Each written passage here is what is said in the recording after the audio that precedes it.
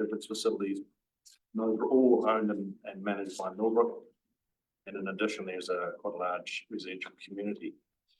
The Millbrooks has existing 1994 and 2007 development agreements with the council within the meaning of Section 197 of the Local Government Act 2002 as to the supply of water and headworks for the disposal of wastewater and for recreation reserves. And that development of Millbrook continues to be within the scope of those agreements. And those agreements are the July 1994 water agreement for up to a population of 5,000 day and night visitors. July 1994 wastewater agreement, again for the same population up to 5,000.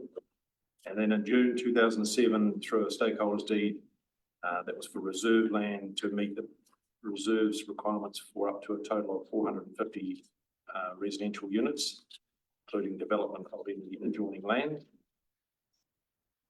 Currently, the number of completed residential titles is about 334, with 300 of those built on. So that takes it to a current peak population of 3,600. That's based under there was an appendix in the 2007 agreement that helped calculate the peak population. Reserve land in the form of a community sports field has been transferred to council as Millbrook Reserve contributions for up to 450 residential units. That's Millbrook Park at the corner of Mulligan Road and Lakes Arrowtown Road. Under the terms of the 2007 development agreement, public walking and cycling trails were constructed through Millbrook on the basis that the reserve improvements component of development contributions was deemed to be discharged. These existing agreements remain consistent with the 2021 development contributions policy 2.2.9, under which council may continue to enter into specific arrangements with developers for the provision and funding of specified infrastructure under development agreements, including development contributions payable as provided or under Section 207A and 207F of the LGA. For activities covered by any existing development agreements, the terms of that agreement override the development contributions normally assessed as payable under the policy. That policy appears unchanged by proposed amendments. But finally, Millbrook's position is that amendments as proposed do not impact on its existing developments agreements, and any refinement of proposed changes to the DC policy must not intentionally or inadvertently impact on or undermine those existing development agreements. Really simple, just giving you a heads up that we've got some agreements. Please, okay, thanks, Ben. You've got 2 minutes. Any questions? Just one. I thought when I read it, and I've read so many submissions, so maybe I got it wrong, that you were wanting it noted in the policy. Is that still the case, or are you happy that it overrides? As long as it's recognised here somewhere, so when a development officer picks up the piece of paper, they know that there's agreements that applies. Okay, thank you. Any questions?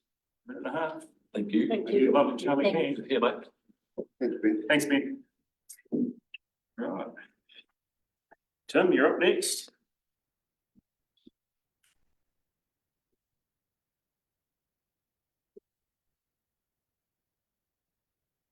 Yeah, cool. My name's Tim Williams, for those that don't know me. I'm here to speak on behalf of the Housing Trust. And it just relates to the multi-unit definition in the DC policy.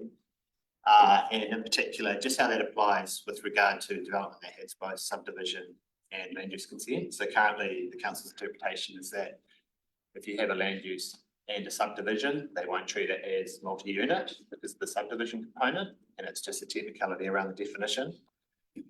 Even for all intents and purposes, the demand is the same. And so to put that into context, the Housing Trust's contribution for the Tiwa Banks was $1.135 million. And so we've challenged that in respect of the fact that the contribution should be based on multi-unit, even though there is a subdivision. And the council's agreed with that through the review process, and that saved the trust $140,000, which is a significant amount, just purely because definition hasn't accurately reflected the actual demand. And so, that review has highlighted that the contribution should be based on demand, not just some arbitrary definition. And therefore, as per our submission, we've requested that the definition be updated to ensure we don't have that situation in the future.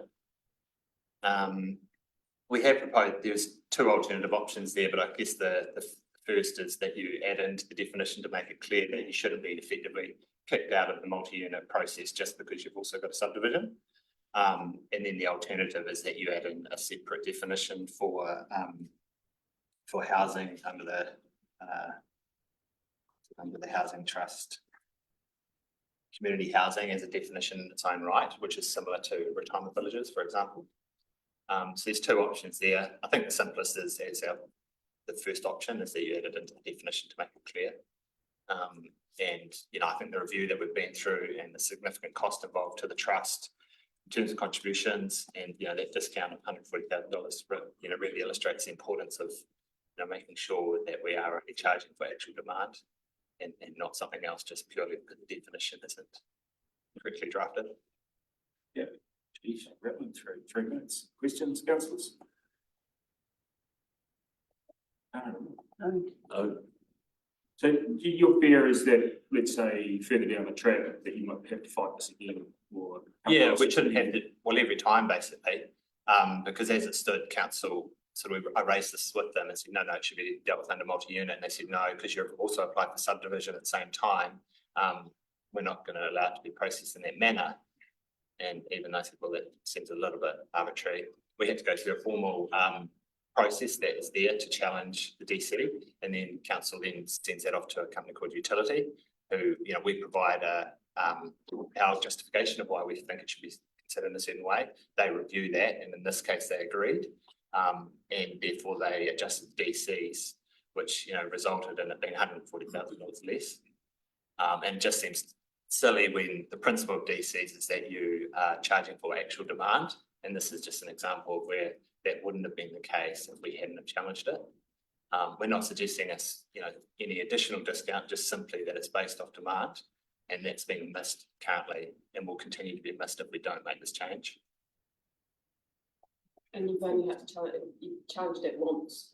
Well, I've challenged it several times for other people, but this is the first time for the trust. But I mean, the trust always as it develops comprehensively, which is obviously a good outcome. You want to think about things as far as design, subdivision altogether, and that from a planning and design and best outcome perspective is the best approach. And yet, when it comes to contributions, you've been effectively being penalised, when really DCs should be just simply about demand, pay for your demand, and that's where this difference comes about. Okay. Further questions? Thanks, Tim. Thank you, Tim. So that ends our development contribution submissions. We're returning at 9:40, which is in 1 minute, so we won't keep on going. I did see Jordan before. Come on up, Julie. So we're now moving into long-term plan hearings. So over to you, Julie, when you're comfortable. Go for it. Good morning, Julie Scott from the Community Housing Trust. I'm just here to speak to our submission regarding the LGFA and potential opportunities that we see with that financing tool. So as we know, that's a great financing tool for councils.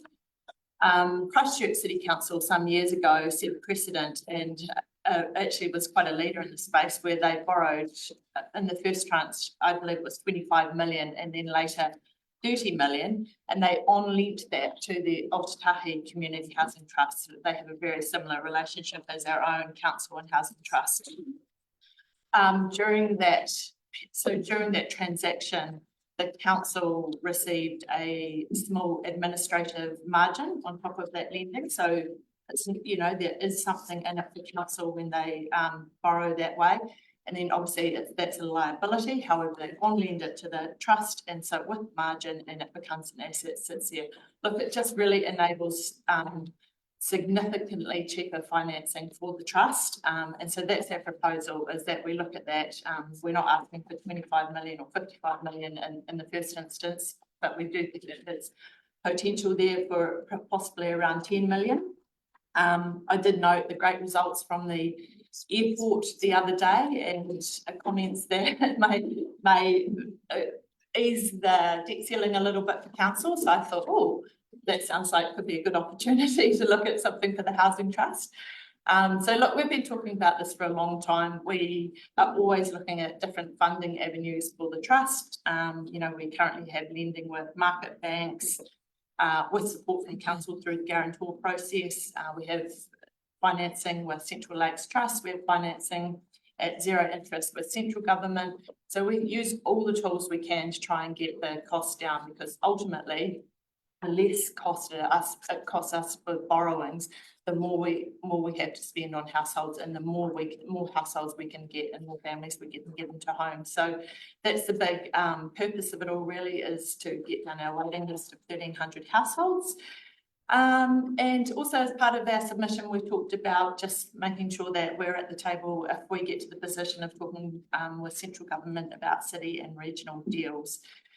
We have had that discussion already with the Housing Minister, and Deputy Prime Minister mentioned it as well. So we believe that there's a great opportunity there to all work together, collaborate. So that's it from me. Happy to take any questions. Thank you. 3.5 minutes, questions?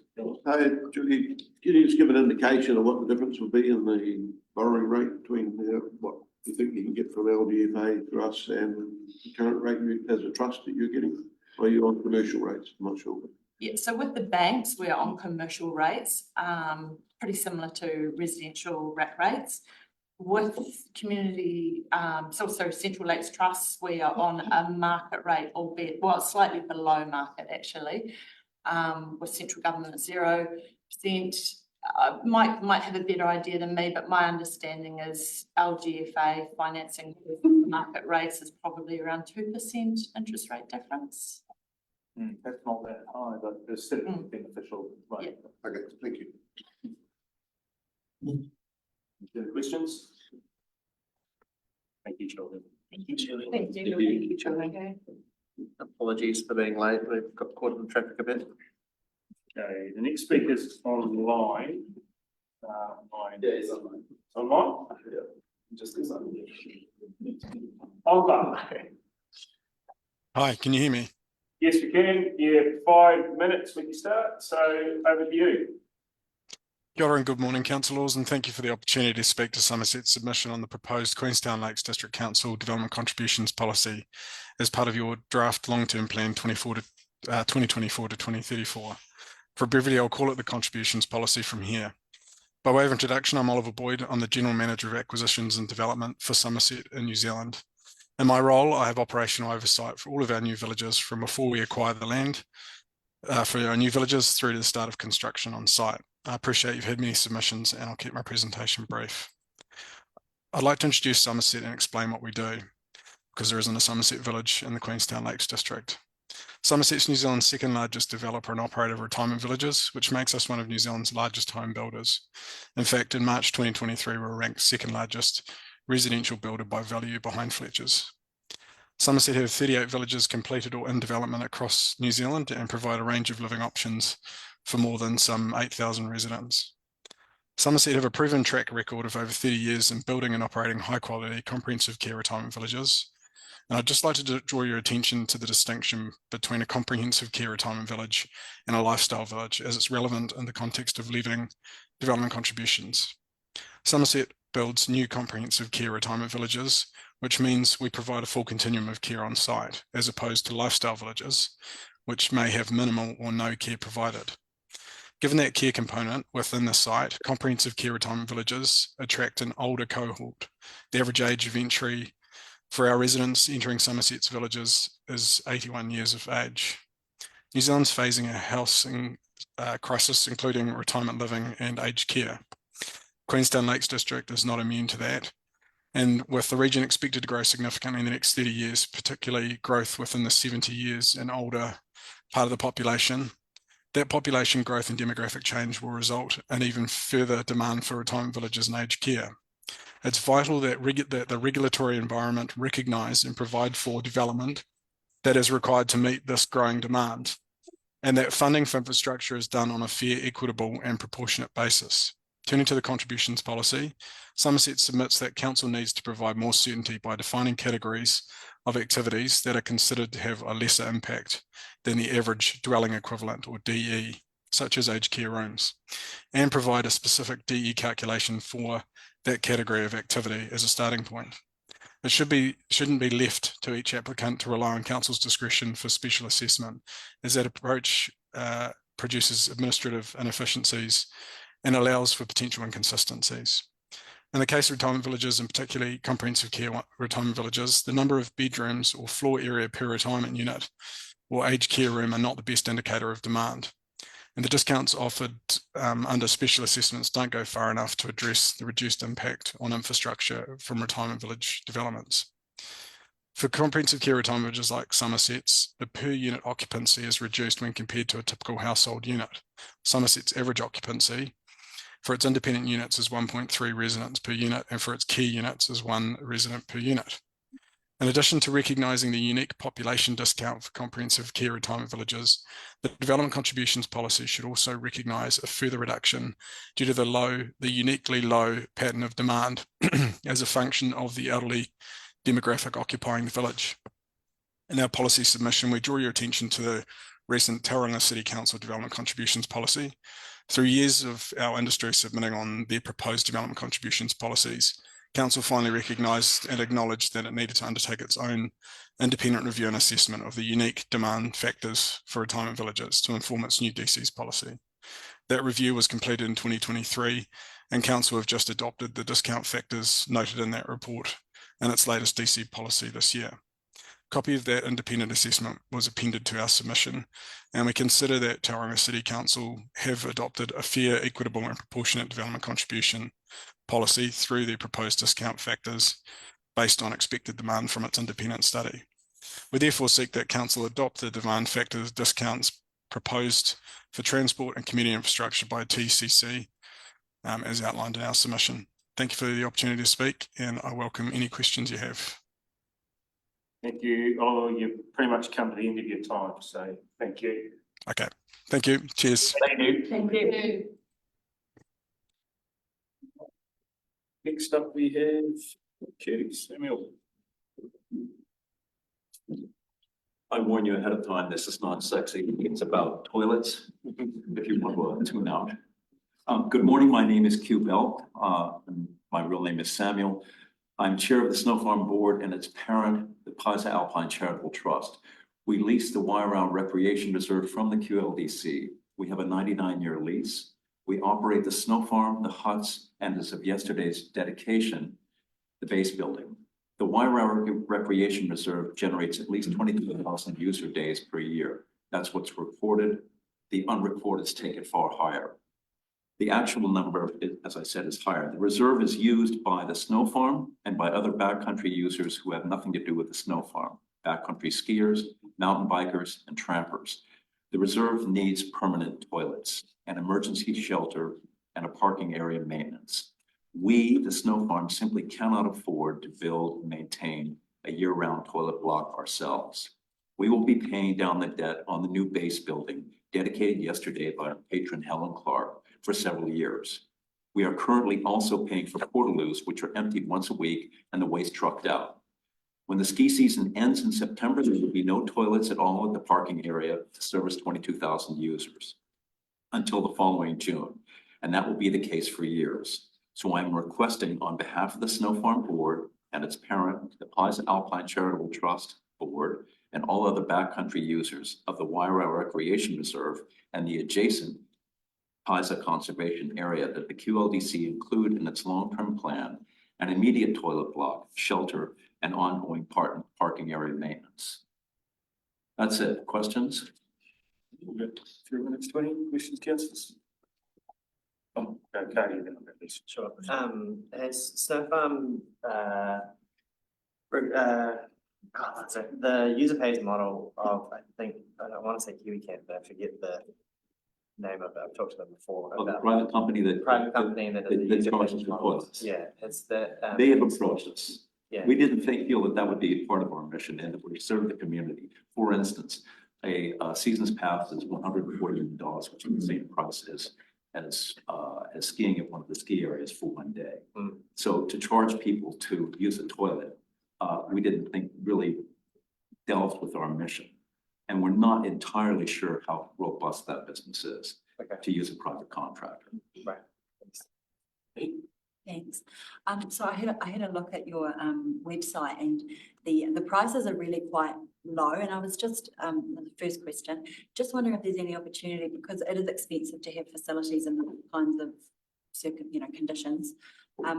Whether if the price went higher, why you haven't considered, I guess, raising the costs? We have this debate every year. Yeah. Should we raise it or should we not? Yeah. And in fact, we charge somewhat higher prices for international users or for somebody who doesn't come for a day pass.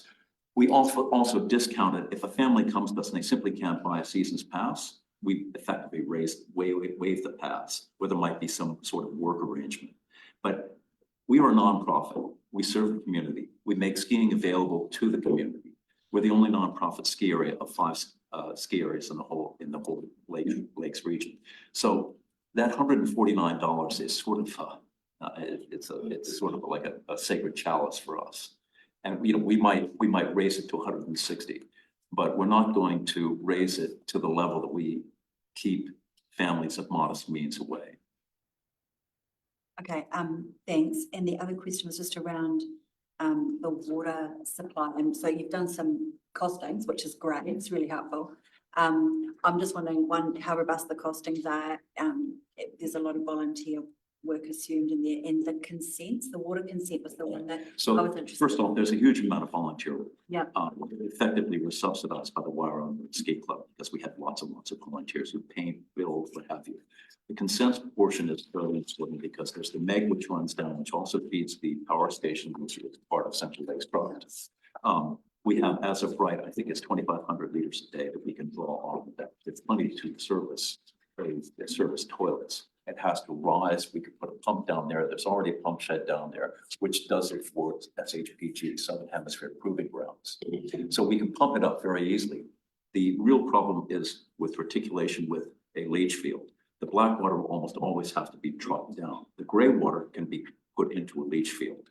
But your question is pregnant with the fact that it's a question of long drops versus flushing toilets. And I think that for the council, you want flushing toilets. Okay, thank you, Keith. Thank Time's up. Brilliant. Okay, thank you very much. Thank you. Yes, thank you. Brent. Callahan. Brent Callahan in the room.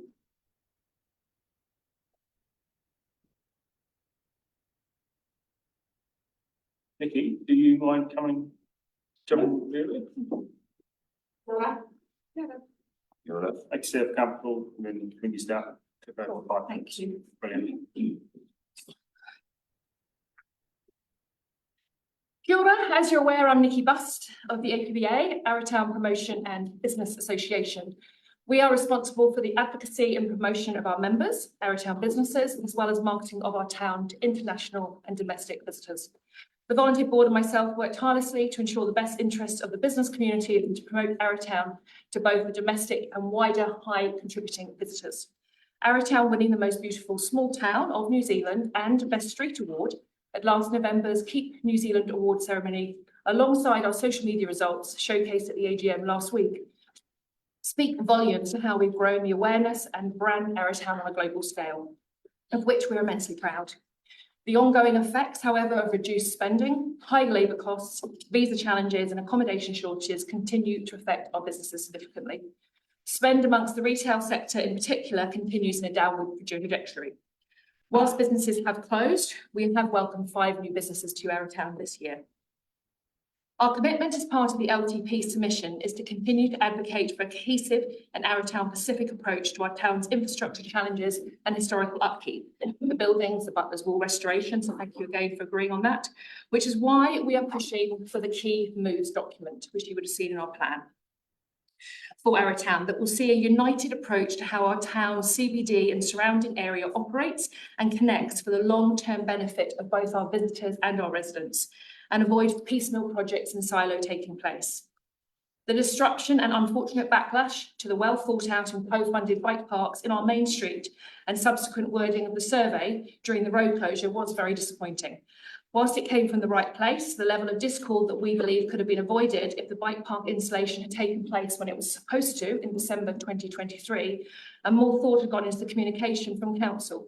It should be noted that we spent several weeks correcting articles and defending the process on behalf of council, which I did personally myself to the media. Integration of these, as well as upcoming projects, that Butler's Wall restoration I spoke of, the Maha Whenua backcountry, for example, are all complex pieces of work involving a range of stakeholders, including a number of QLDC departments, and as such requires an integrated plan to ensure all work is done in the right direction and neither party falls foul to the mistakes of the past.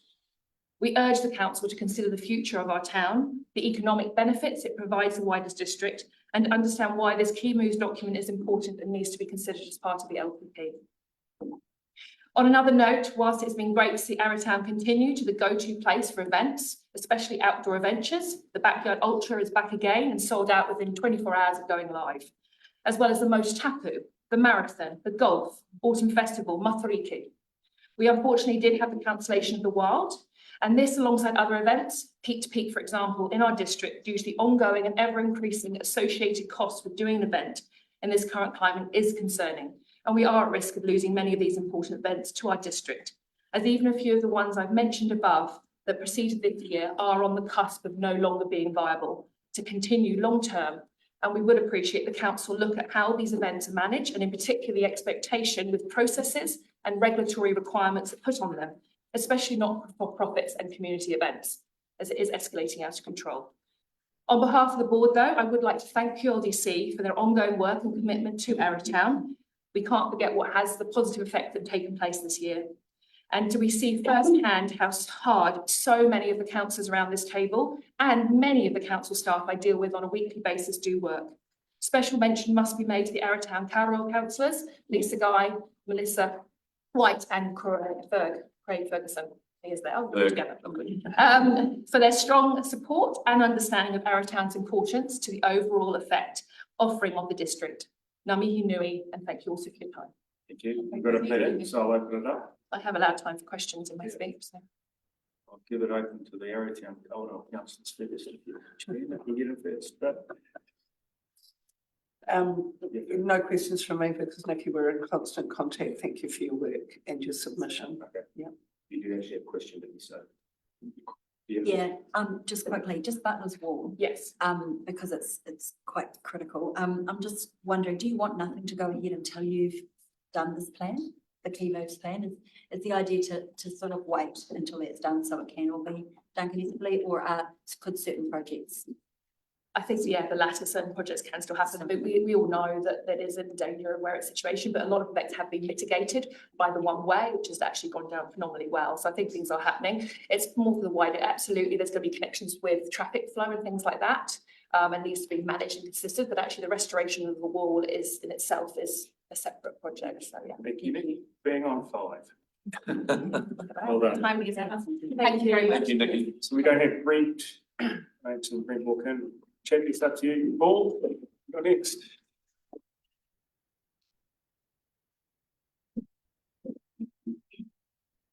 I'll just clarify, am I speaking for Sustainable Whanokē or for? Sustainable Whanokē. Thank you. The gist of our submission is that with the global overshoot and almost every element of our human impact on the planet, that we need to change attitudes and start some innovative thinking. So I thought I might just put on the table some of the innovative thinking we're starting to think of in Whanokē. And there are two areas that I would comment on. The community level thinking and then the individual household level of thinking. At the community level, we're starting some discussions in Whanokē on a community e-card system. Expect debate as to whether it's run as a business or individual shared ownership arrangements and that sort of thing. But I think something like that would probably, to change the community attitude, to probably need a mechanism of coordination, shall we say. A booking system, priorities, allocation, etc., things like airport runs. But something like the shared card would be a really good opportunity for as an alternative to bus transport. It will never be viable for buses. So I think that's perhaps a good way to think it. We may, if it gets to the point, we may be interested in approaching the council for assistance in drawing up the act. And of course that can be applied to all sorts of other small communities in your area. We have on the Sustainable North East table, it's the sewerage metric, which is, for me, is a particularly interesting one because I developed it. But that has the advantage of the sewerage metric is that you can contain all the technologies within the metric boundary. So what you take all that evidence and all that prejudice and priorities that we have as the human brain has, and we can put it to the side and say, don't worry about that. What we want to discuss about are the social issues, current versus future residents, proximity to the fault line and resilience, and intensity of development. There's all sorts of stuff that can be debated in the social domain without needing to get hung up on the technicalities of the sewage systems. And the thing I would mention at the individual level, which is that when our new rubbish bins turned up, someone mentioned that they had RFIDs on them because they could allocate it to individual houses. So it seemed to me, because I noticed I don't put mine out very often. When I do, it's often passionate, and the truck seems to have to accelerate its engine just to lift it up. So it seems to me that there would be a relationship between the weight of that rubbish bin and the pressure and the hydraulic thing. And so if you combine the RFID and its geographical location, or its location to a dwelling, and we've got the weight of the bin, and then you can start talking about determining the rubbish produced by each individual household. And that would allow you to begin to generate a signal to send back to the people saying, we appreciate you for not producing rubbish.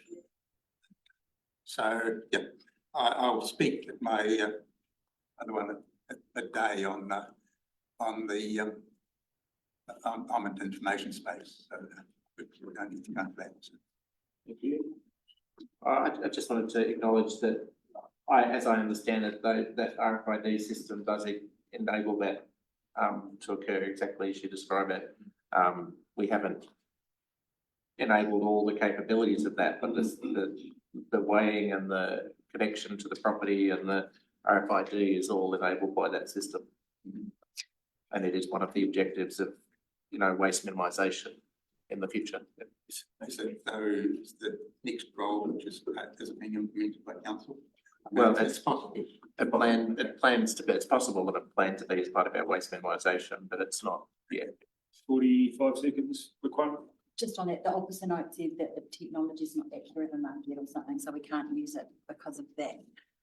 Just clarifying, so are you sort of saying that if we're planning infrastructure, that we start with the social and environmental considerations, but without getting hung up on how we know things to be the normal ways we go about things? Is that, I'm just trying to clarify how we would use it in your thoughts and practice. If we know we need a new piece of infrastructure, do we start with that higher level environmental and social considerations before diving into? Okay, you've got 10 seconds. Oh, it's all right. Well, the big question probably should start there is carbon footprint as to whether you require travel and that requires fossil fuel consumption. Then no, you shouldn't do that infrastructure. Thanks. 7 seconds. Thanks, Dustin. No, you're doing well. Amanda? Right, for everybody, nice to be back here again. Amanda Robinson for the Lightfoot Initiative. We're an active charity promoting sustainable transport options in Waitangi. We are submitting on the arterial bypass, which we do not support the acquiring that land for stage 2 and 3. We think this may be a red herring and that we're unlikely to attract the other funding needed to complete that. Given that the primary growth is not going to be in that direction, but in fact, Frankton and beyond and out towards the southern corridor, we think we'd be better off investing that funding in active travel facilities heading out in that direction. So we request that you do not go ahead and do that, please. Additionally, the facility that they're wanting to develop out on Ladies Mile, we think there's an opportunity there to consider a park and ride service, which I'll eat humble pie and say we opposed 3 years ago. And now I'm doing an about face and saying, actually, perhaps it's a really good idea because it could be integrated into that design really nicely. If not there, then perhaps further out towards Gibbston. Also, additionally, there's an opportunity with the industrial land that's on the southern corridor, just sitting under the remarks. There could be a park and ride facility developed there to enable people travelling into Queenstown from that route to not be using individual cars. Okay, we're seeing some development, thank you very much guys, in the Walk to Boot Active Travel Network, but we think there's still a little bit more to be done. So on that note, great to see that Fernhill and Arthur's Point are going to be completed, fingers crossed at some stage soon. What we do think is that there's still some pinch points that need to be addressed. A2, which to you guys won't mean anything, but is essentially the route that takes us from Shotova Country through to the development around 5 Mile, that still has work that needs to be done. So we want to see investment in that area. And then additionally, Frankton's a mess. Now, the great thing is that there's a wonderful master plan guiding the active travel routes through there that Mayor Lewis contributed to significantly several years ago when he was on the Frankton Community Association. We'd like to see that enacted, specifically in Lucas Place. It's a bit of a nightmare. There's rental cars parked on ratepayer-owned land, which is not appropriate. There's no signage even telling people how to walk to the bus hub, and there's limited connectivity to get people around the area safely, particularly between the high school and the bus hub. So we want to see some development in that space. Now, the other thing that we need to consider is that in terms of the developments with the active travel network in that area, that it sits in the geographical heart. And at the moment, we've got this wonderful ring road that the Trails Trust have developed with council support, and there's no safe way really to get through Frankton. So although it seems like a small thing, it actually is at the heart of everything that's happening in there. How am I going for time, Glenn? Only halfway, keep going. Really? Wow, that's amazing. Thanks. So we want to see that development. Now, one of the things is that there is a plan to do that. There's actually space for a 3 metre wide active travel route that could run all the way from near the New World right through to the airport. I know there was a lot of whinging from the community, queenstownwhinge.com, about the traffic calming measures that went in between the high school and New World, those lovely speed bumps, but it has had the impact of actually slowing things down. And so all we need is that final stretch between the roundabout near GWD, near New World, through to the airport. And we think that that's something that definitely needs to be prioritised. And now my final point is, and I know I'm talking real quick here, guys, so I'm pleased that you're keeping up, the Frankton track. It sits dear to many of our hearts, and it is literally the spine that connects the 2 key areas of Queenstown, Frankton and Queenstown proper. I believe council gave in a little too easily with the semi-consultation that they did. Now, I don't think that the outcome is a foregone conclusion, but I can't believe I'm saying this. I think you need to go all out with it in actual proper consultation in that space.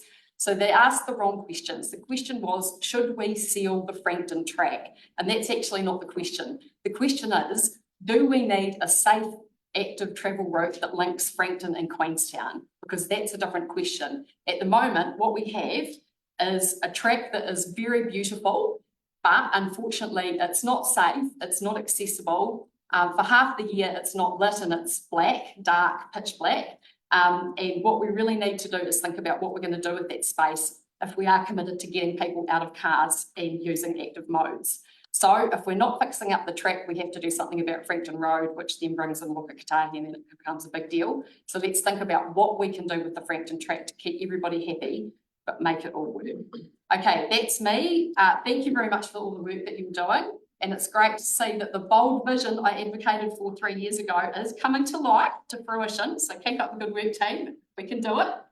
Good to see some people late because of traffic today. I'll just okay, yeah. 5 seconds, well done, man. Yeah. That's always a pleasure, guys. Thank you. Yeah. Love that. So John. Good morning. Morning. I want to talk about the long-term plan and the rating change. And first say that I am not involved in living within the circle of the rating, so it does not affect me. But I don't think it's fair. You stand on, you can't stand there at the moment because the road's been closed for 5 months. Franklin Road and Suburb Street. And the way I understand it is if you stand there and you look down Suburb Street to the lake, the people on the right are going to be in the CBD zone or whatever you call it. And the people on the left are going to be on the same rating. The fairness in that. I think it's where you can have a class action. If you hike the rates on the right-hand side and don't have them on the left. So that's the first thing. I've been critical of council with tendering, and a fortnight ago we had the same thing. Problem on, up here with pipe. You've got to go out tender. We tender everything. We run a large business. We spend $3 million a week on buildings and construction and everything. We tender everything. And the final comment is, when I talk to you all about costs, I get this document here, which is 36 pages. I thought you would have all had long-term planning. You spent 150 million here on a council years ago that thought there was going to be all the development was going to be between here and Glenorchy. It hasn't gone there. Russell Jones sold out at Lake Hayes, Jardine sold out there, Michael Meal sell out there. The whole of the area down here in these valleys will be developed. Some of the things drive me nuts. We spent 4 years and $2 million getting consent for a golf course. 4 years, $2 million. So I look at this thing and I think, well, having had all that sort of arterial road, and you look at this, and it's 36 pages. And when I go through it, I mean, the mayor and the chief executive have got stuff here, but pages and pages of stuff. There's a page that's just a bloody waste.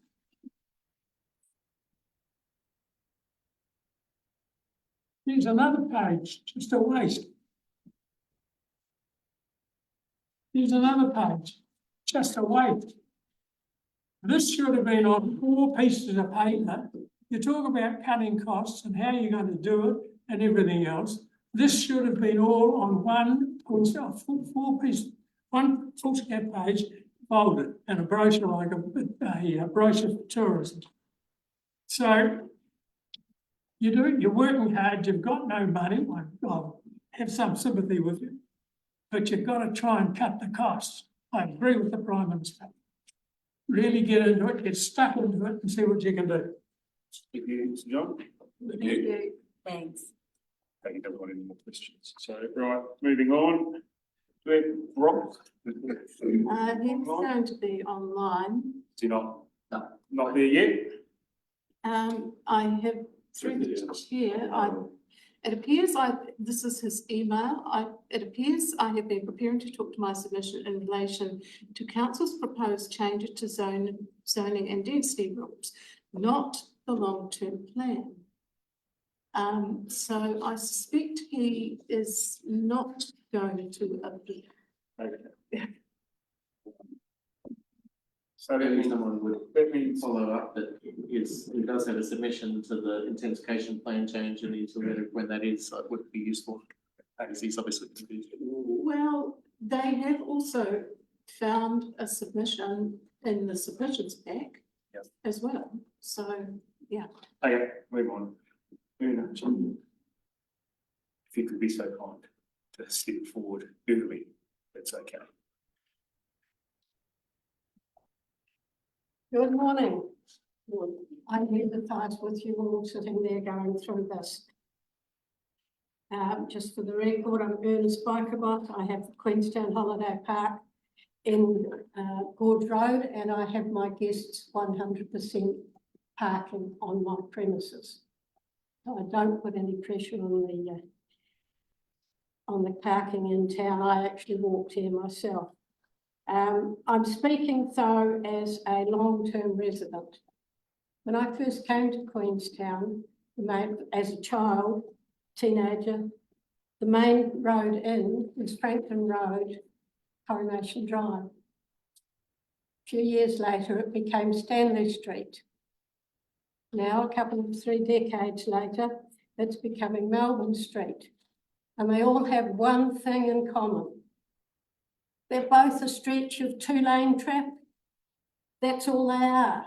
From here to here to here, it's still 2 lanes. And it's still coming from a 2-lane road from Frankton. Until we can do something about that, there's not a lot that anyone can do to improve the traffic. Speaking to His Worship recently, stage 1, I think stage 2 and 3 are very much dead in the water, as the previous speaker said. It was planned at the time when Glenorchy was going to be where the growth would be. You know, it's, to me, the topic 1 very much looks like a desktop study. It doesn't look out at what the community is or what the community needs. Everything that's here, when I came to Queenstown, there was 1 4 square. I could park in the mall and not double park in the mall and not get a ticket. It's changed a lot, and in many ways for the better. We've now got full-blown supermarkets. How come? Tourism. We've got a Southern Cross Hospital. How come? Tourism. We've got all these shops and bits and pieces that everybody wants to have nowadays. The one they don't want, of course, is the housing situation, but all of it has been growing, particularly since 2015, on the back of tourism. The Australians don't fly in here to go to Kmart. They fly in here to have the ambience of an international resort. That's what we're offering them, and that is the heart of our community. If we kill that, which we are slowly doing, COVID started it, then I won't use the phrase, but the work in Melbourne Street happened. A lot of that is infrastructure below ground. It's for everybody. It is not just for the CBD. It's for everybody, a benefit of them. I don't care where you live in the basin. If you have a special visitor coming, you're going to bring them into town. You're going to come in and experience our international resort. Any cost overruns, well, they're another topic, but everybody benefits from what happens in the heart. If you take away the heart, you haven't got an alpine village, you haven't got a resort. And we've been kicking the people in the real CBD very hard with all the roadworks. COVID, the roadworks around Melbourne Street. Now we've got another 3 years around Frankton Roundabout. That's all impacting on whether people will come into town or not. And when they get here, they can't park. So it is something that is to benefit of everybody in the basin. And definitely there's no benefit to the likes of the industrial area to have another two-lane road to get anybody to them.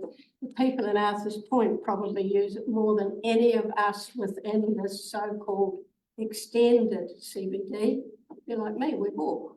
We don't need to use our car. Carry on the good work, but some improvement needed, as a school scorecard would say. Thank you. Brilliant. Okay, Paul, I see you back there.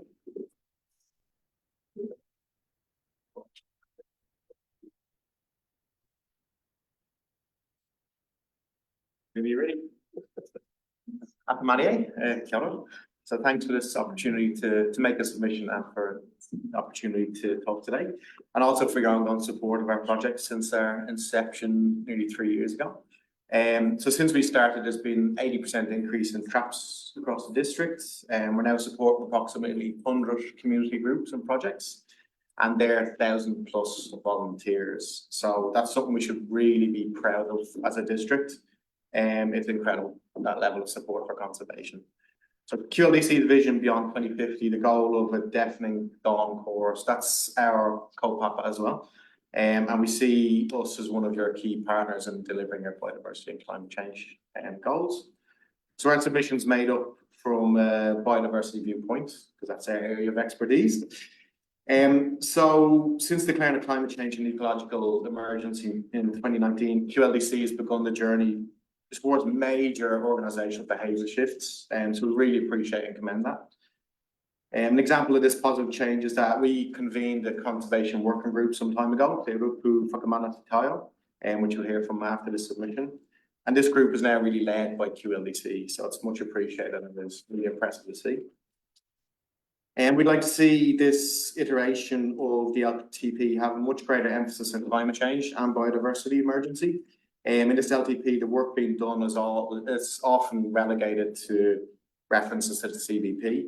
As an example, it lists deafening dawn chorus as an outcome supported by many of the activities, such as infrastructure, but the actual mechanisms to achieve this outcome is quite sparse. So our natural infrastructure, so the health of our Ngāhere, the forests and waterways, much larger infrastructure than gutters and stormwater pipes and things. So it should be front and centre for decision making, and it should also be resourced accordingly. And we strongly support much more resources being put towards the implementation of the climate change and biodiversity plan. So potential funding stream maybe to tag developers, for example, to contribute to the environment. Similar approach to direction regenerative tourism is going. So that kind of philosophically aligns with the MP as well. Just an idea. We're delighted that successful CBP plans are to be developed and that QLDC plans to work with community partners and to accelerate and really scale up that biodiversity action, with action being the key word. And these partnerships, if adequately funded, they can ensure that the CBP is actually implemented and that it just doesn't gather dust on the shelf. There's so much momentum in the community and the conservation space, so we urge QLDC to really celebrate that and to really lead in that space. So we know that the performance indicator of activity in the biodiversity is around the percentage of residents who are satisfied with the steps QLDC has taken in the space. But I'm sure you'll agree, public perception is quite a fickle beast. So we really suggest actual metrics, actual measures. So things like numbers of traps, numbers of trees planted, hectares of wildwood pines removed, and the number of volunteers as well. And they're actual metrics, and that shows positive changes and demonstrates real action, which we need to be focused on. So with the LTP and spatial plan being developed, there's also an opportunity for QLDC to take a regenerative planning approach, similar to regenerative tourism. And most of us, I think you'll agree, live here because of the environment and the wild places, so we need to do much more to protect them. And we're a district of doers who want action, and that's proven by the amount of volunteers I think we have. And QLDC can be true leaders and enablers in this space. So we urge you to take that opportunity to really protect the taio that we love. So kia ora atu, thanks for your time and for your ongoing support in this project. Any questions, Paul? How do you feel about the government taking the environment out of the well-being and local government? Not good. Yeah, short and long, but I think you'll all agree that fundamentally the environment is proven to be such a strong place in all of our well-being and health and mental health and everything. So we talk about pride of place as well, and I don't know, I'm sure you'll agree if we see more and things going extinct on our watch, that's not something to be proud of, and thinking of the ramifications of that from everyone's health as well. So health of the forest, health of the waterways, health of the taio needs to be front and centre. Okay, thank you, Paul. Thank you, Paul. You come up as well, Jones. Jones actually speaking in the slot. Okay, but I was just I've got all fuck man. Yeah. How do you go? Thanks. I'd love to see that. Very busy. Alright, tonight te mihi atu kia koutou, wai te hakata mā moi koutou kaiwi, ko Jana Davis tōku koe he kaumaki mātou, mai te lopu te tapu o tāne. Thank you for the opportunity to kōrero today.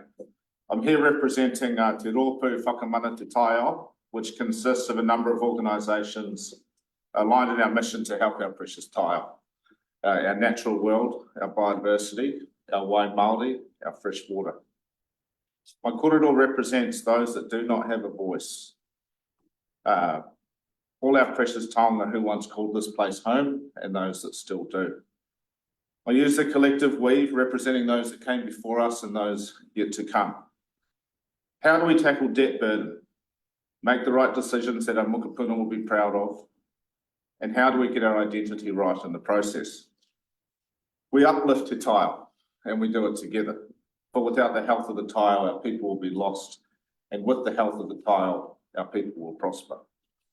Success starts here in the headwaters. This is a takiwā approach, aligning with the Otago Regional Council's Integrated Catchment Management Plan for our inland lakes and rivers, all the way down to our coastal waters.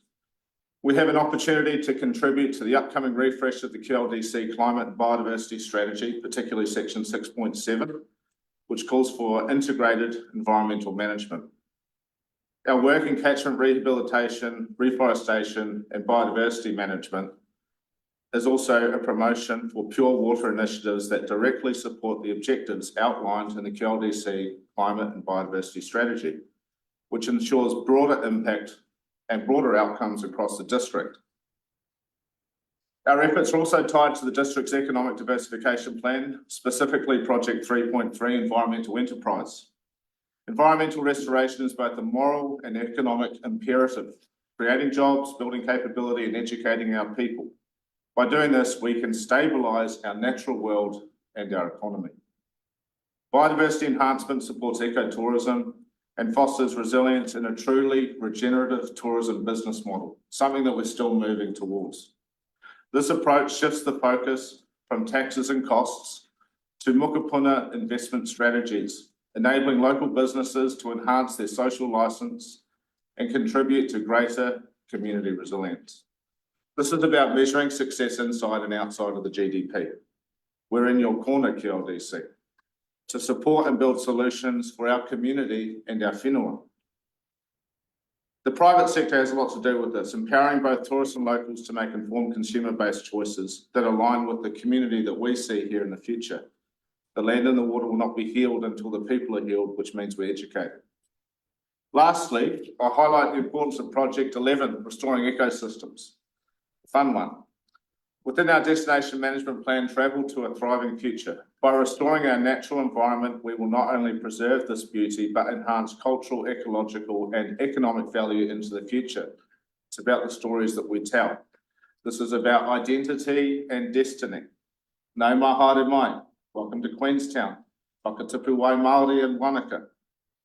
As you enter into the Ngaitahu Takiwā, you enter into a deep and enduring relationship with our land, our water, and our people. We invite you into this deep and enduring relationship, and we invite you to recreate, educate, re-indigenise, adventure, and prosper. Our expectation is that you leave our home better than you found it, investing into the future of our mokopuna and upholding the taiao of our beautiful community. In closing, Whakamana Te Rōpū Taiao urges this council to uphold the mana of our taiao right here in our headwaters. Success must start in our headwaters. We note to the council that Jobs for Nature has allowed a seed to be planted, which must now be nurtured and matured. And this is a seed that supports broader outcomes for our community. Mai te kākano tipo kā rākau kā tangata rangatira. Just as we grow the seed, we grow the people. Help it. 45 seconds. Any questions? Well done, Jana. All good. You might as well stay put, man. Thanks, Jana. Thank you. Right, next up, Matt Hoyer, Whakatipu Sports and Recreation Hub. Morning, kia ora. As chair of the Sports and Recreation Hub, I'm put a submission through to you with regards to the importance of people. And I'm aware budget constraints, challenges, and all that sort of stuff that you're facing out here are not small. The people make this town. You're making decisions to help the people. So I'm sure you are fully aware of it through your own social involvement and community contributions, which are fantastic. And I do know that there are already recommendations to fast track sporting facilities and that sort of stuff where you can in the plan. That is fantastic. I also know there's a massive list further down on that priority list that you've already got being consulted on in the plan. I urge you to have yourselves, your schedules lined up and everything arranged, so in the miracles that your cash flows might change, or that something gets delayed in a capital works project or something like that, that you have things to go. There's no dilly-dallying. We've waited for years for additional indoor courts at the events here in Queenstown. I know Valentine Road are crying out for stuff over there. Just stop talking about planning things and great ideas. You've heard from the community so many times what's needed, and yet we're still looking at no changes. These kids are growing up missing out on facilities. New people are coming to town, not getting a chance to integrate and connect with their communities. It's actually the people that are missing out. It's not about walking past something and see a nice fancy cricket pitch or some lovely rugby close up or a new pickleball court on going on. It's the people that go and use that. That's what they're missing out. We've had inadequate floor planning, so don't allow this current planning cycle to lead to future inadequate floor planning, if that makes sense. Anyway. Well, other than that, questions? Another one that's left for stuff. Thank you, Matt. You're smiling. Good job. Good stuff. Thanks, Matt. Give AJ a moment. I don't see AJ here at all.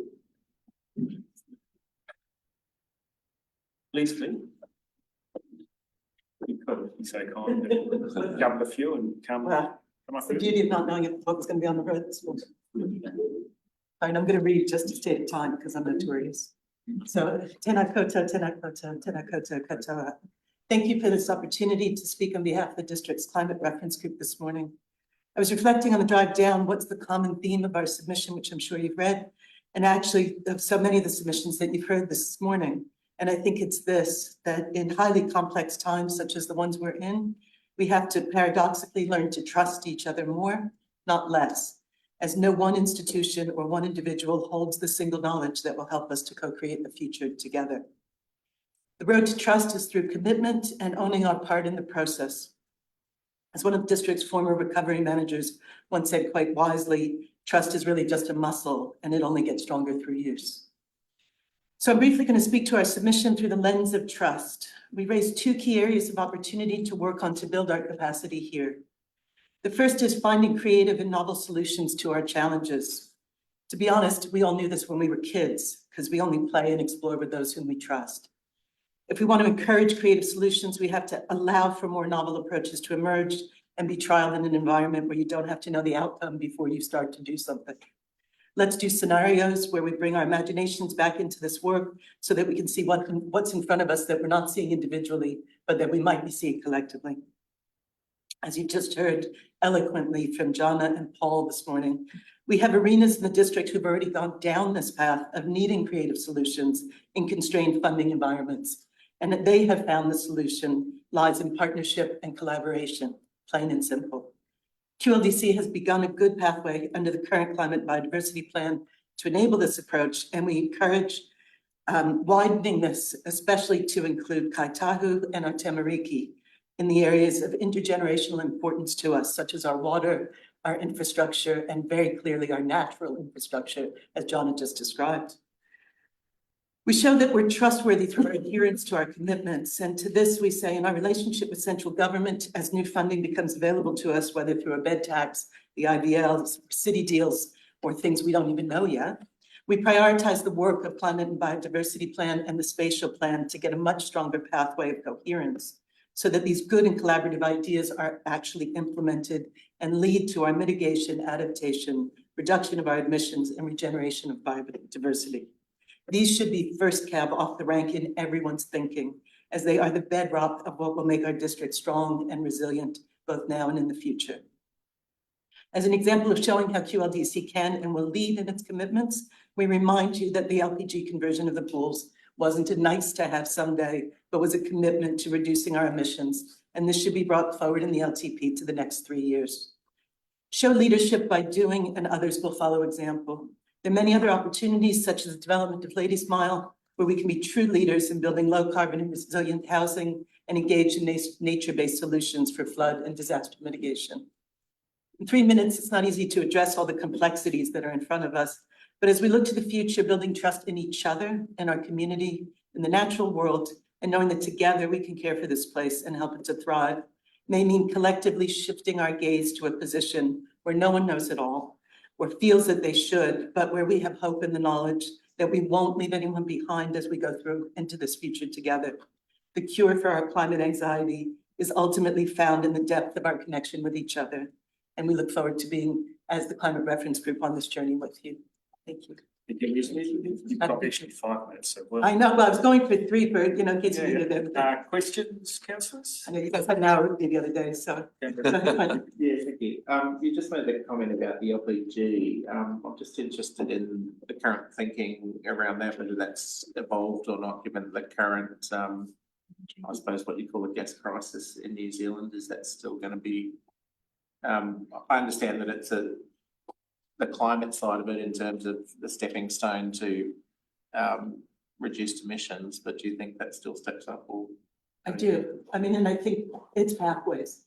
You know, I don't think there's going to be one simple leap from here to there. And so this is a stepwise approach that at least makes progress. So I do think so. Other thoughts? I don't know how much time I have. Go ahead, Nick. 30 seconds, so if you can do a real quick. Just a quick one about, has the CRG talked about the electricity crisis that we're having and that switch when they were talking about supporting the LPG, removing the LPG and going electric?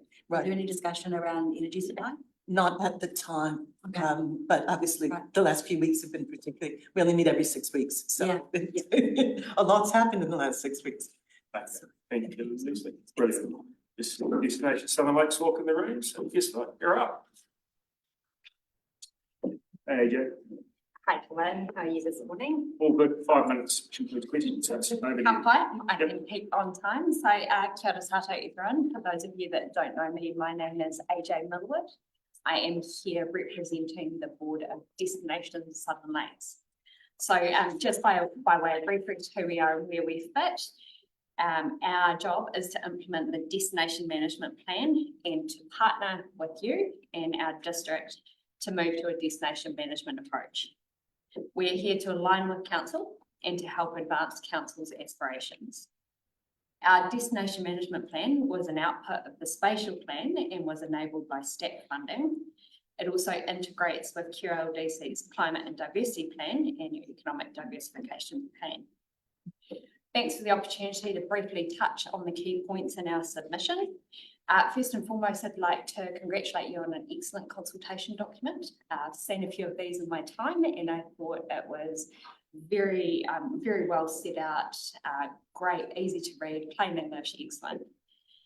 We also support the use of the strategic framework and investment priorities in the draft LTP, particularly the reference to vision beyond 2050. Like just fantastic to see that long-term thinking, not just the 10-year focus that a lot of councils give. We support the investment priorities of getting the basics right, investment in infrastructure and services, and partnership with others. We are here for regenerative tourism.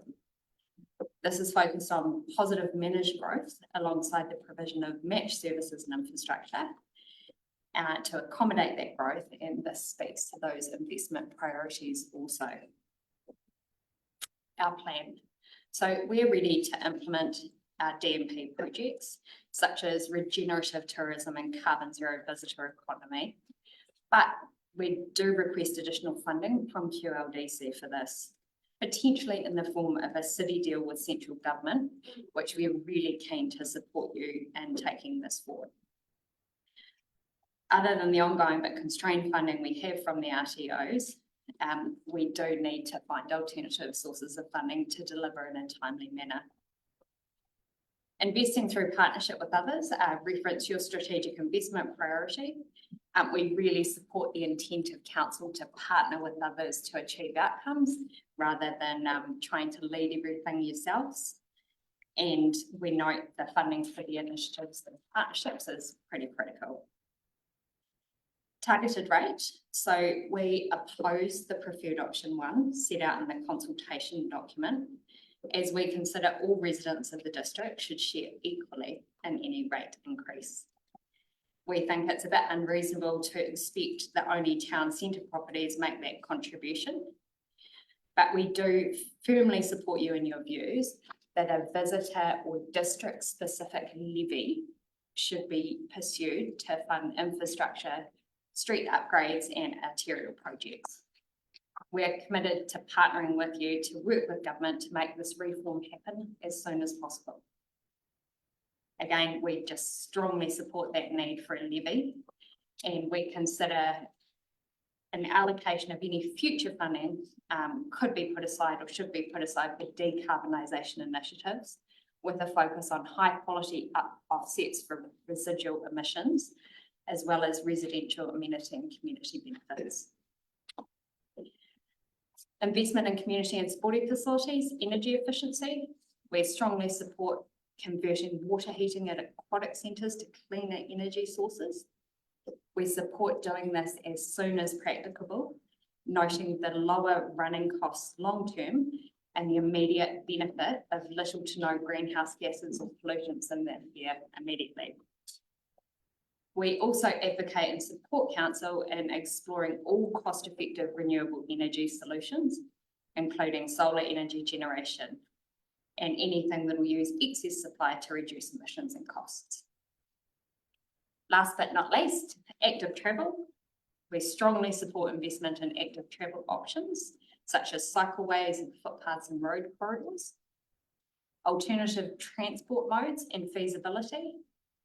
We consider electric ferries and ropeways as potential additional transport solutions and propose working with you or doing whatever it takes to get an urgent feasibility study once funding is forthcoming.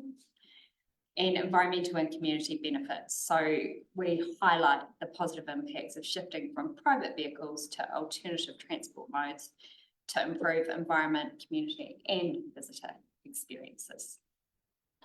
Well done. Was There I you go. right? You're 3 seconds over, but we'll discuss that before it's review later. Thanks, Okay. Mr. Mayor. Appreciate Brilliant. it. Thank you very much. Thank you. All good. Thank you. Okay. I do see Blair here, so you're up, Blair. We'll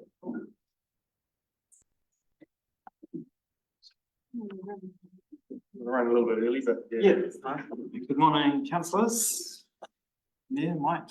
I'm here on behalf of Sir Robert Stewart. He owns the block of land between the 10-pin bowling and Coronet Peak Road turnoff, so you're probably familiar with that. We've applied for a 49-unit residential development on his behalf to give effect to new medium and high-density residential zoning that came out in 2021. And most of the site is high-density residential, and of course it's within the infrastructure scheme boundaries. So the 49 units would make a meaningful contribution to housing supply in Queenstown. However, we've hit a major issue with the ability to dispose of the wastewater. Modelling revealed that there would be uncontrolled manhole overflows if the project proceeded, and the solution is a pipeline upgrade of 1.2 kilometres, so quite a substantial project. And in subsequent correspondence between our engineer and council officers, it's become apparent there's no funding for that project in the long-term plan. We were also concerned that in the modelling report, the report hadn't identified a few consents that we knew existed, so potentially there were other people in the same situation. So we're just concerned that Arthur's Point has recently been rezoned to medium and high density residential, but it seems there is not the capacity in the wastewater system to handle the rezoning. And just to note, the residential intensification variation proposes to increase densities further. So, you know, Sir Robert could come back to me and go, "Well, I don't want to go 3 stories, I want to go 5." And that would be consistent with the zoning under that new intensification variation. And so he has gone to considerable expense to prepare the consent application, but we have hit this significant barrier. And yeah, we did want to bring it to the council's attention through this long-term plan submission, because it didn't feel to me like the planning with the zoning and the infrastructure capacity was lining up. So We appreciate the response which was in the report that, you know, the council does seek to provide the infrastructure for development, but yeah, in this case, yeah, we do have had a bit of an obstacle there. Blair, you feel anyone halfway, 2.5 minutes, questions, councillors? Yeah, I'm just interested, I did read the submission, but I'm just wondering, where exactly is the section of height? Was 2 Ks? Yeah, it was defined in the officer responses being between certain manholes, so I couldn't tell you, sorry, it was a number of points on a pipeline, sorry, I don't. No, that's okay. It's just that there's a couple of holding tanks up at Industrial Place, and I'm just wondering if it has been known for some time that the pipeline capacity isn't great. So I was just interested in timeframes around understanding of that. And, yeah, well, we obviously have our own civil engineers on the project, and they're working with the council engineers, but yeah, there's no, you know, I really hope they can work it out, but there's no seemingly obvious, easy solution to avoid having to upgrade that 1.2 kilometres of pipeline. so it's just somewhere in that network. Yeah, I could provide more detail on that. No, that's great. Thanks, Ben. Yeah, I suppose just at a high level, do you think we should only be rezoning land when we can practically supply the infrastructure to it? Yeah, it's the age-old question of what comes first, the infrastructure or the planning, and as a planner, yeah, I would say that, yeah, the planning and the zoning should come first, but I guess we're surprised because it is already within the scheme boundaries, and when we dug into the assessment of the rezoning in stage 3 of the PDP, it just didn't seem to have been considered. It was definitely, transport was considered a lot, but perhaps because it was already zoned rural visitor under the operative district plan, maybe it's just assumed that there was capacity there, but we. Yeah. I suspect that if we were to provide infrastructure to all our zone land, and certainly as you outlined the intensification plan change, I think the number would be more than 1.2 kilometres. Well, it'd be many times what our current capital program is, I would suggest. So, I mean, it's an interesting challenge for us, and given the pressures to both provide the housing and provide the infrastructure. Okay. Thank you, Blair. Thank you. Thank you, Blair. Right, just going back, do we have Brock Davies that was looked at the intensification? Yeah.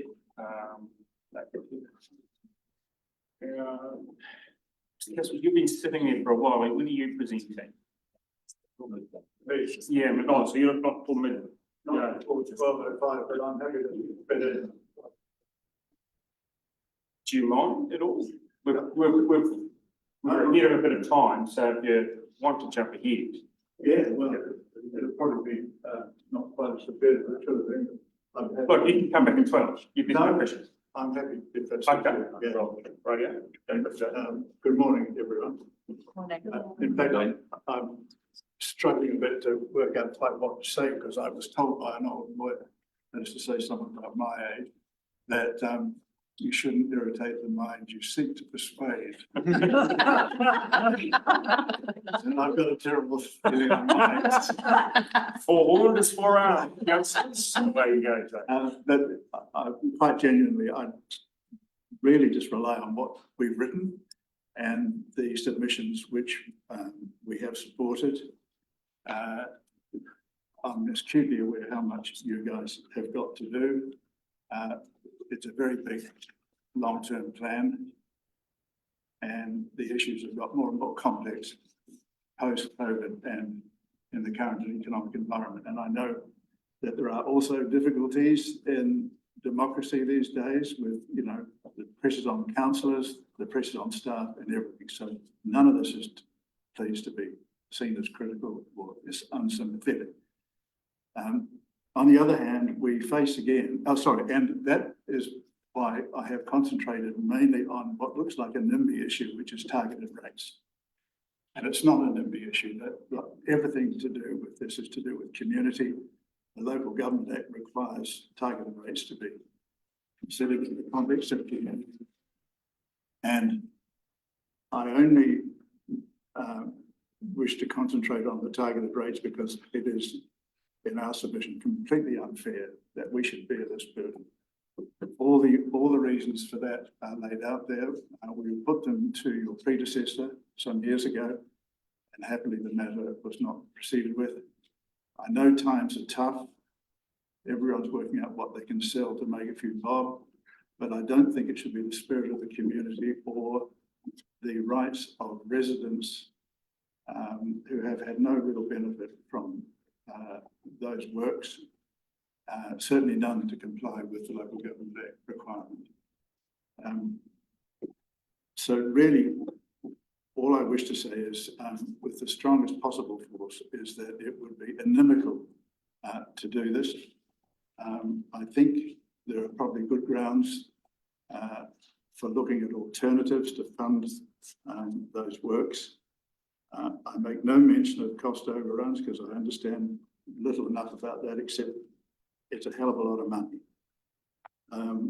But for the purpose of maintaining a community which has been hollowed out by a lot of events, brought about by things outside the control of this council, but also within the control of this council, I would ask as respectfully as possible that you do not proceed with targeted rates.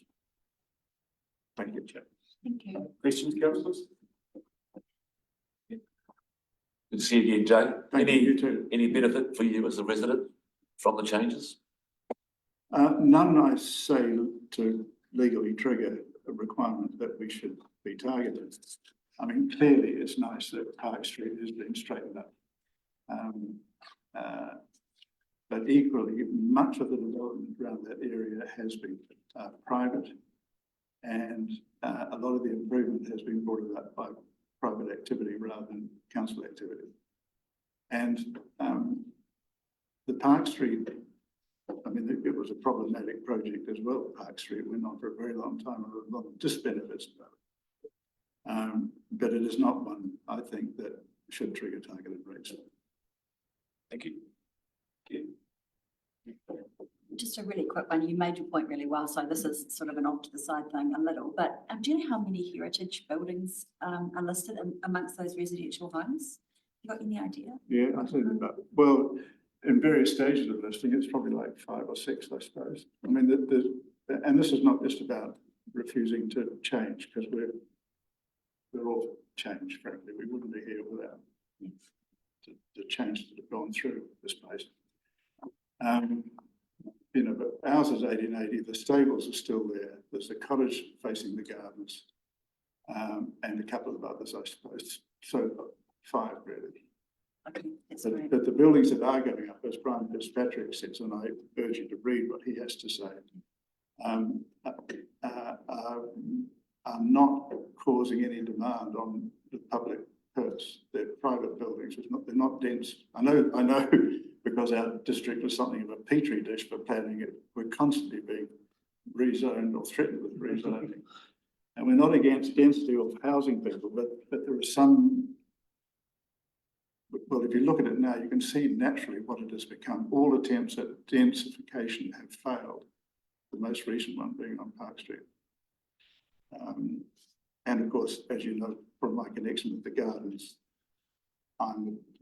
I, amongst others, are big fans of providing an amenity which operates as a tourist attraction for the benefit of the district. Okay. Yeah, thank you, Jay.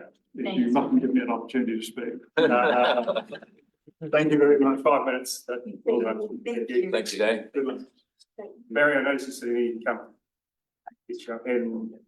And do note Rob Steele from Queenstown is hiding behind. I couldn't quite see you there, so you might as well come up and you'll be the last one before a break. So, if you're ready. That's if you're ready. Yeah, no, I am ready. Just go. Thank you, Rob. Kaingora supports the Queenstown Lakes District Council. Sorry, I should introduce myself. I'm Rob Steele. I'm the Senior Development Manager at Kaingora. And part of my role is leading and supporting our regional directors on our urban development functions across Tiwai Penang. Kaingora supports Queenstown Lakes District Council's draft long-term plan, and we welcome the opportunity to speak to you today in support of our submission. Kaingora owns 13 properties in Queenstown Lakes District and pays rates on the properties it owns. Kaingora continues to deliver social housing elsewhere across Otago Southland, with a number of homes under construction or contracts and proceeding as planned. Kaingora also has a role to participate in the urban growth partnerships, facilitating and enabling urban development, including affordable and market housing, by working collaboratively with local and central government, Māori developers and the not-for-profit sectors. Kaingora acknowledges the role of using development contributions to fund infrastructure to enable growth and support the proposed amendments to the policy to increase the upfront payment to reduce the financial burden to QLDC. In our submission, we have requested QLDC establishes a 100% remission for development contributions for community housing providers and iwi trusts. Kaingora believes that this aligns with the Grow Well Whaiora Joint Housing Action Plan to support these organisations to deliver community and affordable homes for those in need in Queenstown Lakes District. We believe our request will not have a significant impact on the development contributions being collected by QLDC. Kaingora supports the proposal to transfer Queenstown Lakes District Council's elderly housing units to Queenstown Lakes Community Housing Trust to enable development of additional affordable housing. We believe this proposed transfer aligns with the Joint Housing Action Plan to enable more affordable housing in Queenstown Lakes District. Kaingora understands the challenges the Council faces in meeting the demands of growth and pressure this puts on delivering and funding infrastructure. As a partner of the Grow Well Whaiora Urban Growth Partnership, we will continue to work with QLDC to find solutions and utilise a range of tools, including the Urban Development Act, to deliver good urban outcomes and more affordable housing for those in need in Queenstown Lakes. We'd like to thank the Council for hearing our submission. Happy to take any questions. Questions, councillors? I was just interested in your suggestion of 100% remission on, are you aware, is that commonplace in other parts of the country where? Yes. As I understand it, we take a no exceptions approach to including that council would pay development contributions if we built a library, for instance, and we actually, that's correct, isn't it? That there's no exemptions for anybody, including council. So yeah, it's just interesting. I've been involved in the reviewing of LTPs across the South Island, and a lot of councils have a remission policy for community housing providers who are registered as community housing providers and for iwi trusts, because their funding is quite tight. It just makes a big difference, and I do appreciate that the council has provided land to the trust at a nominal value past, but it's just it is a helping hand, and it brings you in line with a lot of other councils that are doing a similar thing. Thank you. Thank you. Well, thank you, Rob. Thank you very much. Right, we'll adjourn for 15 minutes, councillors.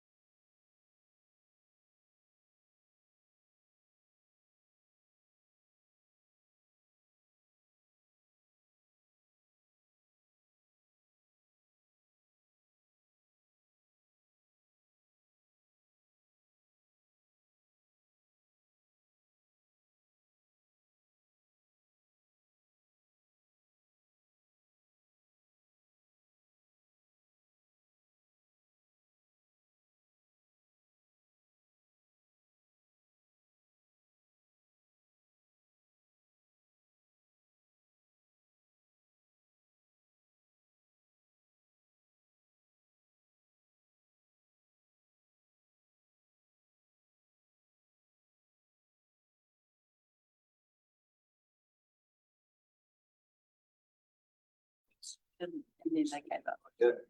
All good? John's been waiting ever so patiently for us to get our stuff together, so you're up first, John. Advice, so we'll just 5 minutes of Glenorchy Community Association and then 5 minutes of sustainable shaping our future, sorry. Yeah, and actually it'll be one of our board members will be speaking for Shaping Our Future, so Okay. I'm hoping that they'll be here in 4.5 minutes time. Yeah.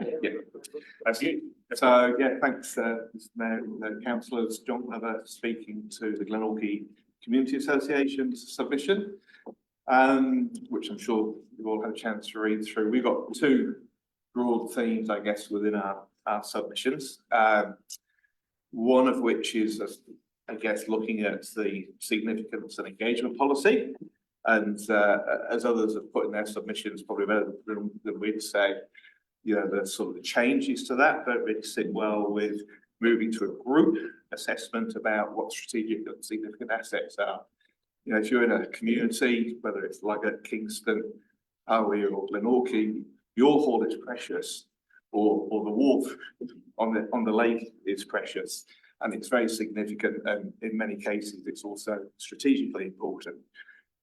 So we, you know, when we heard about the change and actually noted down into details, we just figured, look, that review or those changes should probably move outside of this long-term plan and just review it in its own right, and maybe take a bit more soundings as to how we do that. You know, to lose the Glenorchy Hall on the basis that there's other halls around, you know, wouldn't feel great. So that's probably about all we'd want to say on that. The other one is on resilience, and we've got a few key points in our submissions about resilience, and there'll be more in the next couple of weeks from the regional council. They've got a workshop tomorrow, sorry, 2 days time, on the latest reports, risk assessments and engineering reviews of the things that could be done. And so we've got a few points in there that we think council should be able to accommodate within its budgets. And probably the key one is our request that we get some funding out of the line item to get one of these EPOD containerized units. I'm sure most of you have been to the Helmand Peninsula setup, and there's an organisation now that's basically doing turnkey plug and play versions of that. And they're about 40,000 with the solar and the Starlink. And so if you think about things that as a council you can do to help us, help ourselves, that's probably one of the best things you can do. There's excuse me, there's about $500,000 in CapEx works for the long-term Head of the Lake adaptation. So that's already in your budget. What we're asking is that we get about 40,000 allocated to purchase one of these units. We'll fit it out with the food and all the gear. As a community, we can do that. We've got locations where a unit could go. So if you haven't looked at the EPOD website, it's great. They've got everything you want to know about disaster management and getting through. And our aim would be that we'd have a facility that we could probably look after and have resources to feed 500 people for about a week in the event of a major. So, you know, so we've heard quite a bit recently in the press and from the ministers about what's basic stuff for council. I'd say this is, you know, really basic. This is the sort of core stuff that empowers the community to get by when we have a disaster. So that's pretty much all I wanted to say this morning. Okay, let's get a question. Just on that, I mean, I accept your point that everyone needs to be able to look after themselves to a degree, but is it possible to have all this equipment and stuff in every location in the district and a generator and all this sort of stuff? Or do we just need to have a pool of equipment that can be used to support where the need is at the time? Is it, I mean, is it really practical to have all less resource sitting on the sidelines in every corner of the district at any point in time? I think if you look at the value of the resource, it's minuscule compared to what will be spent in the immediate aftermath of the recovery. And we know, pretty much the first 72 hours will be on our own. And, there won't necessarily be a road, there won't necessarily be a wharf, there won't necessarily be access to get the stuff. Queenstown's going to be pretty busy if we have a major alpine fault event. So, and that's what all the CDM crews are working on, those plans, getting them very much local. You look after yourselves, and maybe in about a week's time, something will come. Okay, so that's what we're looking to try and achieve. Thanks, John. 5 minutes is up. Okay, appreciate that. Have you got your board member here for shaping our future? Oh, yeah.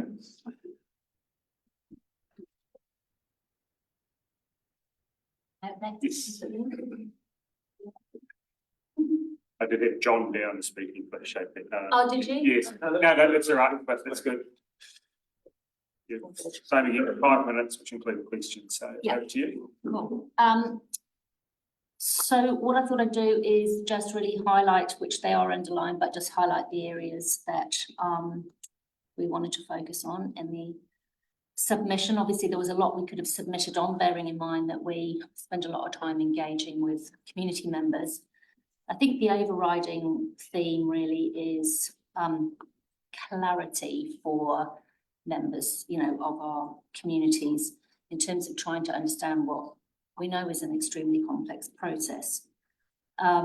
So our first submission is that that there should be a review of council's development contribution policies, and that new financial strategies around operational expenditure be added, and that future long-term plans enable the reader to more easily understand the what and the why behind CapEx significant projects and increasing levels of service.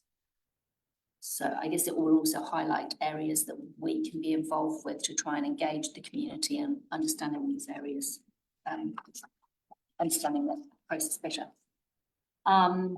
Secondly, capital expenditure due to growth. The DCs don't seem to be achieving their purpose. So again, background information on why we've submitted on this, but summary is that we submit that it would be timely and beneficial to undertake a review of council's development contributions policies in order to understand how the policies can be improved or adapted to support achieving the aim of the revenue and financing policy. And then 2, management of the operational expenditure. I think this clarity is also about trust and confidence. There's a lot of talk and consternation around, budget and what's being spent and where it's being spent. So we submit that the council develop an operating expenditure policy that includes operational expenditure to operating revenue ratios, publicly reported cost centre operational expenditure, and a presumption that non-rates income is used to reduce debt, not to support a gap in income versus expenditure. 3, on capital expenditure significant projects. We just felt that the information in the plan wasn't really sufficient for the community to easily make informed submissions. And we submit that to enable informed community submissions around proposed capital expenditure for each significant CapEx project should be a readily available brief summary of the scope of the project and justification for the timing of planned expenditure. There should also be a list describing the projects that fall within the proposed balance of projects. And on the 4th point, QLDC's financial strategy. So I'll just quote something here, shaping our future. Often hear the comment, we wish council would do the things we keep asking them to do rather than things we've never mentioned. So we submit that more information should be provided in the plan around expenditure proposed to increase levels of service, along with the measures that will be used to demonstrate the impact of the expenditure. Okay, questions, councillors? None at all. Thank you very much. Wow, you're gonna beat me. Thank you. Thank you. All right. Thank you. Fraser? Morning, guys. Thanks for the opportunity to come talk as president of the Queenstown Club. Just a couple of weeks ago as well. So, yeah, basically, everybody knows how big mountain biking has got in Queenstown in the last sort of 5 to 10 years. The club has had exponential growth as well. The trail network has had exponential growth as well. And we're now in a position of trying to manage that massive trail network we have. The club currently has 2,250 financial members, but the visitation of people coming to Queenstown for mountain biking is huge. Economic impact survey in 2022 put the economic spend of visitors coming directly to Queenstown for biking at $101 million per annum and creating just over 800 jobs. So it's a massive part of the economy for Queenstown now. But sort of the unfortunate position that the mountain bike club has is, as all our trail network and everything we manage is on publicly accessible land, we don't have a very feasible way to sort of clip the ticket, so to speak, of everybody that comes to Queenstown and rides our trails, because anyone can just go and access them for free. So that's always the struggle for us. In terms of our finances for the club, we don't really have too much trouble financing new trails. We have a lot of very generous donors and we can get community grants and, philanthropists that give us money to build new trails.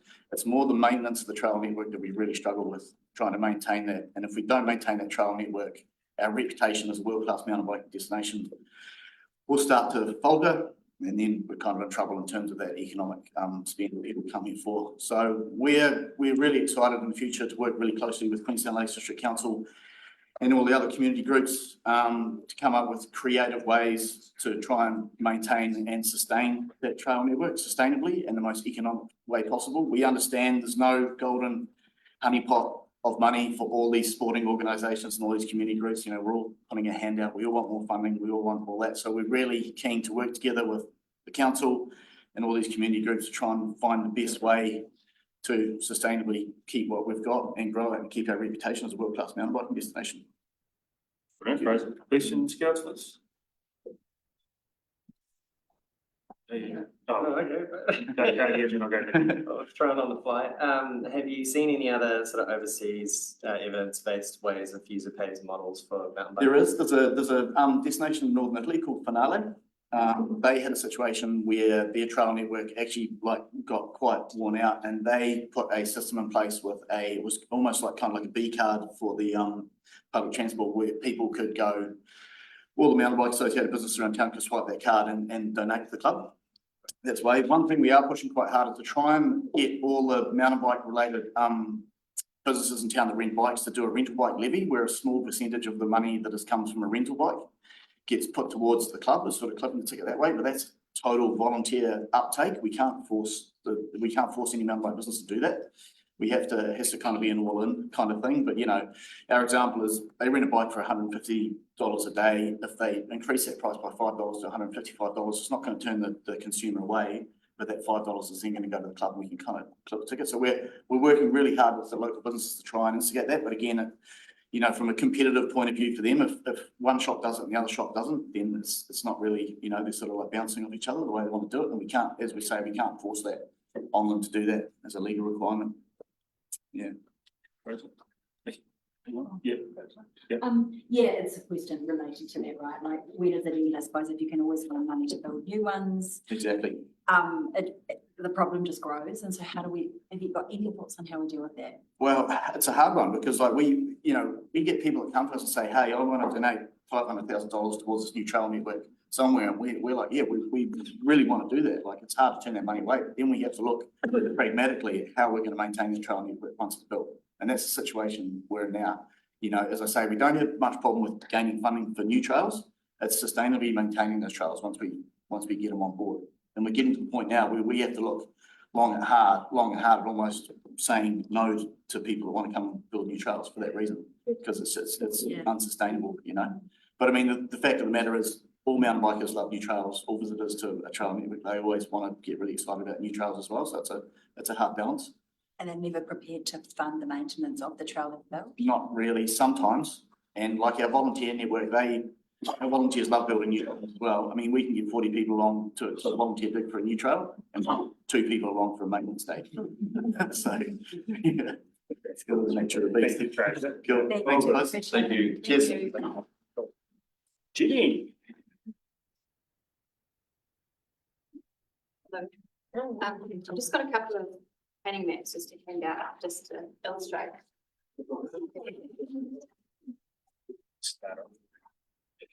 So my name's Jenny Carter, for those of you who don't know me, I'm here at from Phillip. We're just here representing Mean Holdings Limited. So they own 142 hectares of zoned land out at Calvin Heights.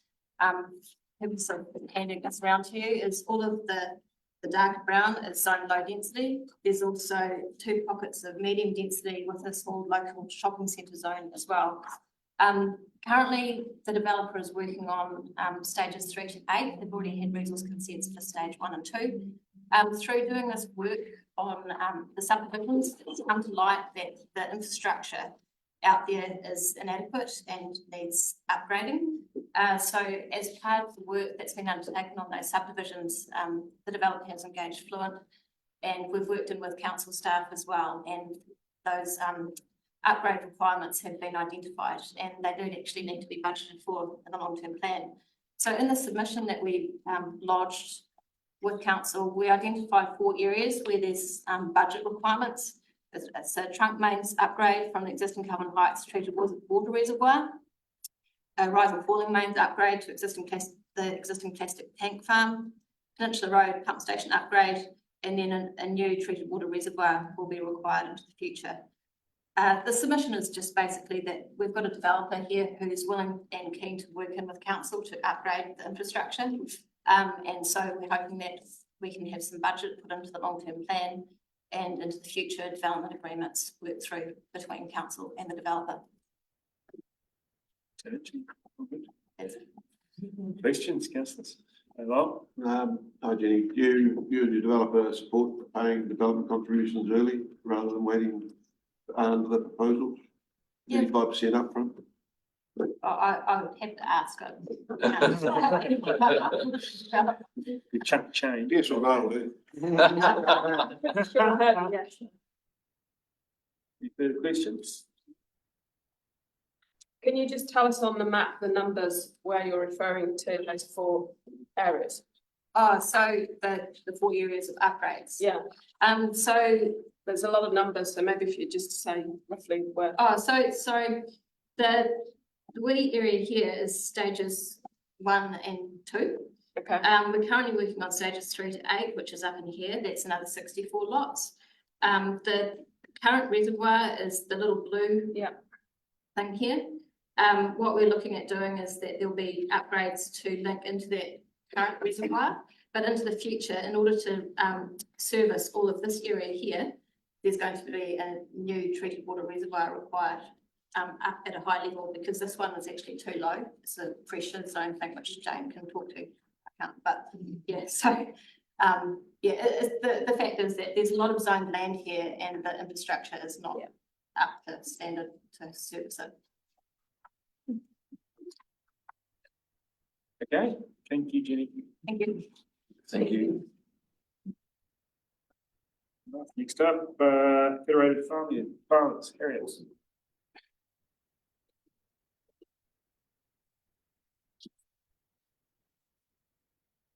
My name is Harriet John, and I am the policy lead for Otago, and so the solicitor for the South Island.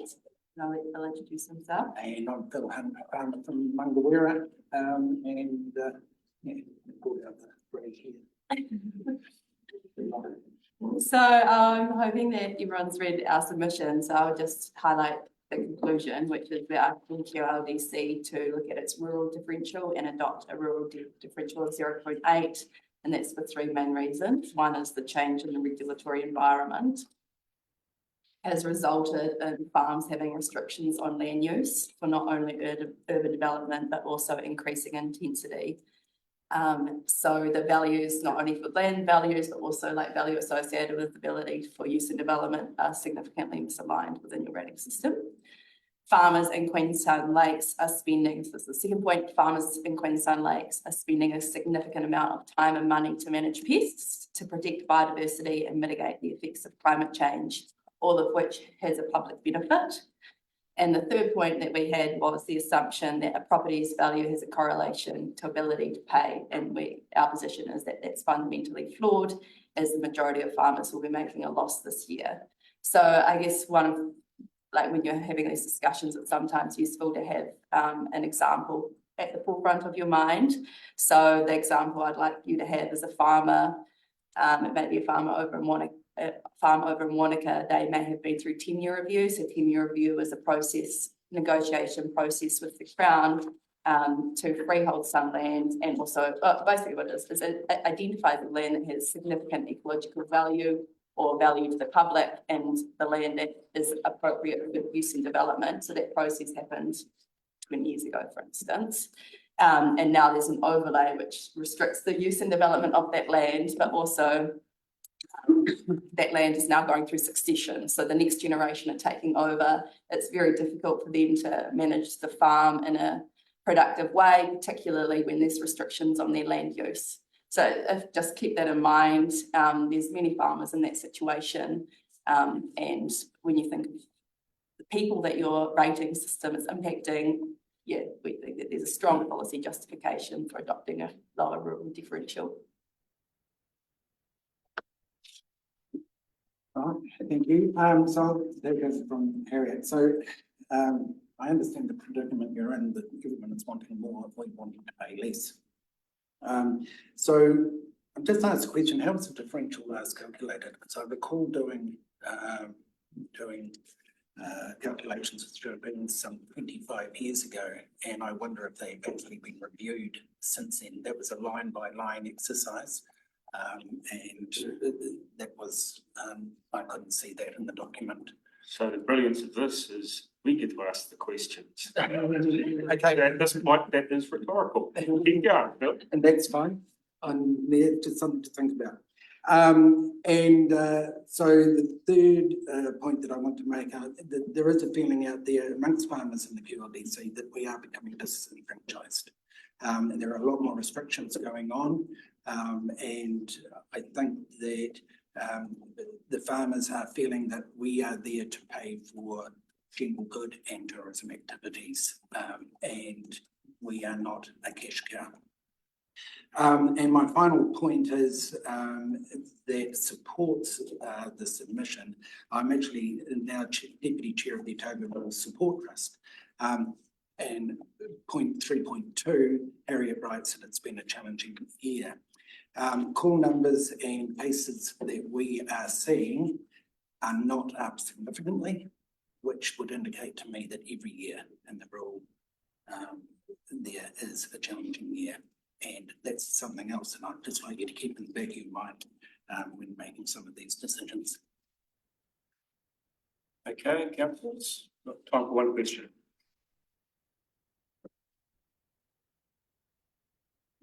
Well done, thank you. I did also want to say it's hard to have this conversation with 5 minutes. So if we would welcome any opportunity to engage further. There is amazing work that farmers are doing, and it would be great if that could be adequately recognised by your council.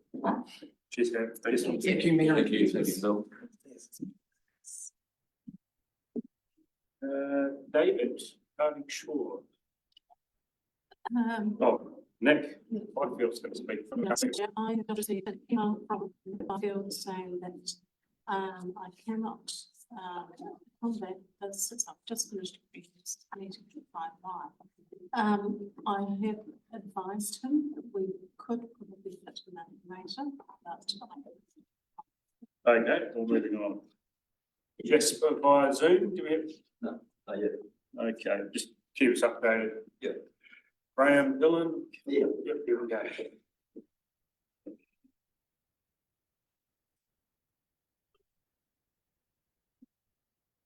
Well, thanks very much, Your Worship and councillors. I've got 3 submissions I want to make here very briefly. The first one is regarding the topic 2 in the public consultation document set out.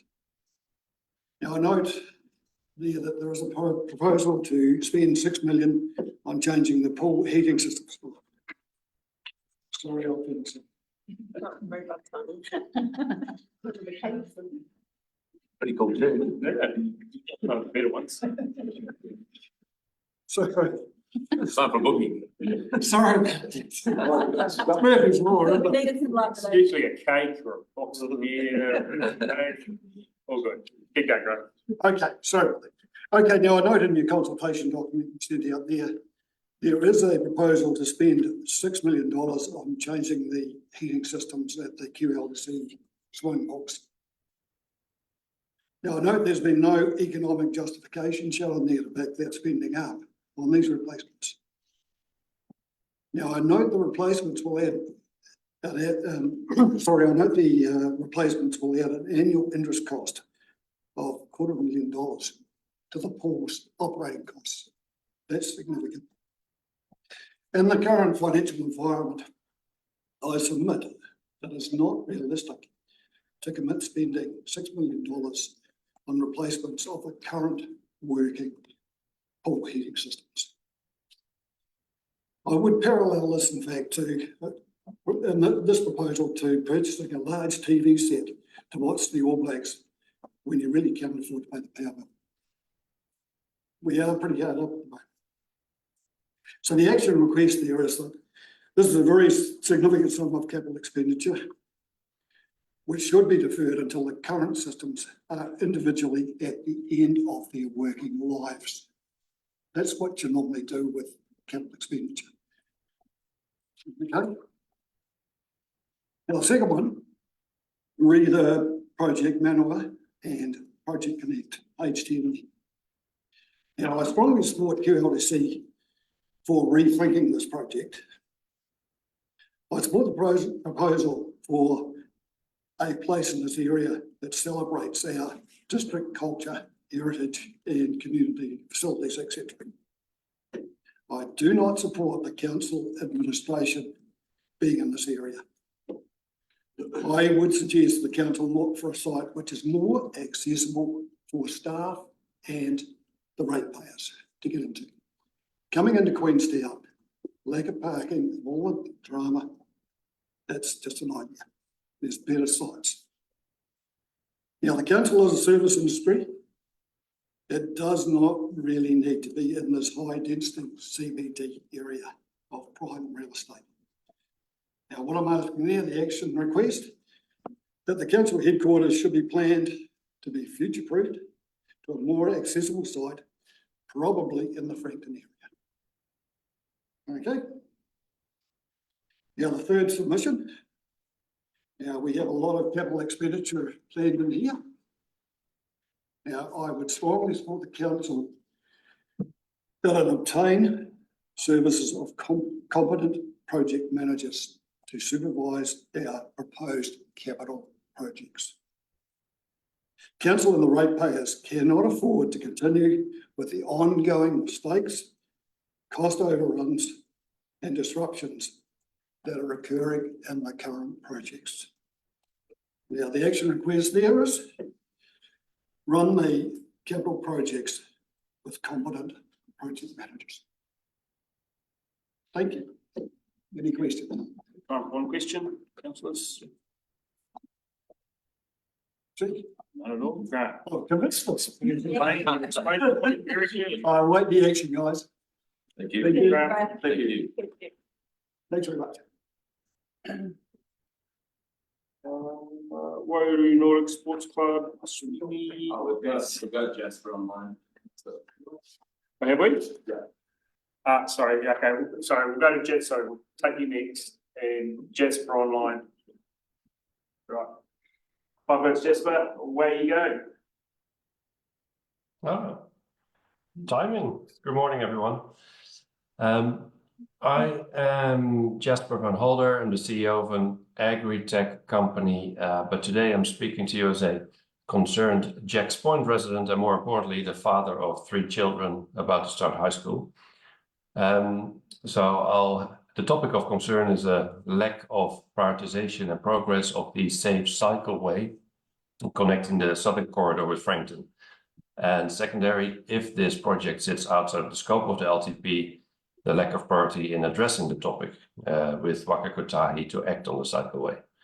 So I'll take 1 or 2 minutes to set a bit of context, and then I have 2 asks to go through. By way of context, in 2013, there were 237 residents in Jacks Point.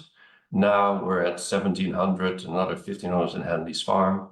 If you add Comburn and Homestead Bay over the next decade, we will easily get to about 10,000 residents. That's about 50 times the number of people a decade ago. In all that time, other than the bridge, State Highway 6 has not been upgraded, nor has there been a safe way for residents to cycle to Frankton. And if you have been there recently, traffic is building up, especially in peak hours, and it's simply dangerous to get onto State Highway 6. Waka Kotahi has been exploring a cycleway for a long time, but there's no clear plan in place to actually make things happen at this point in time. Residents are being listened to. There have been various focus groups, but people are getting impatient by the lack of action. And you can see it because more and more brave or reckless souls are cycling to work in the morning on the highway now. Now, I don't want that for my 3 children. The oldest has just started high school, so we literally have a decade of high school trips ahead of us. And it would be disappointing and frankly unacceptable if we're still talking about a safe cycleway by the time my 3rd child finishes high school in a decade.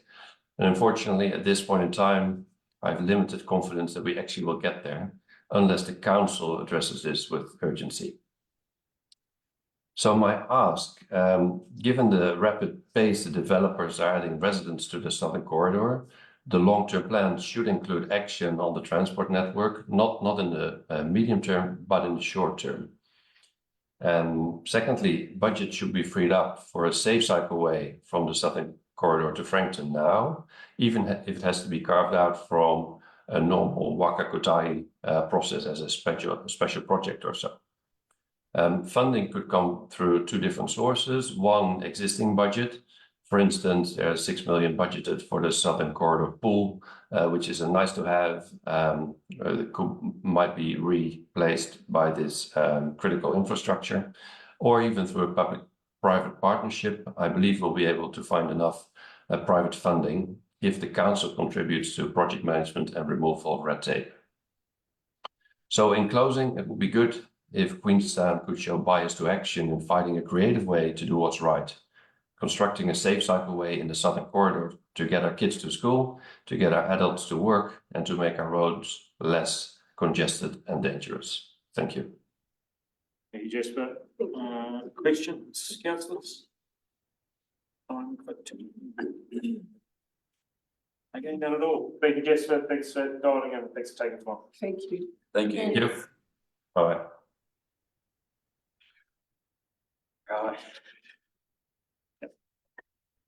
So again, for 5 minutes, that includes question calls. Hi, I'm Sweeney Lau, speaking as a member of Wairau Nordic Sports Club, Wanaka Biathlon Club, and as a registered New Zealand architect from Andesite Architects based in Queenstown. Wairau Nordic Sports Club provides a social and learning platform for cross-country skiers of all ages at Snow Farm and actively promote youth development. The biathlon is a winter sport that combines cross-country skiing and rifle shooting. Our plans for future development of Snow Farm include, first, a public toilet facility and safety shelter in 2025, next year. Currently, we have no existing infrastructure of water supply and wastewater system. Temporary porta views are used on site. However, this is not a sustainable long-term option due to the hygiene risks, and also it's a hazard due to the low door height to access. We require to upgrade to proper toilet facility for good hygiene and safety of users. A combined single building of public toilet facility and safety shelter is proposed. The safety shelter can be used in all seasons, not only by skiers, but also hikers and mountain bikers. Second, we require water supply. Third, we require ongoing annual support by council for maintenance of toilets, water supply, car parking, and trailers. And fourth, the long-term plan includes construction of public day shelter and classroom facility in 2026 and 2027. The classroom shall facilitate teaching of snowcraft skills with the public day shelter, this will attract more school children to Snow Farm. With the recently completed new base building for ticket reception, rental gear, and a small cafe. It's a basic building, and we just been officially opened by Helen Clark yesterday. So Snow Farm is currently in need of funding for future development to accommodate the increasing capacity of community users at Snow Farm. It would be much appreciated if council would support an investment towards Snow Farm's future development, as it will benefit not only the local community, but also for the whole of New Zealand and the international arena, where international athletes are already coming to Snow Farm for their ski training. During warmer season, roller skiing is good training for cross-country skiing, as well as being a sport by itself. We appreciate that roller skiing tracks has been provided in Wanaka. If council is able to provide good roller skiing tracks in Queenstown, similarly as in Wanaka, that would be much appreciated. Thank you. Thank you, Shmi. Any questions, councillors? Well, the club, I know we talked about it earlier with Q, but yes, not so much just the charges for skiers, but what about the use of the road, getting cars up there? If you want money for a car park and shelters and stuff, is there any, has the club ever thought about trying to approach the ability, or is it enable the fact that you can put a toll on that road? You pay for carloads of people going out there? for toll use, I think currently they have for the non-season pass skiers. If you're not, The if you're not, proving grounds control the road, it's not controlled by the Snow Farm. So Yeah, they can, and they can administer a charge for the maintenance of the road already. Okay, right, thanks. And maybe just again on price, like you obviously use the Snow Farm. Do you find it that the fees quite cheap? But would you pay more for the services that they we're happy that we've got affordable rates, like for season pass, just over $300. Season pass skiers, with unlimited rental gear, and they've offered like a really good price to be for the community to be able to enjoy it. Yeah, I understand that. I'm just wondering, as an individual, would you pay more? What's the? That's an individual. No, I think Well, we're happy. for the facility. Yeah. Yes, I think it's a good rate here. It's good rate. Because compared to Europe, it's even less. Sorry, I didn't probably frame the question very well.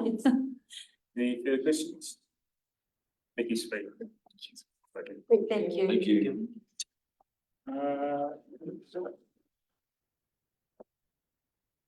John Bullen. Justine Byfield.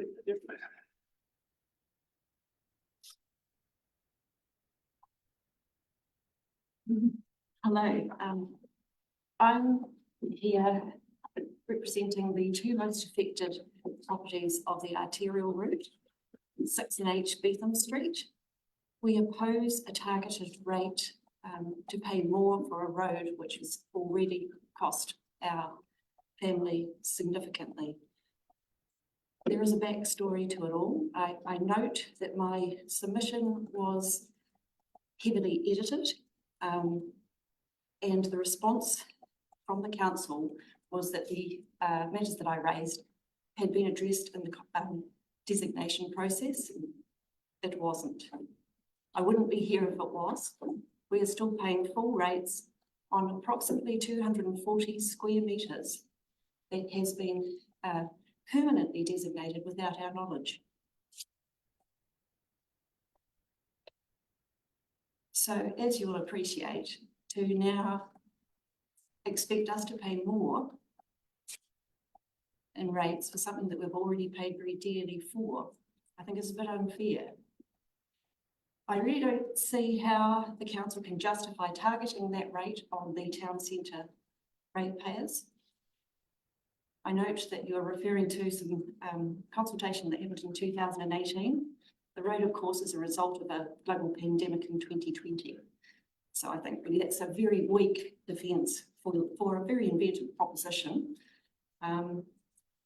So yes, I really would like you to explain to me why the town centre people are being targeted over and above other ratepayers for something that I really think the council itself would not really have undertaken had they taken the time to do risk assessment on the costs. There isn't even now a handle on what that road is going to cost. And without stages 2 and 3, really, it's a pointless road. So I think that probably covers generally what I have to say. Thank you, Justine. Questions, councillors?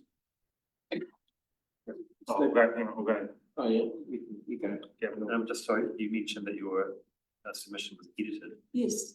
By who edited it? Well, I did my submission and then I put an addition, which I've asked twice since that it was to be included, and I see that it hasn't been.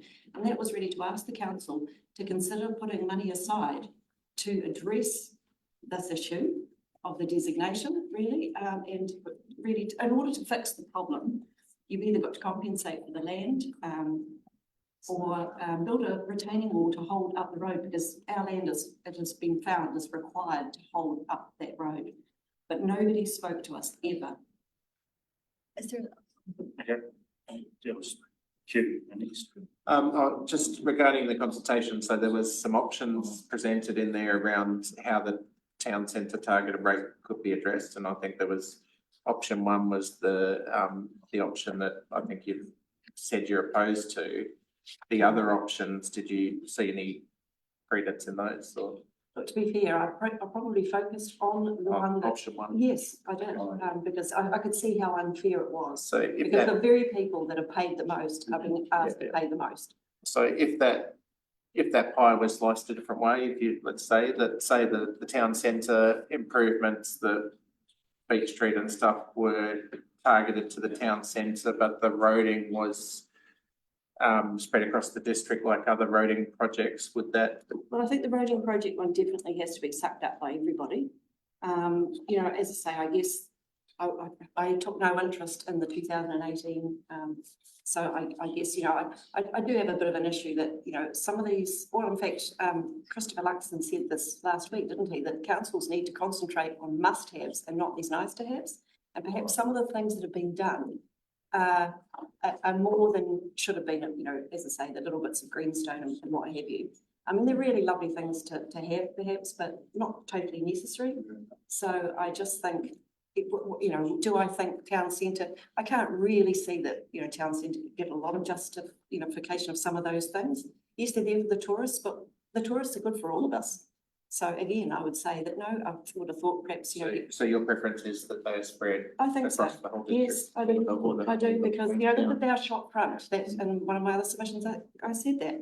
You know, this is our shop front window, Queenstown. And I do believe if you're going to load up town centre landowners with higher rates, then rents are going to increase. There's going to be a knock-on effect. It'll be a shanty town.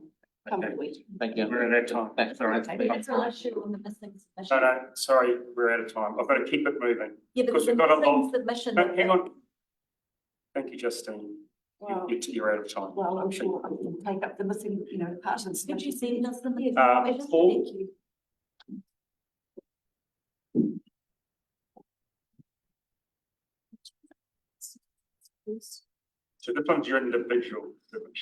And this is individual. Oh, yeah.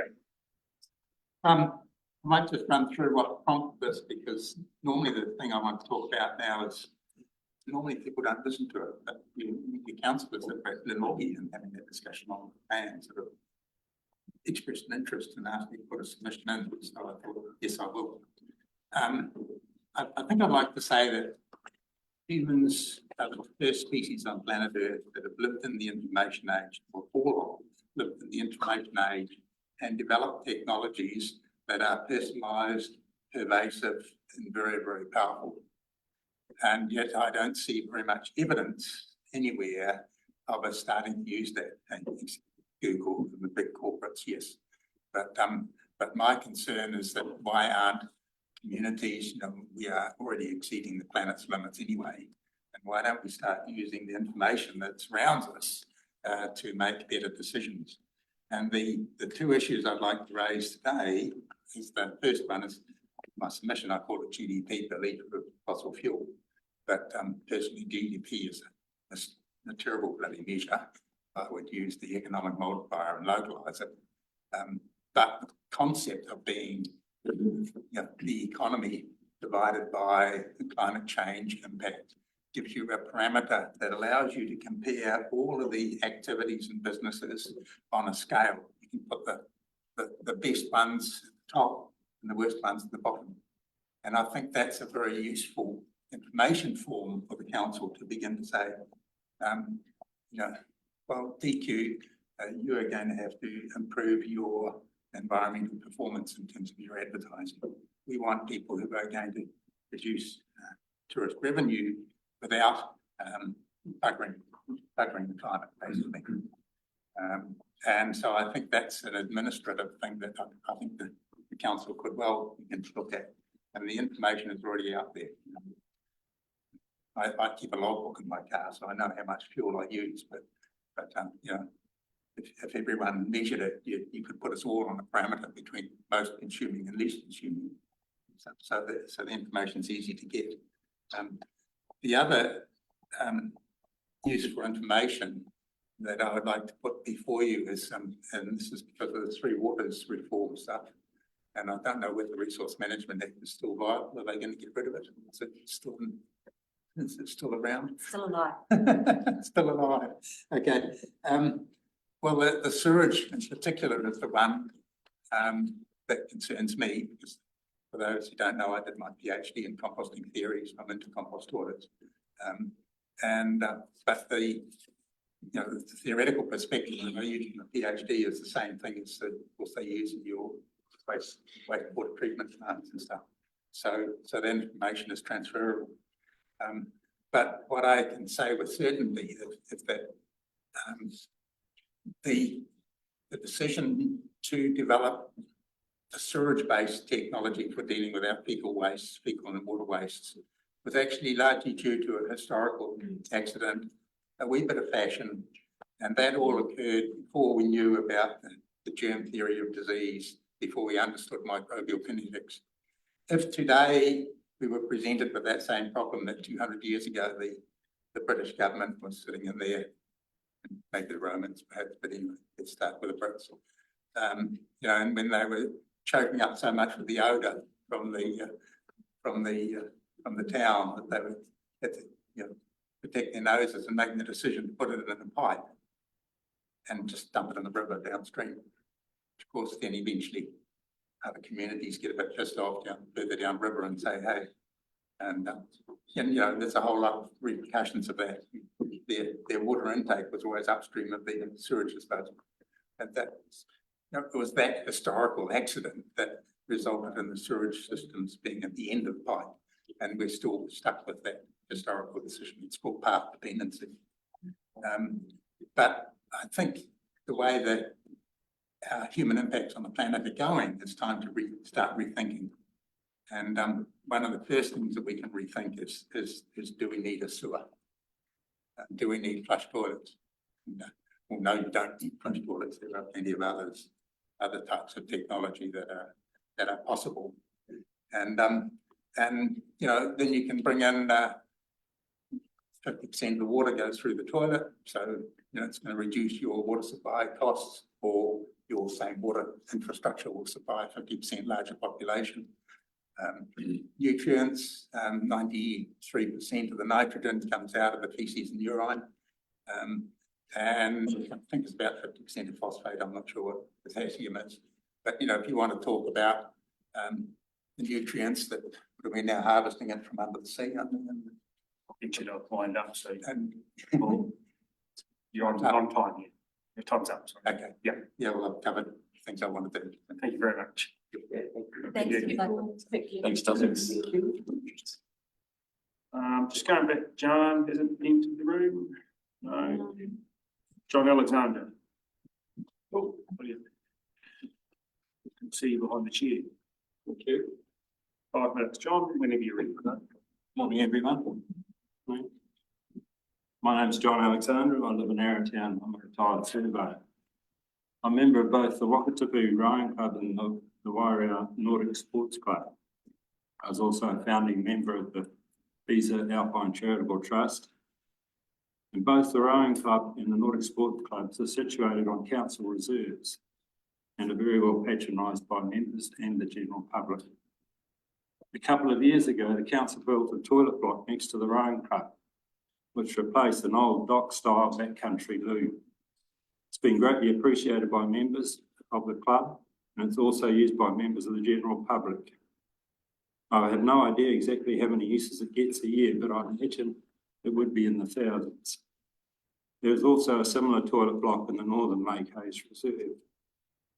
In the summer of 22-23, the Pisa Alpine Charitable Trust, which has a 99-year lease over the council's Wairau Recreation Reserve and operates a snow farm cross-country skiing there, was forced out of the Snow Farm Lodge they had been leasing since acquiring the reserve on behalf of the council in 2012. Last winter, the business operated out of a collection of containers and relocatable buildings. Then last summer, with the assistance of the Central Lakes Trust, the Otago Community Trust, as well as private funders and many voluntary hours, they went into considerable debt to build a permanent base lodge for users of the snow farm. The trust was unable to include a bathroom facility. As I understand it, their inability to satisfy the council's building regulations and the additional extra costs this would involve. Remembering the fact, Pisa Alpine Charitable Trust is a not-for-profit charitable organisation. Toilet facilities for the last 2 years have been provided by the trust with a bank of temporary portaloos hired from a local company. This is unsustainable and does not provide the standard of service that has come to be expected from toilet facilities situated on reserves in our district, for example at Lake Hayes. I understand the snow farm has around 20,000 visitors per annum, most in the winter months, but the summer activities such as mountain biking, tramping, running, and staying in the 3 huts in a lodge situated on the reserve are increasing as more and more people discover this readily accessible alpine paradise. My main reason for appearing here today then is to ask and urge the council to include the construction of a toilet block on your Wairau Recreation Reserve in this long-term plan, and preferably this coming summer. I'm sure that the snow farm staff will undertake the maintenance and cleaning in the future, and I would advocate that they do so. Now, I've just got a point of clarification from QLDC submission this morning. He advised you that that the snow farm had a right for 2,500 litres of water per day from the Roaring Meg. It's actually 25,000 litres per day. So they just asked me to clarify that. Are there any questions on the snow farm part? Time for 2. Councillors, Katie?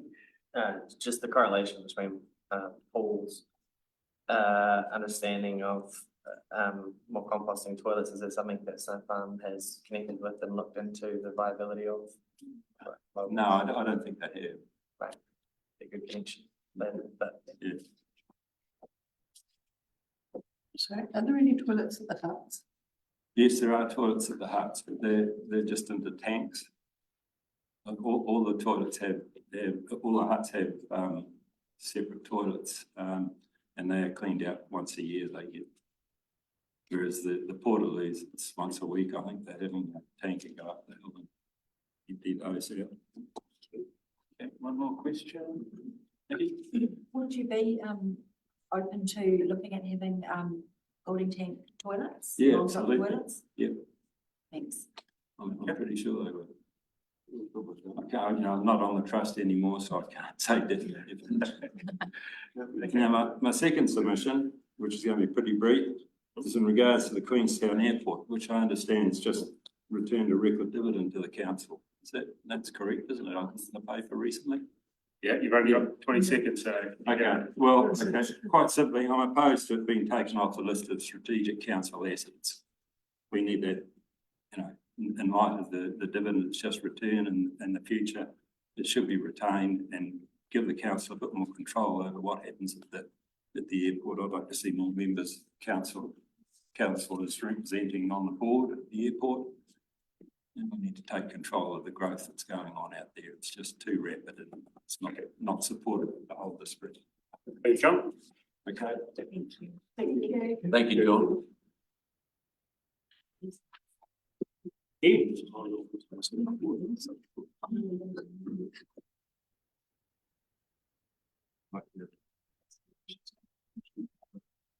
Coming in, Ken, 5 minutes, whenever you're ready.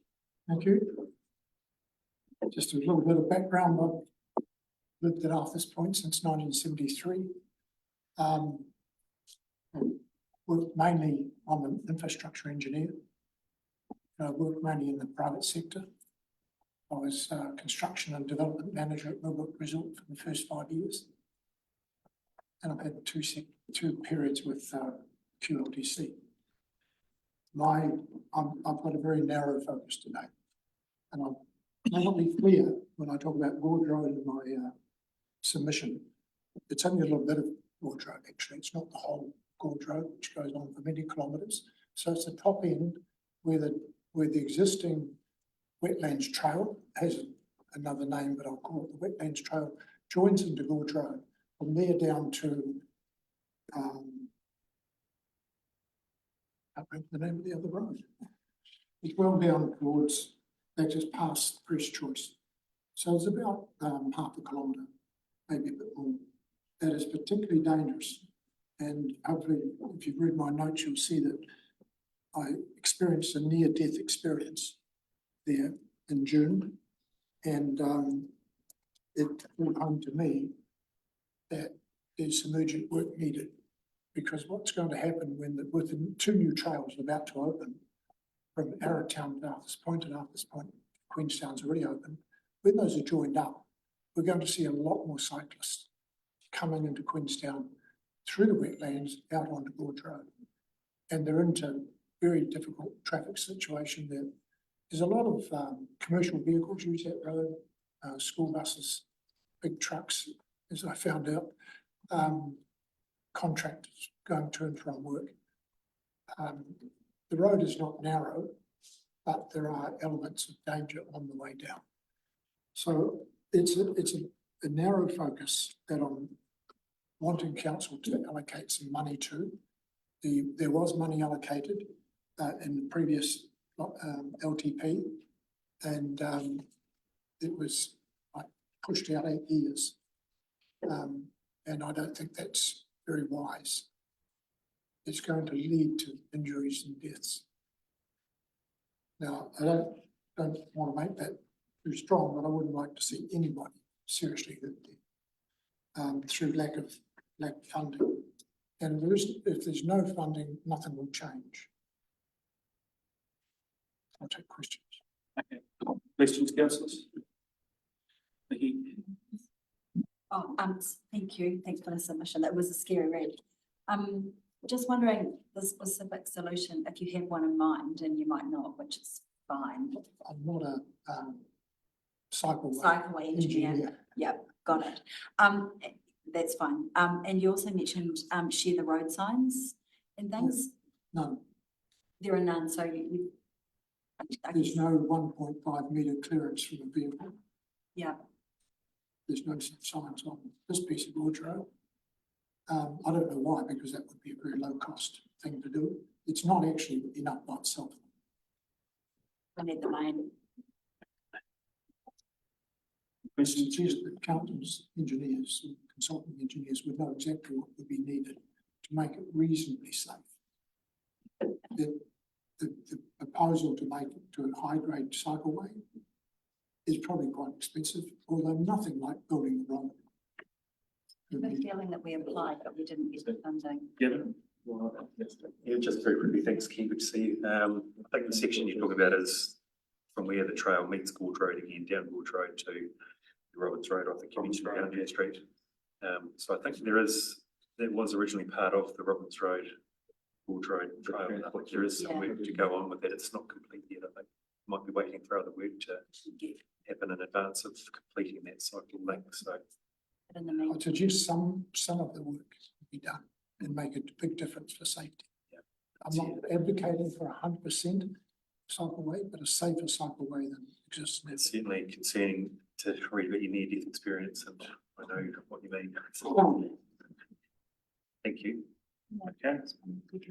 Well, good, Ken. Thank you very much. Thank you. Make up the parts and green strip. Thank you, Ken. 12:35. I think it does. Fair bit bit ahead of time, councillor, I can't see anyone new in the room. Do you have anyone online, Ian? No? Don't have Emma online? No. Oh, sit tight. Or hello. Well, for some looks it. It's as simple as that.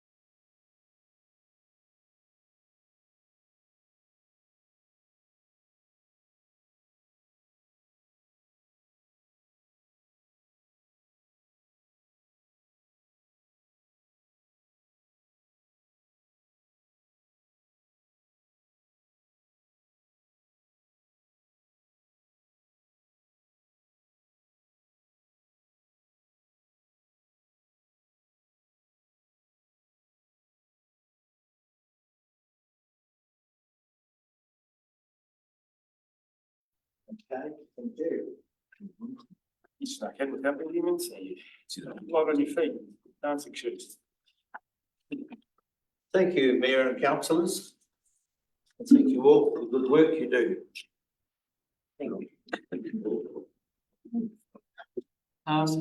Making the submission on behalf of the Wakatipu Rugby Club, neighbour of the council just over there.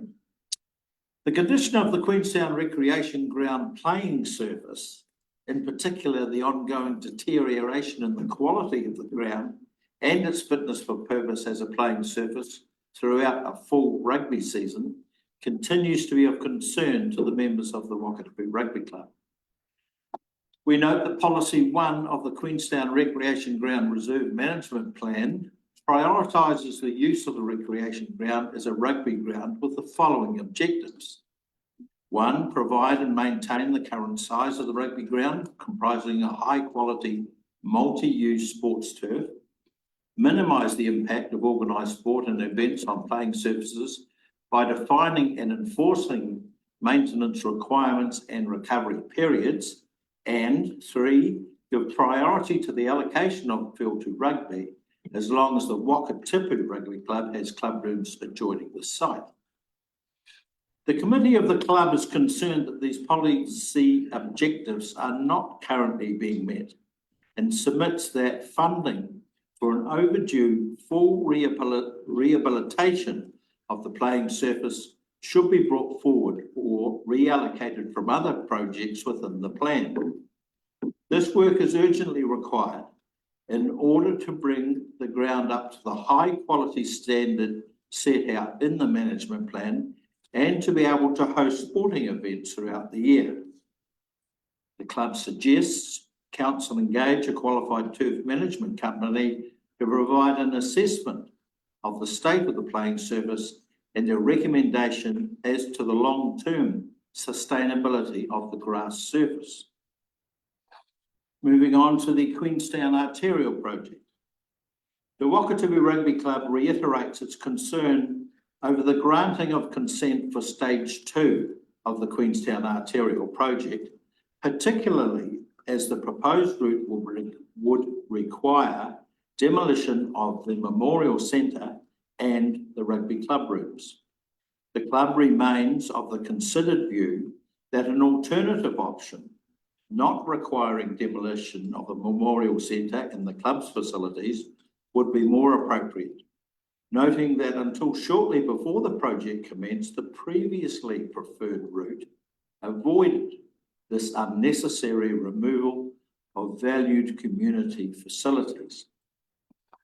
We recommend that the funding that remains in the plan for the arterial route for preliminary design and early land acquisition should be directed to realigning the design for Memorial Street/Henry Street link in order to avoid the Memorial Centre and rugby and squash club facilities. This matter needs to be resolved as soon as possible so that if at some point funds for construction do become available, the community has a clear understanding that these important community facilities and the history they represent will not be lost. Key consultation topics. 1A, the club is not in favour of a rate targeted at wider CBD ratepayers and would prefer that these costs be applied to the existing Wakatipu roading rates. The club rooms are within the wider CBD area identified in the proposal. However, we do not feel that the majority of properties within the zone have gained any benefit from the town centre upgrade works. B, the club is not in favour of a rate targeted at wider CBD ratepayers and would prefer that these costs be applied to the existing Wakatipu roading rates. The club rooms are within the wider CBD area identified in the proposal. However, noting the significant disruption the arterial route works have caused to our club and members, and the fact that the costs being covered by the rating proposal are mostly due to cost overruns, we feel it is unfair to target these costs at the wider CBD and that they should be more widely spread. 2, the club supports bringing funding forward to invest in community and sports facilities in Queenstown and Wanaka. As a club, we are particularly interested in the provision of playing facilities at 516 Ladies Mile, as we believe these would benefit not only our members, but the wider community. Also, we note the provision in the plan for funding for indoor courts, car parking and sports field at Queenstown Event Centre, and request that consideration be given to utilising some of this funding to the earlier provision of more facilities at 516 Ladies Mile. Good. Thank you. Slightly over time there, Phil, so thank you. Great. Very much. Thank you very much. Phil, thank you. I just messaged John Bulling and he said that he's asked for an apology because he missed his time slot, but he's available now if any is. Is he online? I just said come in now if you can, we're ahead of time, waiting on people, but. I can send him the Zoom link. Turns up, turns up.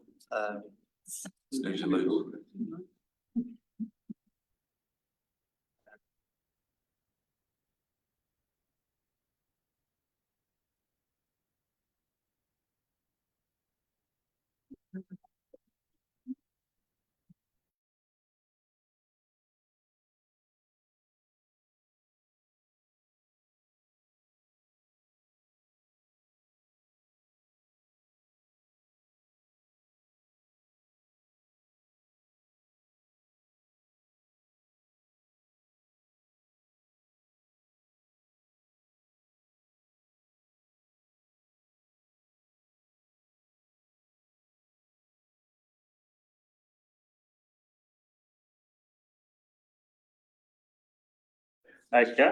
Do it nice. Stunning work. You've got 5 minutes with the staff. 5 minutes, excellent. Hello, everyone. Thanks for taking the time to hear us. Here on behalf of Arthur's Point Community Association, I think it's fair to say we feel lucky and fortunate that we've had a few good wins over the last couple of years. The C5 cycleway into town is going pretty good. Although I guess one of the things in our submission is we would like to see a few more of the missing links filled in or parts of that finished off. We understand it's, still something of a work in progress, but a little bit disappointed to see the Gorge Road section, which is probably the busiest and most stressful and dangerous part of the trip, I would say, with all heavy vehicles and stuff, being pushed out to, I think, year 9. The other thing, or another thing that we'd really like to highlight, I guess, is traffic calming within our community. We're a community that's bisected and joined by an arterial road, which is seeing increasingly more and more traffic with things like Frankton roadworks, roundabout, but just also development of the basin, increasing popularity of Coronet Peak for both winter and summer. And I guess, really that arterial road is in a form that was designed for, or intended to be 70 or 80 kilometres an hour, which is not really fit for purpose for a residential community. It is 50 kilometres now, but the roading environment that we've got doesn't reflect that. So I guess that's what we'd like to see, some traffic calming on, perhaps some lane narrowing, some raised, not crossings, but raised surface profiles. And then the other part, I guess, just to try and improve the connectivity of our community, really, which you've probably seen as a sort of reoccurring theme in a lot of our submission, but just things like footpaths, upgrading the surface of what's referred to as the mower track, the track down from Atley Road to the Edith Cavell Bridge. The missing link between Edith Cavell and McChesney Bridges, things like that, yeah, just so that we can get around a bit more easily and safely without relying on cars. So yeah, that's it really. And yeah, if there's any questions or specifics, I'd be keen to try and answer. Thank you, Nigel. We've got time for 2 questions. Okay. G'day, guys. Nice to see you, mate. Is there, what level of concern is there around the ramping up of BP roundabout and the impact on the Arthur's Point community, the function of the Edith Cavell Bridge through the eyes of the association? I think there's a concern about the general ramping up of traffic. We've seen that on and off, seen the effects of that on and off with various stages of arterial bypass and other things that have happened over recent years out. Things like the roundabout at Shot Over Country, things like that have made a significant impact. In terms of Edith Cavell Bridge itself, I don't think there's a huge concern. I think people are relatively good at, you know, sharing the giveaway and stopping, letting people across.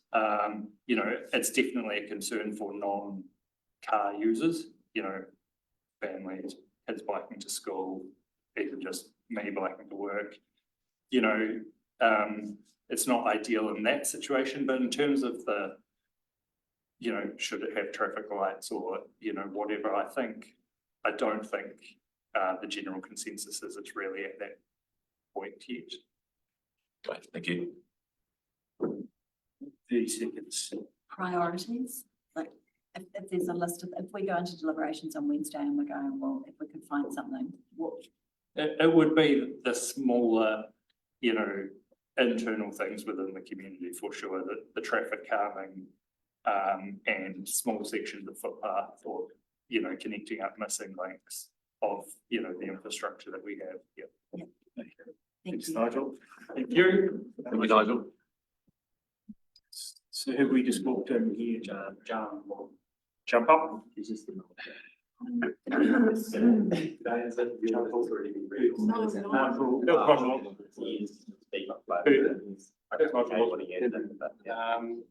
Lord. Yeah, Nigel. Okay, Darren. You've got 5 minutes and that includes question time, so it's all up to you. Okay, I won't read the whole thing then. I'll just talk to the main points. For us, it's mainly the targeted rates, especially for the upgrades and the arterial route. Biggest issue with us is we have the address being on Brisbane Street. It's purely residential street. It's like a lot of other residential streets been lumped in with others for the targeted rate because they seem to think that there's a benefit for us. One, the arterial route, I suppose the biggest issue, the arterial route and the town centre upgrades, they've identified on the map the exact same properties for both projects. However, both projects are completely separate and benefit different properties in completely different ways. So the biggest thing for us was how they planned. Was it just a fluke that they did the benefits of both and it just happened to outline exactly the same properties? I think that was the biggest thing for us. People talk about the improvements, I suppose the property value increase, but the whole of Queenstown over the years has seen massive property growth, and so we don't see how an arterial bypass road that goes completely around us actually has any benefit or adds any value to our properties. I can see like we've got a place in Fern Hill, and when stage 1 and 2 and 3 is actually complete, I can understand that the arterial bypass would actually provide some benefit for some properties. And the other point is with the upgrades to the town centre, we weren't really consulted on, what they were going to look like, how they're going to be implemented or anything like that. But we've been asked to basically foot the bill for it. And like a lot of people have sort of said, the CBD is kind of the vibrant hub of Queenstown that is there for everyone to enjoy.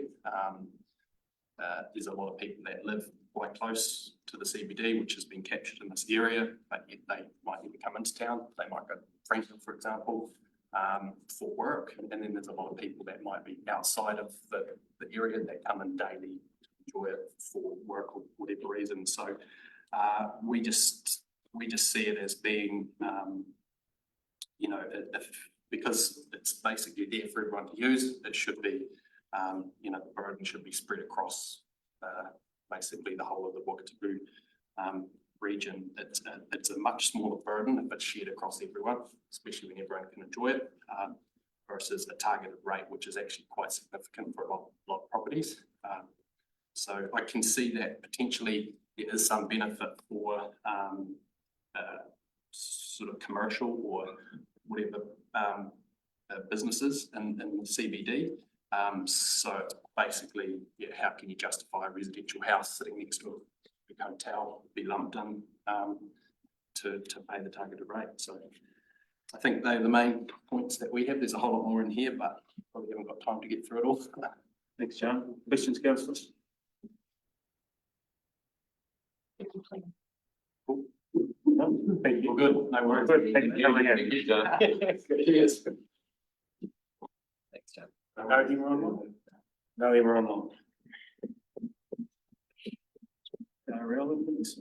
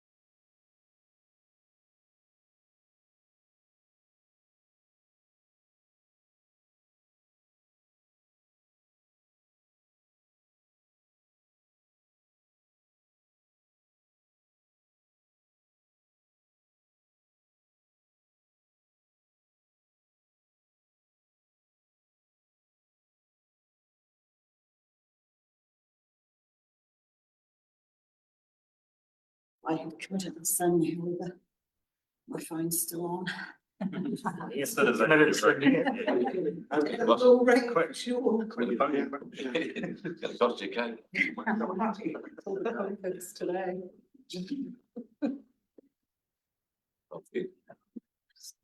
Oh, 5 minutes, away you go. Will I give my whole time until my time? No, I don't. Thank you very much. The answer to that one. I've done that enough to also be wrong to expect anything different, wouldn't it? Thank you very much for the opportunity to speak to you today. And thank you very much to everybody who I'm sure has sat around this table for many meetings and lengths of time trying to come up with an answer to the burning questions within the budgets allowed. Ever mindful of the Prime Minister's speech to local government New Zealand last week, and about nice to haves and have to haves, but I'm pretty sure I don't need to talk to you guys about that. But I'm particularly interested in understanding the line by line going through the budgets. Now, I'm assuming that you will have all done, without a doubt, line by lines through the capital budget. I just wanted, if you could confirm for me if you've done a line by line through the operational budgets, because that's one of the bases of rate increases and it's something that deserves attention. So having said that, my number one thing I really wanted to talk to you about and was part of my submission is the significance and engagement policy. I implore you to please put in the few words it takes to make it 75% of the equity shares in the Queenstown Airport. Lyle and James sitting around this table are probably the only people that went through the previous share situation. But I can personally assure you that this community values those shares and they are significant, and for the sake of a few extra words, offering protection to that is hugely important. As I would also add, it may be expedient to list the other significant assets and groups, but sometimes expediency isn't the right answer. And while the long-term plan is undeniably incredibly important, please don't lose focus on how important that policy is to this community and to the people that actually own those assets. I read in the paper that went around it that lots of other councils are joining assets into groups. Please don't be led just because other councils do it, doesn't mean it's the right thing for here and for our community. So that's pretty much it. Please look very closely at your operational budgets. Take the opportunity. Please put 75% of the equity shares of the airport in as a significant asset, and please list those significant assets individually rather than in groups. You are? Thank you. Time for 2 questions, councillors.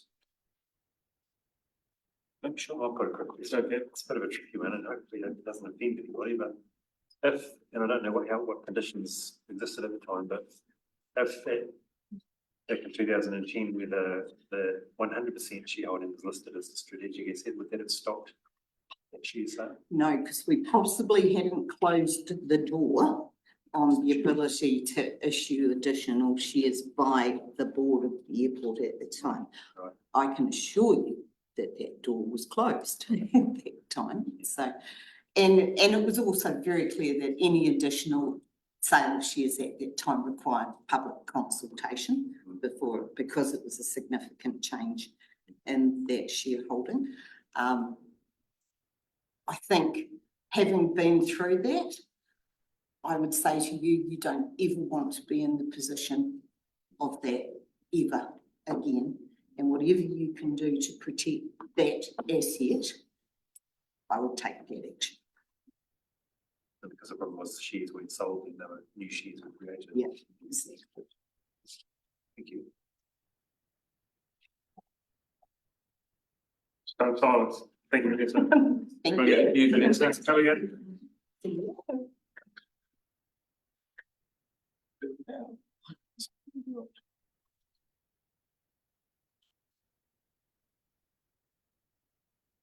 Alistair, you're down for 3 in a row here.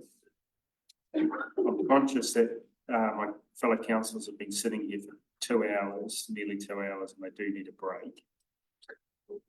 Think you could fit in? I won't take that long. Sure, be a 3 skyline. I appreciate it. I'd be really appreciative if you could. I'm not that much to say. Yeah, that's fine. Okay. So if we took you as a group, because it's all skyline. Yeah, that was the idea. Okay. We reduced it down from the original. Sorry. Okay. G'day. Yeah, thank you for the opportunity to speak about the long-term plan. My name is Alistair Clifford. I'm here on behalf of Skyline as a ratepayer for Blue Peaks. 9 commercial buildings in the CBD that have about 45 plus tenants, 7 residential properties and a commercial tourism operation that all operate within the Queenstown Central Business District. And while I appreciate the effort that everyone has put into producing this year's plan, I wish to address 5 particular points. 1, the targeted rate for the street upgrades, the targeted rate for the arterial routes, the spiralling costs, parking in the CBD, and the confidence in QLDC at present. In terms of the targeted rate for the CBD, Skyline does not support that, that proposal for the following reasons. There was no prior indication that the CBD commercial or residential ratepayers would be asked to co-fund these works. There was a significant lack of meaningful input from the building owners regarding the desired outcomes and implementation of the program. The feedback was often rejected during the design phase, and the negative impact on the local businesses during the works was enormous. We had previously wrote to the council to express our concerns about waste, specifically waste of time, money and effort. It now appears that the cost overruns for this project have been unfairly imposed on a segment of the community that has already endured a disruptive work program over an unreasonable time frame. Reports suggest that the majority of the cost overruns relate to the underground services, which do not exclusively benefit the CBD. There's no precedent, we believe, there's no precedent for such a levy, and establishing one sets a risky precedent for the future. There are concerns about the fairness and the ethics. It just feels unfair to ask the CBD businesses and residential ratepayers to cover the cost of these works after the completion, especially since the CBD drives tourism that benefits the entire Wakatupu Basin. In summary, there has been insufficient rationale provided to enable a recommendation of this option. In terms of the targeted rate for the arterial projects, we also oppose this proposal. There was no prior indication that CBD residential or business ratepayers would be asked to fund these works. There have been insufficient input collaboration from the ratepayers on this project. The underground services upgrade are not solely related to or for the benefit of the CBD, and there's no precedent for this levy, posing risks for future funding decisions. An example could be Arthur's Point could be levied Could Arthur's Point be levied for the replacement for the Edith Rail Ridge? Where does it stop? The assumption that CBD primarily benefits from these works is questionable based on various vehicle movement reports. With only stage 1 of the 3 underway, it's highly questionable how the road benefits the CBD now or in the future, noting that upon its completion, it appears the main benefit will be those wishing to bypass the CBD. In summary, there has been insufficient rationale provided to enable this recommendation to be passed. Spiralling costs. In the current environment, like private households and businesses alike, QLDC must ensure that expenditure is targeting the must-haves and the essential expenditure is removed and non-essential expenditure is removed. I'm not convinced this plan delivers the control on expenditure that many in the community have been calling for. Like Vanessa, I note the sentiment, or this sentiment was echoed at the recent local government forum by Prime Minister Christopher Luxon, where he so eloquently stated that ratepayers expect local government to do the basics and to do the basics brilliantly. Pick up rubbish, fix pipes, fill in potholes, and more generally maintain local assets quickly, carefully, and cost efficiently. but nothing in life is nothing free. Ratepayers expect to pay for an exchange. What they don't expect to pay for is a laundry list of distractions and experiments that are plaguing council balance sheets across the community. In summary, don't believe that this plan demonstrates that the council has understood what the community is calling for. And finally, confidence in the council, confidence in QLDC. Finally, despite what was recently reported in the Lakes Week Bulletin, where council was quoted as saying we're not doing a bad job considering continual pressures on the district, and it's often the smaller things that and questionable spending that really annoy people. I believe the community is questioning the overall performance of QLDC. I put it to you, the confidence in local government is at an all-time low. The lack of transparency and accountability and the inability to publicly manage large infrastructure projects appropriately and the failure to engage with the community is harming the district. Change must occur and this needs to be reflected in the 10-year plan. Thank you for your time. Yeah. Questions? Vanessa was just here and was requesting a line by line of OpEx. Just in terms of improvements and being reflected in the long-term plan, is that something that you would like to see as well? I suppose that's an expectation is that somebody has done that. And I suppose what the sentiment I'm trying to portray is that the community is asking for more restraint. And I don't believe that the plan's reflecting that level of constraint in the current environment. In 5 years' time, if that changes, then things change again. But in the current environment, where businesses are laying off staff or retrenching, where households are struggling to meet, I suppose I'm not seeing that. We're not seeing that in the plan. It may be there. And that's where I talk about the transparency and the engagement with the general public. I don't think we're seeing that. So if it is there, it's not being communicated through. Thank you. Yeah, thank you. I was just interested in your comment that you were concerned that a lot of the cost of the town centre was to do with the underground pipes and infrastructure, and you said that wasn't there to the exclusive benefit of the town centre. I'd just ask who is it there for if it's not for the benefit of the town centre? So I think what we're trying to make a distinction there is we've got the above ground surface works, so the streetscape that's visible, and then we've got the underground works, which is all the pipes and so the water pipes, sewage pipes, and infrastructure goes through there. My understanding from what has been put through the media is that the reason for the cost escalation of that project was related to the underground services. And what we're saying is those underground services bring services to and from Fern Hill and go through the CBD. So I would suggest that's a misunderstanding because I think that the ones in Beach Street and Reed Street and were clearly there to service the businesses and the properties in the town centre. Yes, there are arterial connections that sit separate to that. That wasn't largely what they were talking about. It was a reconstruction of the branches and stuff that were there to service the buildings in the town centre. So then I sort of reflect back and go, that's part of that engagement process that I alluded to, where perhaps the public and Skyline being part of that equation doesn't understand, and I suppose it gets its information through the council or through the local media. You referred to Mr. Luxon's speaking the other day, and one of it was about he spoke about a water main ruptured in Wellington, and you know that they're not renewing and their infrastructure, and if we didn't do the same thing in the town centre, we'd be accused of doing the same. And I suppose my cue to that is where I think at Skyland's the same. We're happy to pay for it. We want to pay for things. We want to get things going, and that infrastructure is one of the bits that we see as crucial. We do get right, and we'd be the first if you hadn't replaced the pipes in the underground. We'd be the first in line saying, "Why do we do this nice, beautiful resurfacing to dig it up again each time?" When the water pushed it up. It has to be done, and we knew that had to be done. It's just how and that transparency or that engagement to bring the public along for the journey, perhaps is the piece that I'm questioning. Okay. Good. So I did quite like how you said look after the assets 60% of this rate rises is just looking after depreciation, looking after the assets. That's the biggest contributor to the rates rise.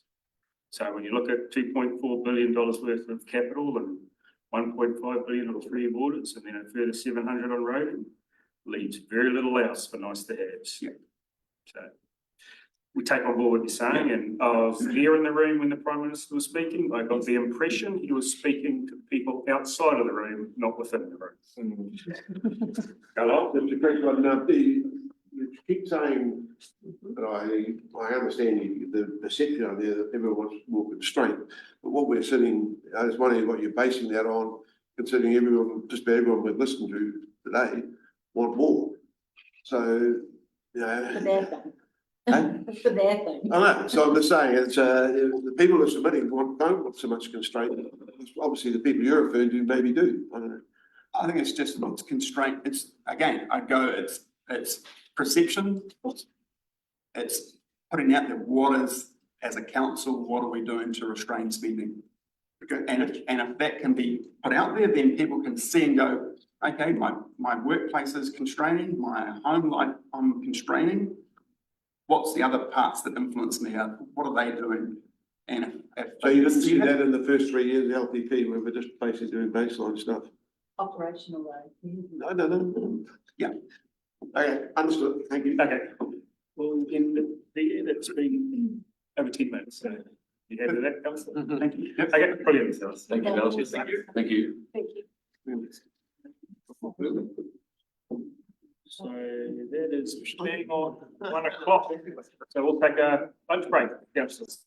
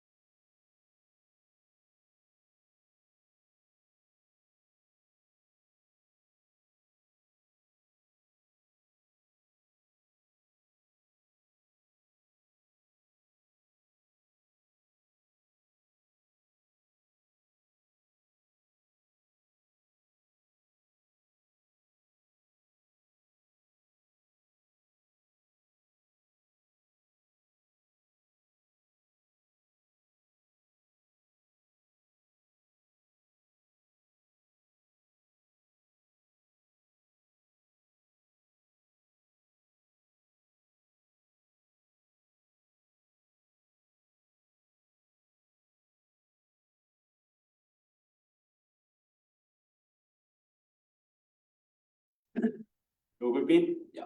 Okay, mate. Now you're okay, good to go.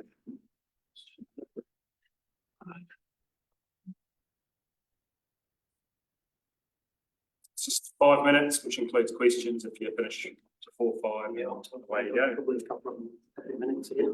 All good. Thank you again for the opportunity. Wayne Rose, General Manager of Skyline Queenstown.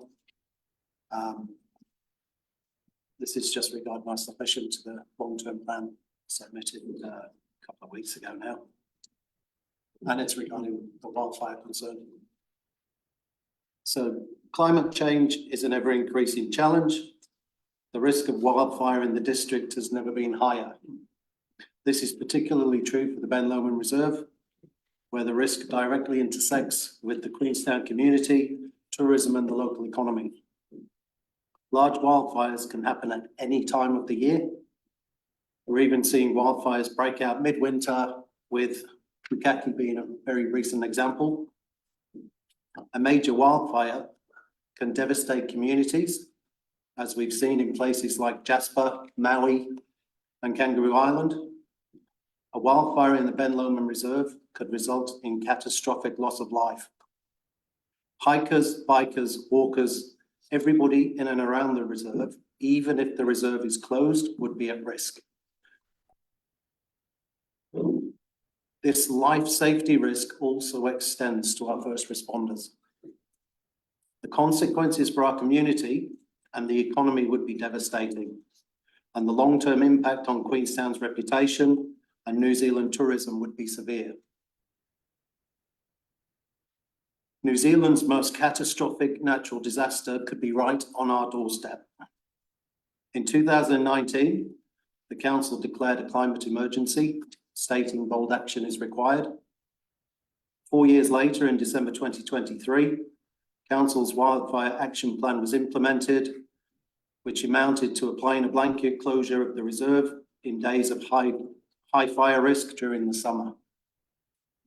This approach to wildfire management does nothing to remove or reduce the risk, leaving the community exposed to devastating consequences, not if, but when a wildfire occurs.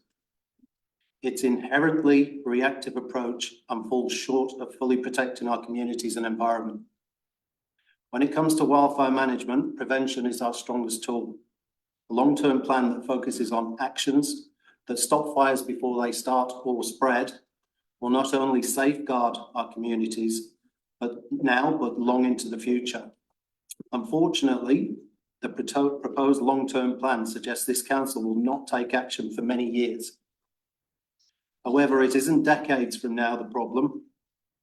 It's not even a tomorrow's problem, it's a today's problem. Our community representatives of the past haven't done enough to protect their communities from this risk. And the longer the community is exposed to this hazard, the more likely it is a disaster will occur. We implore that this council not to repeat the mistakes of the past and leave this community at risk.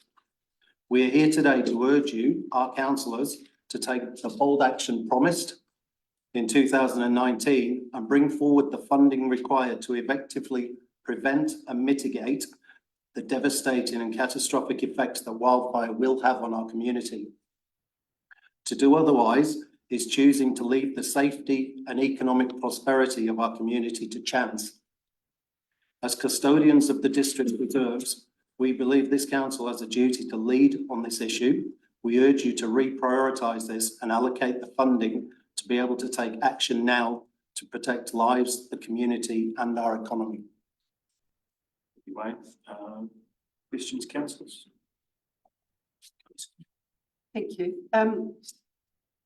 We've heard quite a bit around possible mitigations and creating a safe haven at the base building. Yep, at the top building. At the top building. Yep. Is there any reason why that work is dependent on the other work proceeding from council, or are you going to go ahead as a step towards? The response that we had from the wildfire expert who was employed by council to undertake the work was that the effective measures to take place at the top building are ineffective without removing the trees. Thank you. Good. Well done, mate. Thank you very much, everybody. I appreciate it. Thank you. Thank you.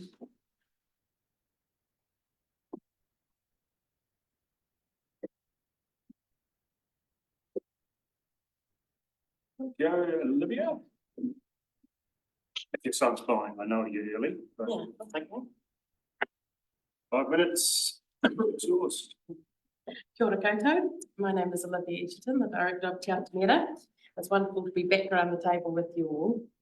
Today's potential is tomorrow's possibility. And first of all, I'd like to just thank you wholeheartedly for the amazing work that QLDC has done with the Te Atamira and Whakatapu Community Trust and the Three Lakes Cultural Trust. We've really picked some significant goals in the last 3 years. We have a live and embracing strategy, we have a high-performing arts centre, and we have a council who has shown that they can work really well with their community when we all get around the table together. Where are we today? It's bloody hard. The economy is in the same place as we were in the middle of the GFC.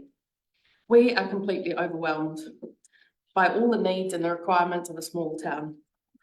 The community are in desperate need of support.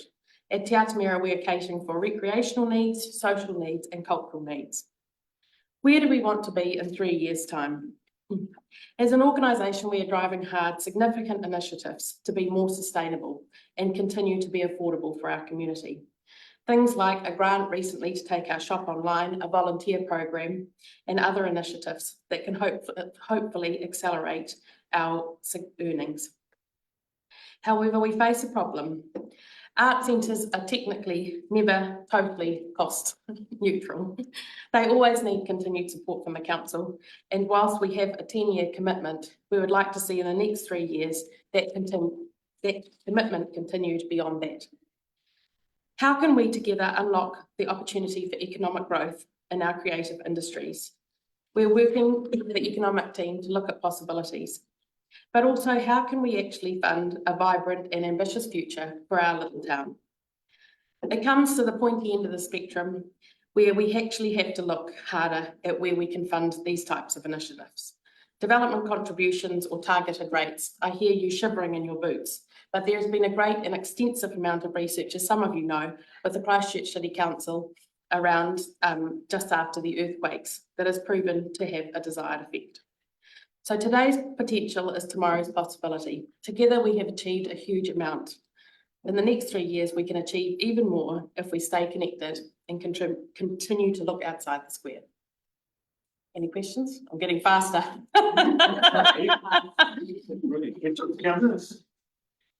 Probably a similar question to ask someone before. If the government get its way and pull cultural and social wellbeing out of council's mandate, what happens? Well, this is quite a pointy question and well timed. Creative New Zealand had 82% of its applicants last week denied funding of organisations across the country. So I think we're going to see a mass either closure or exhaustion really across the sector. So we do have a bit of a problem there, and I don't think it's a hole that will ever be solved. I mean, the amount of work that we're doing across through to like Wanaka and the questions we're getting asked around can we deliver in Glenorchy, you know, are about growing a bigger ecosystem, and you attract more people who want to come and live here for the tech sector or tourism, actually also want a more rounded life. And they can choose to go to other places, Boulder, Colorado, and get that whole thing. So it is as a sector, we're doing quite a bit of work with the government, both in the museums and the gallery sector, talking about this with the minister at the moment. Yeah, it wasn't the best statement to be made. It's fair to say that there's more to communities than pipes and roads. There is, and I think in communities that are so connected, they're disconnected. What we're seeing at Te Atamira is actually, when we draw up where are we spending our money, there's about $100,000 that is going directly to social services, because as a small town, we just haven't got those services being able to be delivered here. So we weren't really set up to do that, but we don't judge at the door, and we're enabling a lot to happen.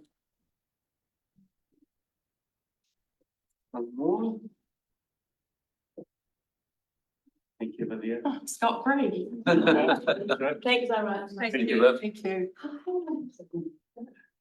Sharon. Yeah. Again, I know it's early, but may I ask if you be prepared to come forward and give yours now?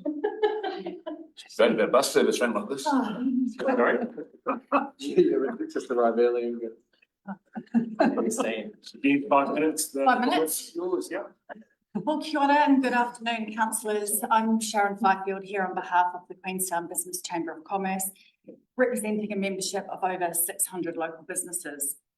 The purpose of the advocacy is to advise on policy that will enhance the role of government as an enabler for a business community rather than an enforcer of regulation that can hinder productivity and economic success.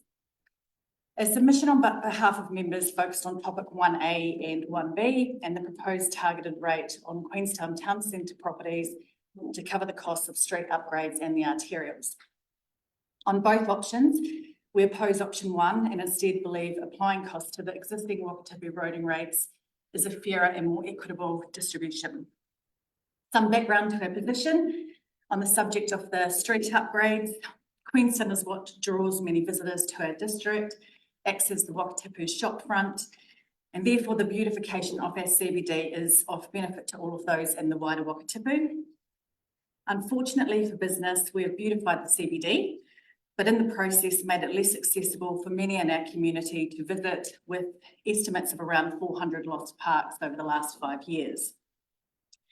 While together with our members and other organisations such as Destination Queenstown and Hospitality NZ, we will play our role in driving patronage back into the CBD, Council has an opportunity to do something positive by enabling parking solutions. Further to our previous submission on the parking strategy, we emphasise the need for urgent replacement parking to be provided. We request urgency on allowing parking space on the Ballarat Stanley Street site now that buildings have been removed, and the Ballarat space where the Alliance has its current laydown yard.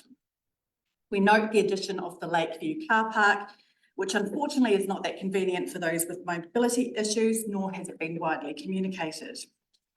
Perhaps to encourage usage and awareness of that site, QLDC could allow for free parking or cheap parking until other sites are enabled. I know you're already receiving plenty of feedback and submissions around belligerent parking enforcement tactics, which is again disincentivising CBD use and ultimately costing business. I stress, on behalf of our members, we really need your support in removing CBD parking as a barrier. It is urgent. Regarding the arterials, notwithstanding the significant cost overruns for this project, the benefit to any ratepayer is questionable in its current state of development. In addition, CBD residential and commercial ratepayers have already endured significant costs and disruption and loss of access to their business premises. The arterial in its completion will stand to benefit those that wish to effectively bypass the CBD. On behalf of our members, I'd like to make some more general comments that we're hearing on the long-term plan. We understand QLDC face inflationary costs. We all feel it, and locally businesses have had to tightly scrutinise their operational costs within this current economic climate. Affordability is top of mind for us all as we look ahead to the next 10 years. Getting the basics right is indeed a priority and should not be limited to external service provision and the capital investment program, but also internally within council. The business community would like to understand how efficiencies in operational expenditure are being achieved to lessen the burden on ratepayers. The LTP consultation presentations have pointed to future predictions of a district population of 124,000 and 70,000 daily visitors to the Queenstown CBD by 2053. This will add substantial pressure on moving around the district, and generally business would like to see more progress around future thinking alternative transport modes such as utilisation of Lake Wakatipu, gondolas and cableways that truly set us up for the future, position us as world-class and build a global reputation. Ongoing double-digit rate increases are not sustainable in building a thriving business community that will attract future investment and business attraction. Also, retrospectively picking up the tab for cost overruns is unacceptable and therefore should not be left to one specific area of the district to shoulder. We stress, and we know you also understand, that alternative funding streams need to be realised to lessen the burden on ratepayers. diverse revenue sources such as securing targeted tourism levies, including realising a greater share of benefit from the international visitor levy, pursuing a city regional deal, and help distribute the financial load more equitably. The Queenstown Business Chamber has a strong and proven track record advocating for our district. We believe collaboration is important with key agencies and organisations across the district to ensure any deal meets the needs and expectations of our wider community. We offer our support in any negotiations around proposed city regional deals. Thank you. Any questions? Your name, sorry, Sharon. Oh, have I gone over? Sorry. Ouch. Thank you for allowing that. Thank you.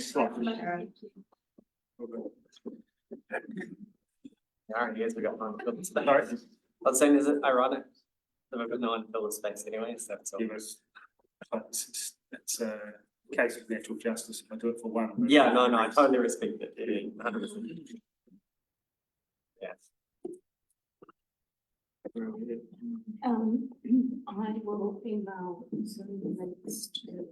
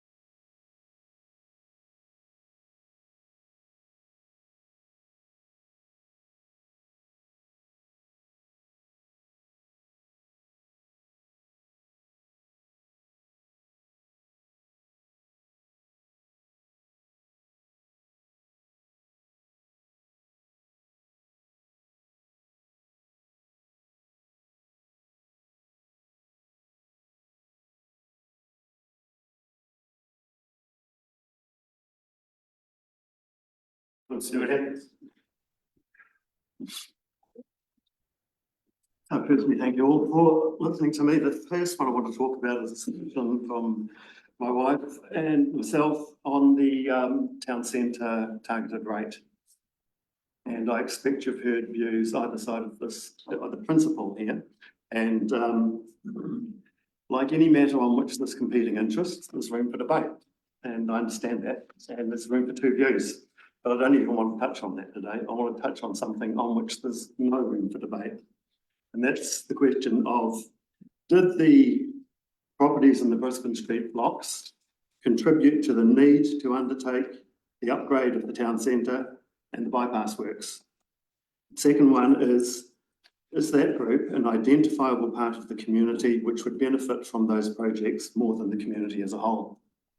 And the reason I'm focusing on those is that's what the Local Government Act tells you to focus on, and your document here actually puts that into your long-term plan, and that's great because those matters are there, easy to read. Did we contribute to the need for those activities? Look, there's not one single commercial premises in what I've called the Brisbane Street blocks. There's not one single hotel or visitor accommodation premises. So how did that contribute to the need for the bypass or the town centre work? In terms of benefit, look, I like the work that's being done, but my personal opinion on the work and the quality of it isn't what's relevant. If I'm being honest, as a resident in the Brisbane Street area, we could get a greater disbenefit. I don't want to nag on this, but from parking that is no longer available in town. I can't park outside our house from 7:30 or 8 in the morning until late in the evenings. Now, that's just life in Queenstown, but is there a benefit? No, there's not. There's more disbenefits. In terms of what your staff put to you, I think the intentions of this were all pretty good.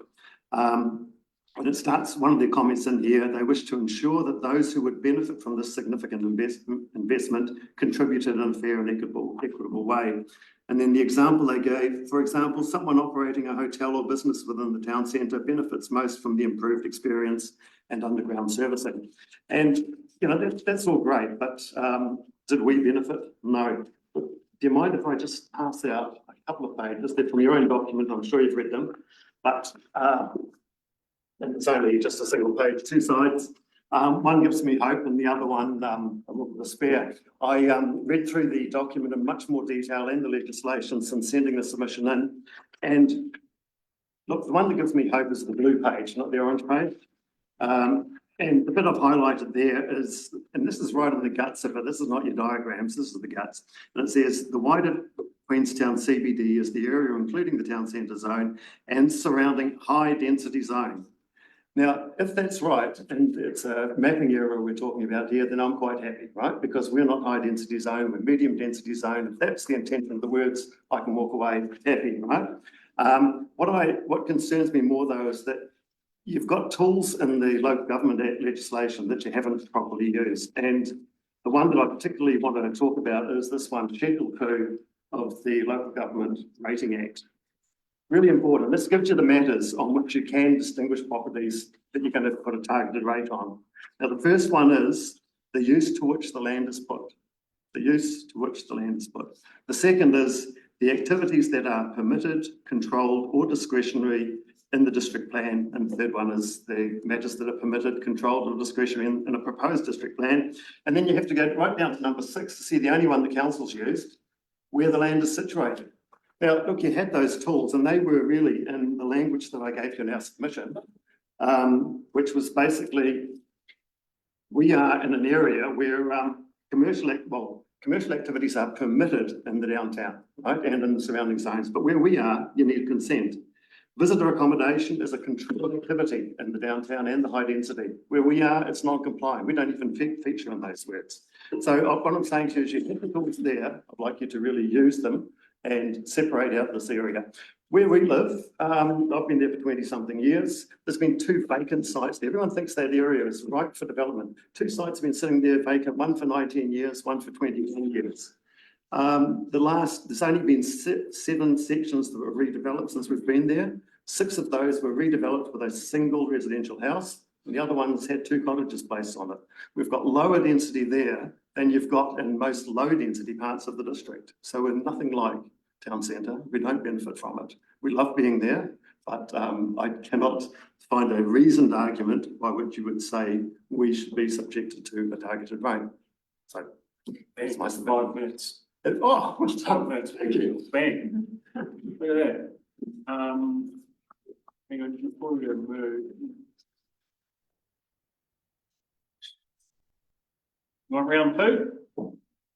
Anyone else is waiting, they can have round two, but I'll happily talk again. Sorry, it's Well, Grant, terrible, wasn't it? no, Grant's after you on our list, so, oh, hang on, we've got, who's my next victim that's just walked through the list? 215 Anna Rocketboo. So this Anna, is it? Yeah. How about you sneak in right now? Right now? Excellent, and then we'll get Brian and catch up. Brian. Thanks, Brian.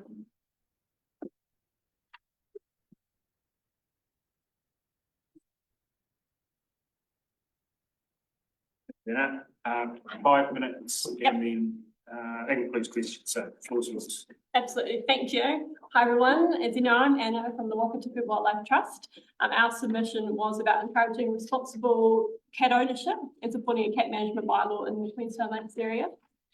We're not anti-cat, and I personally have got 20 years of experience in the vet industry looking after the welfare of cats, so I can see the cat management issue from more than one angle. The cat discussion can be emotive, but it's not controversial anymore. Responsible cat ownership, which involves desexing, microchipping, registration of the microchip, and education around how to keep cats safe and happy at home, leads to better lives for pet cats. And these actions also benefit our native biodiversity, as cats kill over 1 million native birds every year, with even well-fed pet cats predating on native wildlife. The hard work of our local predator-free community groups to restore native biodiversity is undermined by an uncontrolled cat population. And with feral cats being potentially added into the predator-free 2050 strategy next year, a new predator trap technology being rolled out that disarms in the presence of microchipped animals, we need to be able to distinguish a pet cat from a feral cat. And the only way to consistently do this is through microchipping. And less than half of all pet cats nationally are microchipped, and only around 1/3 of those that are microchipped have their owner's details on the National Registry. The microchipping quickly reunites pets and owners, but the details need to be kept up to date and on the National Registry. There are around 1.2 million pet cats in New Zealand, with 40% of households having a cat, which is the highest rate of cat ownership in the world. With around 13,000 households in Queenstown Lakes, that could equal around 5,000 pet cats in our district. Studies have shown that the stray cat population is usually around 15 to 20% of pet cats, so that could mean 1,000 stray cats in our area. And they're estimated to be between 2 to 14 million feral cats in New Zealand. Local feral cat populations are usually estimated to be equal to the local pet and stray populations combined, which could mean 6,000 feral cats in our district. Around 88% of people desex their pet cats, which still leaves a large number of pet cats able to breed and add to the overpopulation of stray and feral cats. And we've all seen sad stories on Facebook about pet cats locally killed on the road. And when working for the vets, I personally had to call many owners to let them know that their cat had been found dead. And roaming cats are frequently injured, killed through fighting with other cats, dog attacks, road traffic accidents, exposure to toxins and other trauma. And only around 11% of pet cats in New Zealand are kept from roaming. And New Zealand is unusual in the world in that we don't have any predators for our cats, so we allow them to roam freely. Whereas in the United States and Australia, they have coyotes and foxes and other predators, so cats are kept home for their safety, and it's normalised. And while we're not asking that cats kept at home is regulated here, we believe educating cat owners around the benefits of their cats staying at home and encouraging owners to explore options like catios is an important element of responsible pet ownership. We're asking that a cat strategy leading to a cat management bylaw be developed in the Lakes area. We believe this should be part of the Climate Change and Biodiversity Plan. Our area is famed for its stunning natural heritage, and QLDC is very supportive of the efforts of the local conservation groups. Having greater local management around cats would be consistent in how QLDC is so proactive in other ways to support our environment. Many other councils have led the way on this, and we don't need to reinvent the wheel. We can lean on the work that's already been done in places like Selwyn, Wellington, and the Manawatu. The Tasman District is currently consulting with the public on their own cat bylaw, and Gore has also done a lot of work in this area. Our local cat rescues want the same outcomes as our conservation groups. We want to bring the cats in from the wild. However, with potentially 70,000 stray and feral cats in the district, the problem is just too big for our volunteer cat rescues to manage on their own. There are a lot of contagious diseases in our local stray cat population that impacts on our pet cats when they come into contact. And the disease presence puts a lot of financial pressure on the cat rescues when they bring these animals in from the cold. And there also needs to be more oversight on the management of stray cat colonies, including whether they are appropriate, especially on public land. And the Wakatipu Wildlife Trust is happy to support QLDC to help get this off the ground by bringing together stakeholders as a working group, including cat welfare groups, veterinarians and conservation groups. We're happy to help with the development of public educational campaigns and community engagement around responsible cat ownership. We're supported in this by fellow conservation groups, including Southern Lake Sanctuary and Wanaka Backyard Trapping, who are working on a similar campaign over the hill. We also have support from local vets and the Queenstown Cat Group. A National Cat Act will happen one day with MPs from all parties supporting it. However, in the current political environment, it's not a priority. What we're asking for in a local bylaw is consistent with what a National Cat Act would require when it's enacted, and it's supported by the SPCA, Vet Association, Local Government New Zealand, MPI and DOC. Thank you very much. Thank you. Just slightly over your 5 minutes. Thank you, Mary. It's all good. No, Thank you very much. All good. Thank you. Oh, and I was going to put you on this side. Okay, Grant. Looks like you're up next.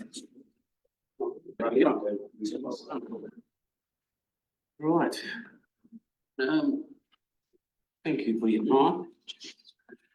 The lack of a written submission is not to be interpreted as confidence in our position to secure the QLDC funds. I want to make that point. Rather, we didn't put a written submission in because it would save you some reading time. And I'm pretty confident or pretty sure I haven't talked to all of you that you understand the issues that we're facing. The combined battle is due with QLDC's $500,000 last year, leveraged up to 2.14 million. That's what we used that seed funding for, and that's what we invested last year on controlling this problem. And incidentally, that is why QLDC set up the Wild and Conifer Group back in 2009 to access funds they couldn't get. I'm often asked, can we win? And it's a very good question. And the answer is yes. And I use the example of the roaring Meg to answer that. If we have sufficient resource, and that generally comes down to money, and importantly, consents and permissions, we get on with it. Down at the Roaring Meg, we put a head above the parapet and took a few shots in the day, something you're probably all very familiar with. But the firing stopped, and the battle down there is largely won. And I just ask you to reflect what that landscape would look like, and more importantly, what the trail, which will be a fantastic asset when it's finished from here through to Cromwell, what would that trail be if it was surrounded by trees all the way? That would be too much, or anything like what it is going to be. Some other examples of where we have winning is the shot of the valley. That is on a landscape scale up there. We're by no means at the end of the journey up there, but we have got all the seeding trees that we know of, and there is nothing to stop us cutting down any seeding trees we find up there. We merely have to go back now and clean up the seed that will germinate over time, and that's a good example. The Remarkables is another example, similar but not quite as free of seed pollution. 95,000 trees have taken off there since 2016. Cecil Peak, another example, and it's unfortunately one we probably can't win in the short term because it's reinfected by trees over this side of the lake. The seed blows across.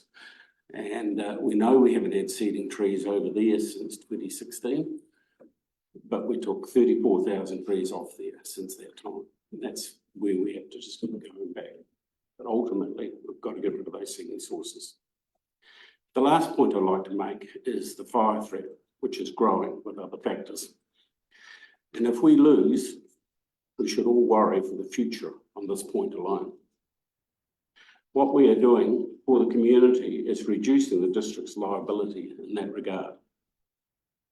So please continue to support this important work for the future will look like underneath the trees up here on Queenstown Hill when you take a walk. That's what it is. Because we don't stop it. There's nothing naturally that will do it. And I'd just like to add in, we're doing what we do today is with 34% less funding from council than 8 or 9 years ago. That's because, and I know you're under pressure, our inflation adjustment, and you've redirected 10% of that to other parties. Okay, we've got time for one question. Going ahead. So at the moment, you're holding the line, right? That's my understanding. Winning in some areas. Okay. Winning in some areas. I was just but reading not making that progress sort enough. of in the maintenance phase, I think, and we were discussing that. What do you need from us? I guess the question is, what do you need from us to start making some more significant progress? Because obviously the less we give you now, the less you do, the longer it takes to get to where we need to get to. Yeah. Importantly, maintain or preferably inflation adjusted the sum, the $500,000, which is 450 now. Continue to support both with secretarial and administrative functions. That's very important. And help us lobby the government because it can only be won internationally. We're going to all win or lose eventually. You won't win in this district and lose in South. Ultimately, if you live long enough, which none of us will, we'll lose. Yeah, we could add it to the city deal list. Thank you, Grant. Thanks. Thanks, you. Okay. All good. Ding ding. Thank you. Which one are you going to do? You're going to do Shotover Park or Remarkables Park? Happy to run it together. If someone's giving me time warning between. So Yeah. Picture's worth 1,000 words. And for me, that's about 3 minutes. So can I just pass that around, please? This might help a lot. Sorry about the paper, I don't really agree with it. But look, the first one there was really a suggestion to you. A piece of land's available, and my thinking is that it causes you to think strategically, both about future roading patterns around Queenstown and about, more importantly, faster about reserve use and land, free simple land use, and particularly about where playing fields might be. So if you've looked at that image, you've probably seen that thinking, a ring road around Queenstown for the future. Currently, if you come in from the south, you have to cross the Kawerau Falls Bridge, you have to go up to the BP roundabout, you pass through Frankton.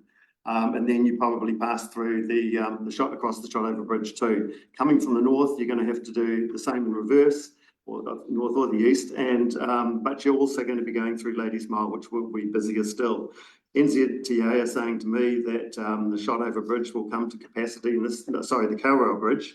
This seems totally implausible, but they tell me 3 years. And if that's the case, we actually have to be looking for a solution. Now, the solution's not 2 more bridges parallel to each other.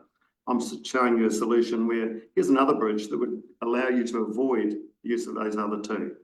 On terms of the reserve, actually, you've got a fantastic bit of land down the bottom of the river. You don't get land like that often. It's right beside a world quality river and beside a view of the Remarks, and you haven't developed it and you graze it. And yet you're talking about developing playing fields on a land up at 516, which, you know, that's going to be part of a busy community, and it warrants having community reserves, community buildings. But gosh, it warrants a high school, or it warrants even a major health facility, or indeed more intensive residential.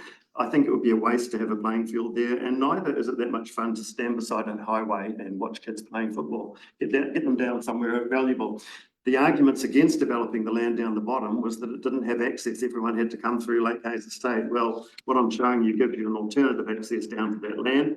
The other argument against it is that it's low-lying. But look, most of you will remember floods in Queenstown where part of the main street was low-lying. We deal with these things. The reserve below Shotover Country was low-lying. It's now a reserve. You can deal with that. You could deal with it with the material that's on site and make the whole of that area able to be used. And that's what I'm encouraging you to do. So that gets me through to development contributions. Now, I didn't talk to you this morning about development contributions because I didn't really have any beef with the particular details of policy. It's pretty much like the last one, but rolled over in a few areas.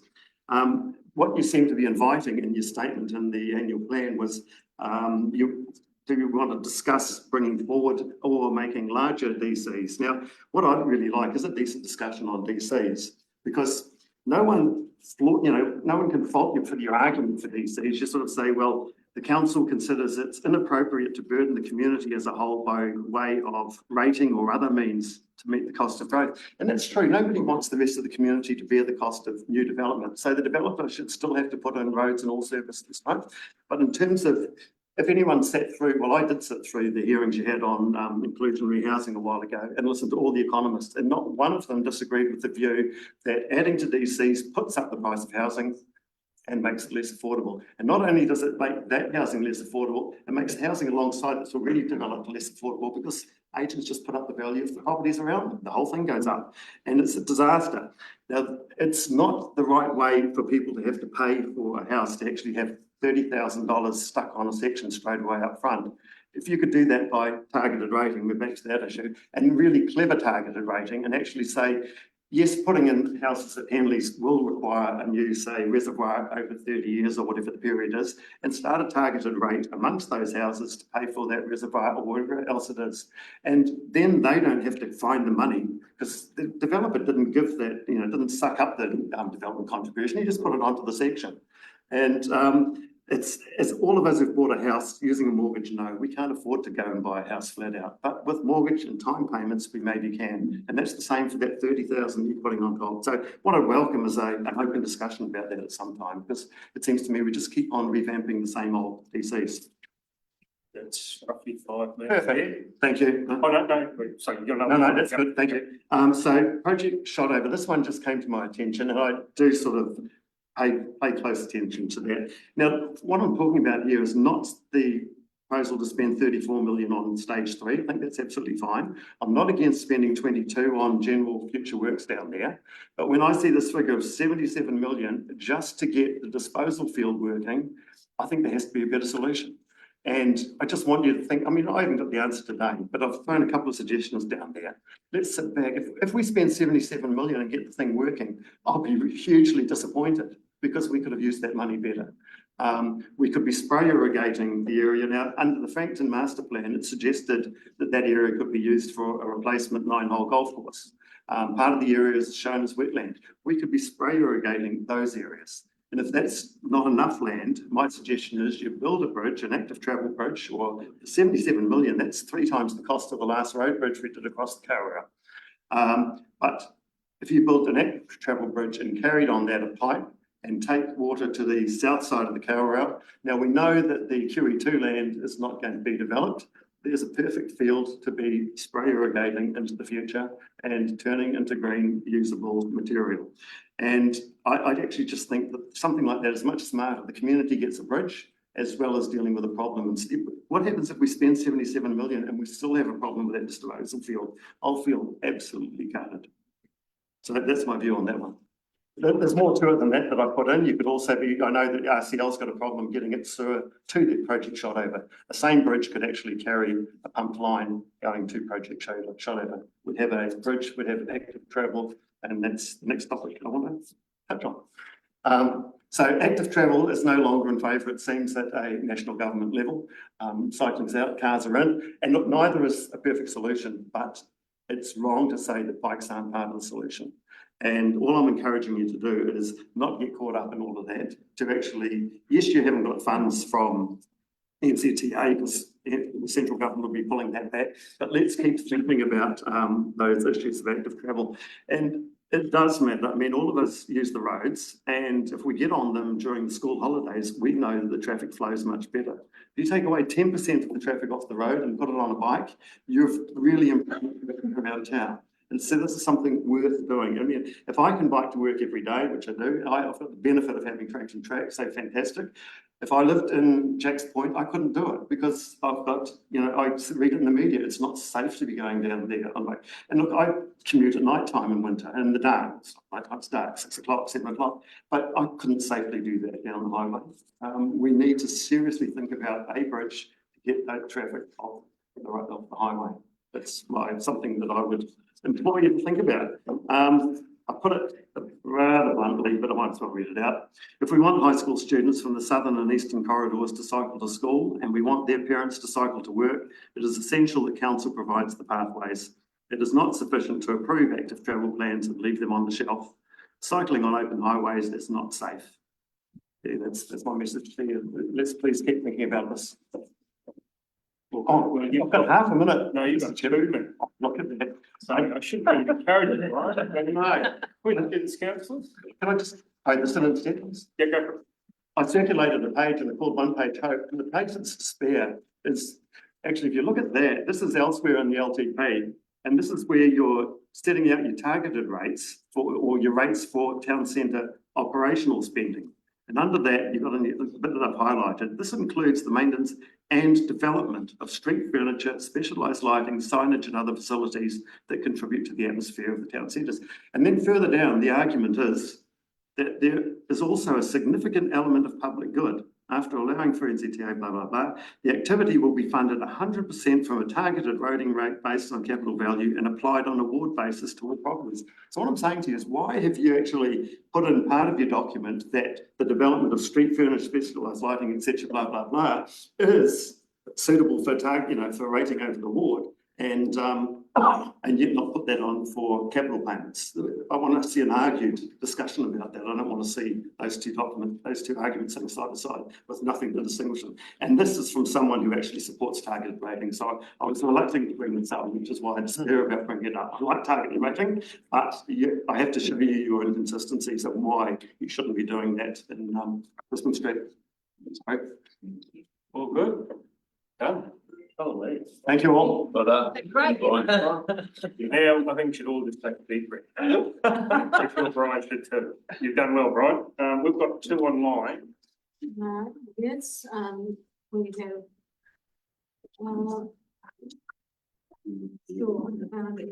We have Darrell, Jenkins and Emma Bryant. Darrell is under the name iPhone. That's great. Joining as Darrell. Have we got, we'll go, is Emma online? Darrell's on now. Okay, we'll go to Darrell then. Yeah.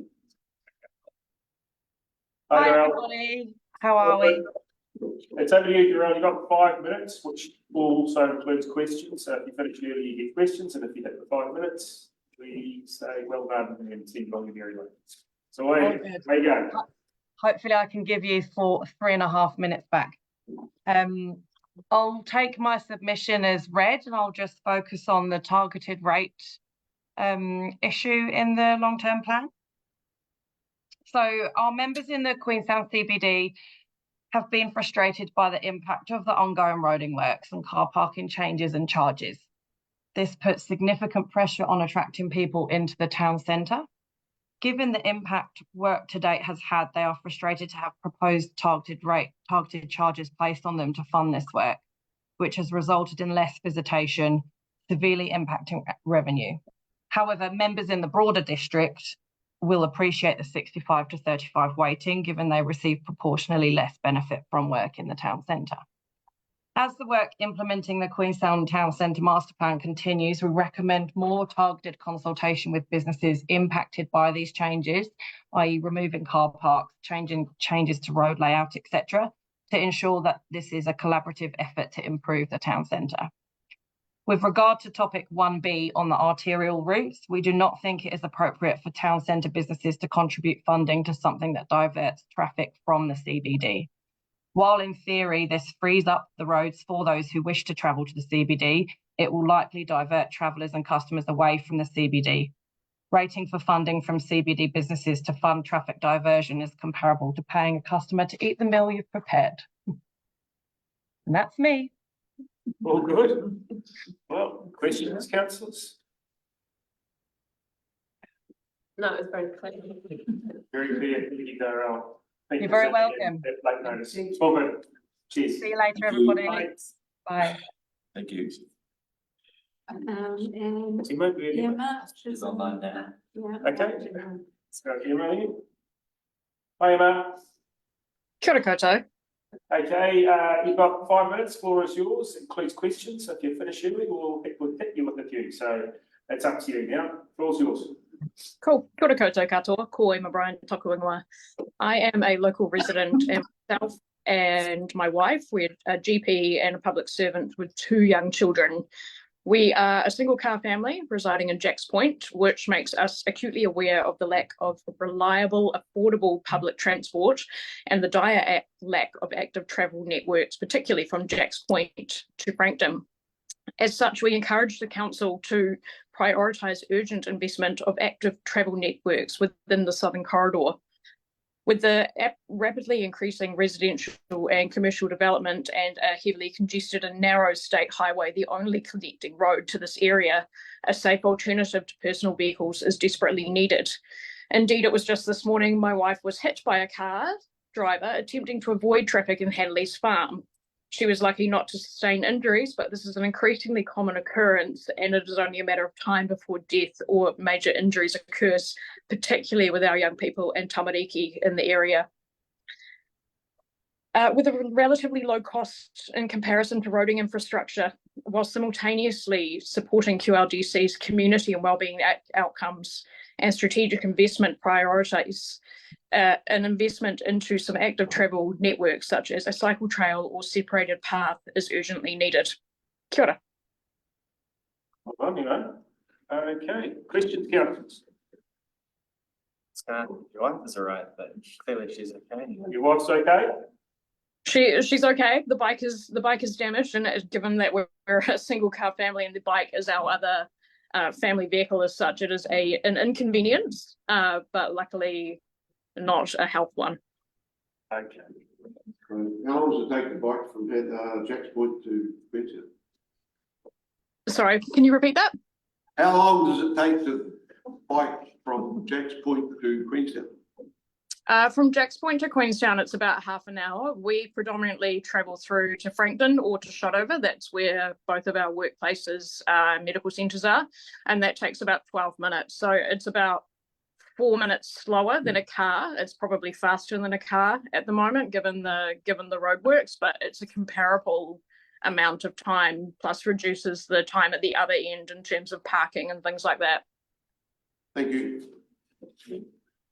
Further? Okay. Thank you, Emma. Okay, well, I'll pass on in regards to your beloved view. All good? Thank you. All good.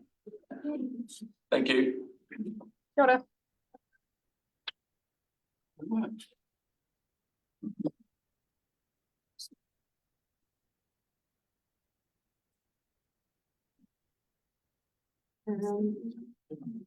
Okay, John and Caroline French.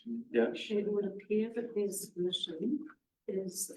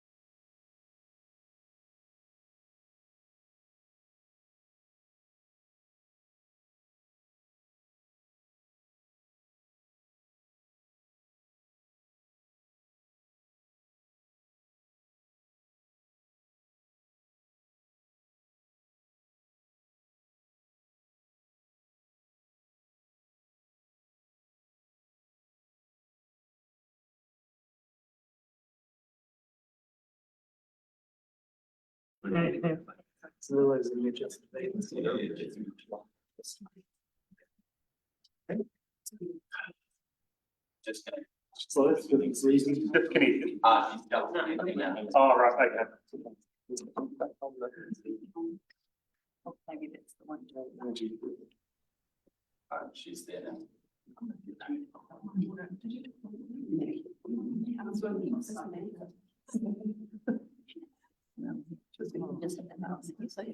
Oh, yeah, that was, these two.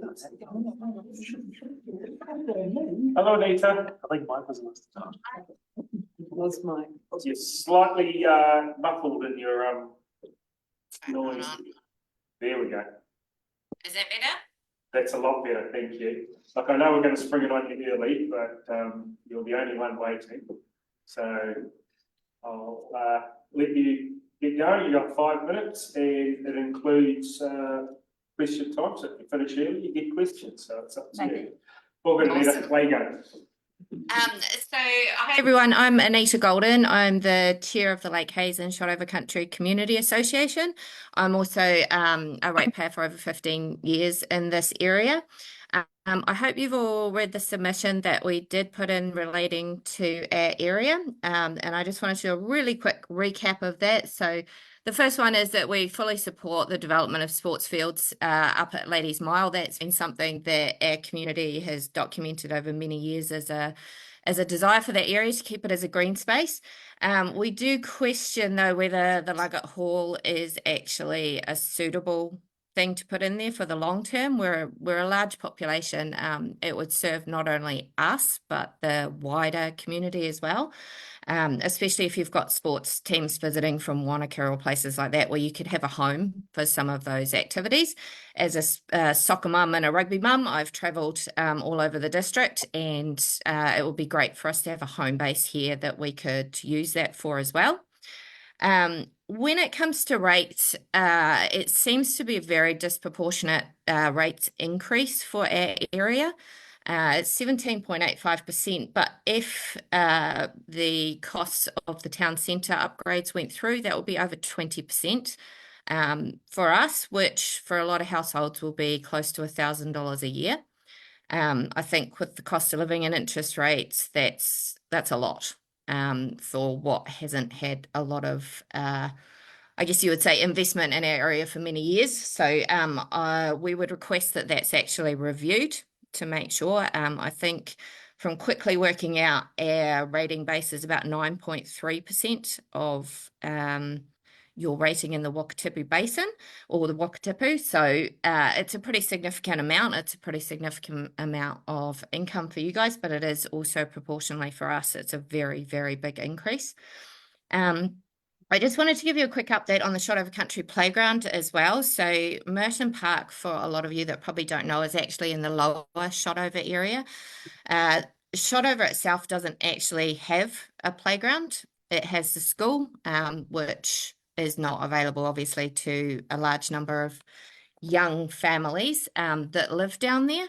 The Lake Hayes Estate playground does exist. However, you wouldn't know this, but we have a lot of ongoing maintenance issues with that. And if you're in Lower Shotover, you're looking at a good 40-minute walk to get there, or sort of a 5-minute drive. So since we put in the submission, we have actually received a proper plan and pricing for that park. It comes in, I made a mistake, it actually comes in at 575,000 plus GST and plus or minus probably 5%. That is for a full install of a playground for down there, which includes slide swings, a track around the outside, potential to put in toilets and a barbecue area, and we can also stage it. You know, it's really, really important that we have places for our community to connect to each other, and that area in particular doesn't have anything, as the closest facilities are Lake Hayes or Franks. So We have already got a team together. We did put out a message in March to our community on Facebook page, and we got over 200 comments in support, and that's just from individuals. There's been a lot more chatter and a lot more support come through. So we have a team who are looking at fundraising at the moment. We have the girls who did the duathlon last year to raise money for the adaptive swing at the school. They are actually going to put the money this year towards the playground. And obviously this is something that would be great for that community to connect to each other. And it would also be an asset going forward for QLDC for the area. So I guess what we're asking for is, can we have a look at our parks and reserves budgets, anything like that, to see if there's something we can do to help get that project up and running and over the line. The area is already zoned for a playground. It just never got developed by the developers. I remember being in a meeting, I think 2018, and that's just never got across the line with money. However, we have a lot of support, and so we're just asking if we can have a review and see if we can get something else going to help us reach that goal. We have planned it so it can be staged, but obviously efficiency-wise, if these guys who you have used before as QLDC, so they are approved, if we can get them to put the whole thing in one go, that would be awesome. I did note, in the long-term plan there's been 600,000 spent in Luggett, which is a population of 500. We're a population of close to 5,000, I think. And that area in particular is, I think they're just under 3,000 for Shotover. So, yeah, that's pretty much it. All good, thank you. Yeah, 5 minutes is up there. Thanks for being in, and thanks for getting on straight away. Okay. Have time Thank you, Anita. Thank you. Thank you. Thank you. Thank you. Thank you. Yeah, bye. Right.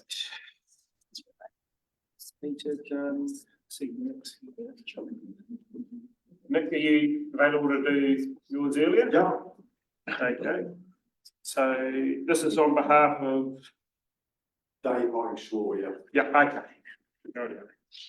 Afternoon, everyone. Hang on, it's just 5 minutes. Oh, yeah, I've got a statement. It's only how many words, so. All good. Go for it. So hi everyone, my name is Nick Fifield. I'm speaking on behalf of Dave Harding-Shaw. Dave's a member of the Arrowtown Village Association, as I am, and Dave's also a member of the Arrowtown Tracks Group, which is really the basis of his submission, which is in support of the development of a Coronet Forest Recreation Reserve. The Arrowtown Tracks Group, supported by the AVA, put together a draft trail map presented to councillors at a workshop on the 8th of August. And he says there's a unique opportunity to create a high quality recreational asset for the community. There is a planting plan in place to cover the hillside with native trees and vegetation, but to get the best value from this investment in the replanting, it's really important to ensure that there's a cohesive trail map to reduce the impact of having to rework trails and cost more money down the track, so that the planting can be done around a cohesive plan of trails. This would provide a public space for a range of activities, including horse riding, which there are minimal options in the district, as well as biking, walking at all user levels, as well as paragliders. Walkers would have access to a new range of tracks, including a cold backcountry style track over the top, which would give an excellent introduction to this type of trail before people start heading into the wider backcountry, where safety can start to become more of an issue. The planned bike tracks fill a gap in the current network and allow for family-friendly progression. They are planned to start at an easier level than at 7 Mile, while offering rides for a range of abilities. By having this space on the same side of town as a large number of residents, it will reduce to a traffic movements through town to get out to the 7 Mile Reserve. Paragliders will have an excellent launch site above the landing zone at Flight Park, and again, this will allow for progression through options for a variety of experience levels. It's acknowledged that there are funding challenges both for building and maintenance of new tracks, but they wish to note that there are complementary funding opportunities available to minimise the cost to council, and that as a community resource, the community is expecting to support fundraising. You'll be aware of the increase in biking as a draw card to the district, with visitors bringing in over $100 million to the local economy each year, and the biking economy expected to reach the equivalent of half our ski economy in the coming years, providing jobs to members of our community in a range of supporting industries. In order to maximise the potential for our community and economy, a range of trails is required to cater to different abilities and interests in biking. These aren't just downhill mountain biking, which makes up a small element of the industry, but are aimed to cater for the widest range of users who pedal up, along and down, whether by bicycle or e-bike. The types of track would also cater for landmark events, which further showcase and attract people to the district. Investment in our trail networks and active transport initiatives have been extensive and is greatly appreciated. But supporting a cohesive plan for Coronet Forest is in line with this investment. Building expertise in biking for recreation supports a mode shift where biking is a way of life for residents recreationally, as well as for local travel and commuting. There are also opportunities for education around native flora and fauna, as well as trapping and predator control, which is again in line with significant investment in these areas. This is a once-in-a-generation opportunity to create a well-planned reserve. The Arrowtown Village Association and Arrowtown Tracks Group request this opportunity is taken now to develop something with the necessary thought and investment on behalf of the wider district. Okay, Nick, you've got probably a minute to leave. I know you're speaking on behalf of someone, so I don't really want to throw you in the deep end, but do you want to take one question? You can try me, yeah. Has anyone got a question for from memories of speaking on behalf of someone? Oh, well, it might be too hard, but you mentioned there's complementary funding, but he says there's complementary funding. What's that look like? Well, yeah, don't know exactly, but certainly the community would be motivated to be supportive. There are obviously private people who are interested in sharing the load, and the community would do what was required with regards to applications for funding from other places. Well done. Thanks. Great. Well, good. Thanks for coming. Thanks, everyone. Thanks. Thanks. Mary O'Brien. She's on Zoom. On Zoom? Yeah. Okay.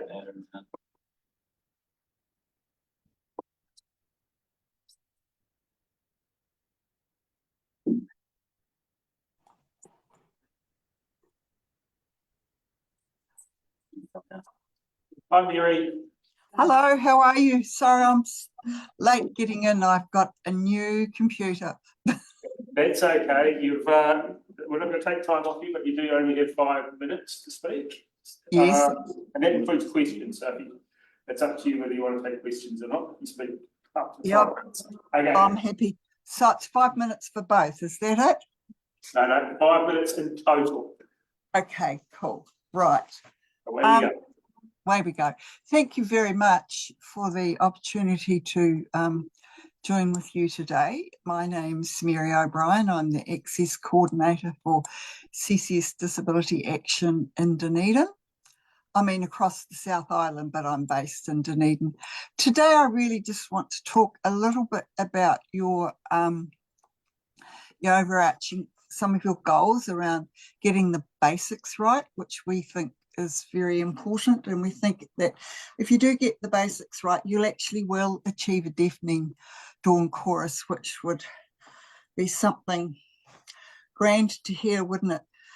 There's absolutely no doubt that in the current environment, which includes addressing climate change, that all local authorities have got some big challenges ahead of them. But we argue, and we actually know, that if you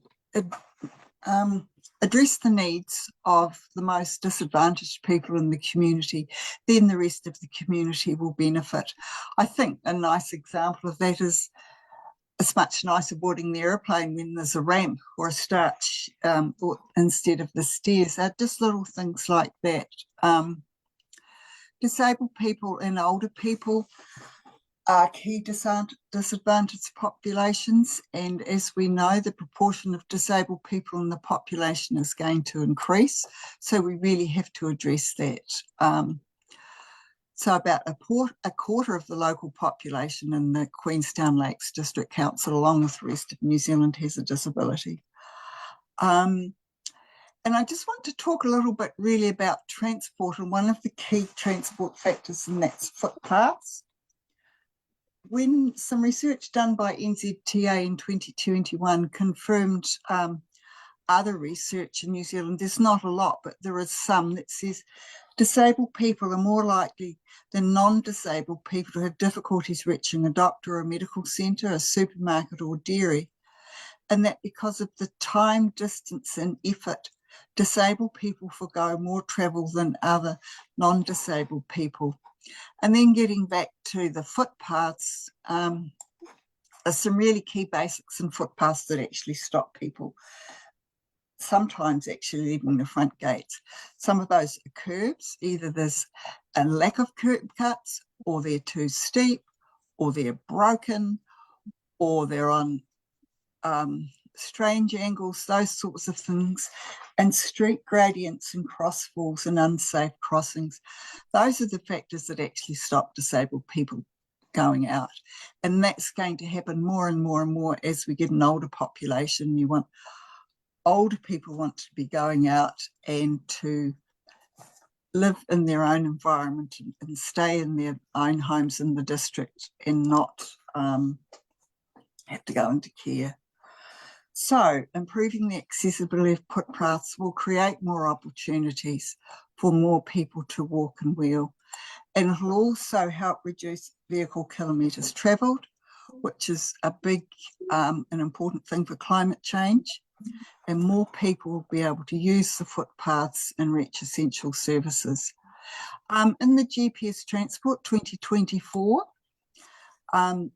it requires councils to achieve value for money and to increase productivity. And there is a link between that and footpaths. And our argument is that if you conduct street accessibility audits, which identify access barriers similar to the ones that I've described, and these audits will provide a prioritised work schedule which identifies high-risk defects that are important for councils to fix at the time, and then address other defects during scheduled maintenance. We know that this kind of process works from small amounts of research done in New Zealand. So what you're actually doing is, if you include an audit, say if you're going to upgrade a road or a specific area of the CBD or something like that, if you include those audits at the beginning, then it tells you what to need to fix now and where to spend your money, so that you're not actually going to be addressing issues that aren't a problem or so going on from there. And some of the key things about that just actually does let people access essential services. People are more likely to walk for recreational purposes. It's a key recreational activity in New Zealand, but people don't walk if they don't feel safe. And then I'll just get you to wrap up now. Okay, that's great. Yeah. So doing the audits and things like that will help you reach your aspirational goal of a deafening dawn chorus. So thank you. Thank you. No, thank you for zooming in, and thank you for your submission. Not at all. Thank you. Cheers. Thank you. Thanks,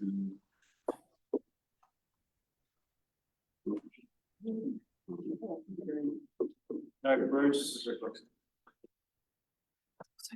No, Uni. Yeah. No, Chelsea. That's mine. No, Meg. Mobility permit. It's fine. It's nearly 3. We'll just have a short break. Back in 15 minutes, councillors.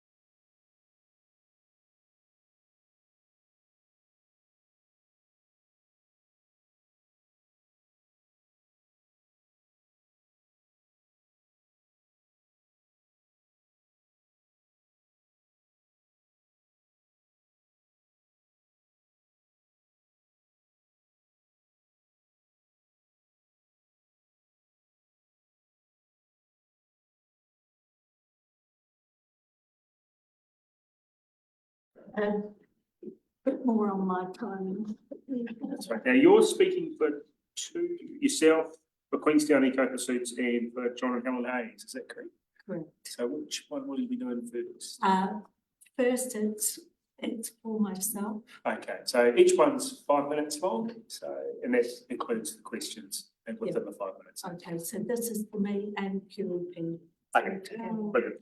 And I do apologise to everyone for my lack of preparation. However, that is proportional to the lack of time that residents have had to actually read and prepare for this meeting.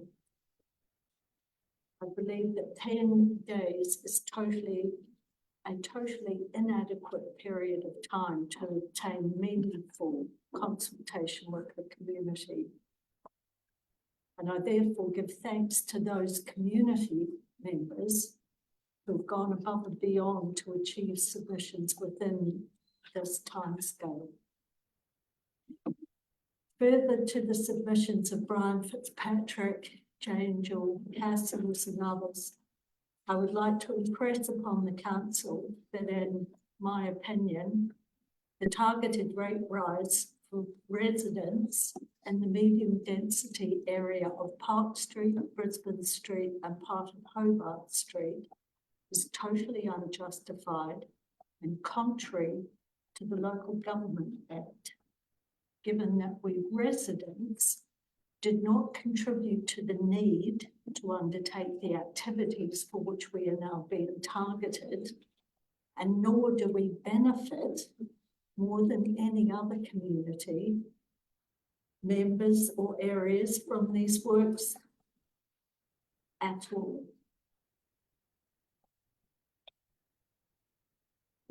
The infamous Road to Nowhere is a classic example of how we residents of a medium density environment in Brisbane Street, Park Street and part of Hobart Street do not benefit at all from the bypass road. My understanding, given the very basic information that's been made available from council to the residents, is that the road will deviate from Frankton Road at Melbourne Street and bypass the town. Living on the airport side of the village centre means that actually I will never use that road unless I'm visiting friends in Sunshine Bay or beyond. And it appears that there is no benefit to the residents in the area in which I live.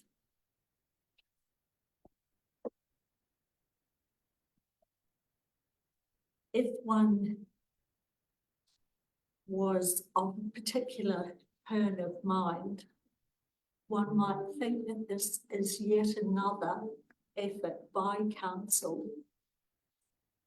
to move residents out of the area that they are living in so that council can reap the benefit by changing the density as it has made publicly clear it wishes to high density tourist accommodation.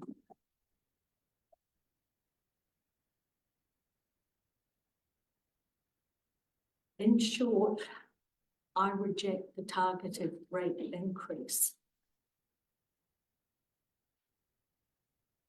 QLDC tell us residents and ratepayers that life is tough for you all, as you struggle to find money to pay for everything that you apparently think is important.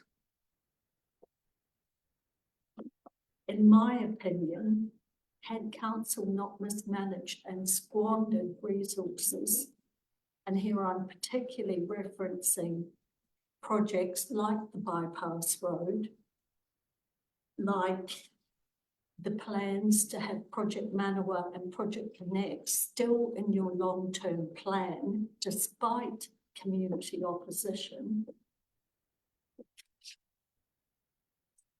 Someone like myself, I'm with an engineering background, I look at that bypass road and I cannot believe that you have let this go on the way that you have. I only wish I had clients like you for my projects. I'd be in a much better position. With regards to the upgrade to Park Street, one thing that I would say about it, living very close and walking on that road practically every day, since the so-called upgrade, the road is more dangerous now than it has ever been. The corner, a 90-degree bend, has been reduced in width to such an extent that most cars come around in the middle of the road, apparently unaware either of the speed limit or the fact that there might be other vehicles and helpless pedestrians crossing the street.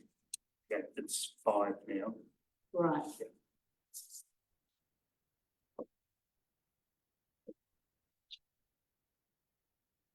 So you're going to just move straight on to. I will move straight on to the haze.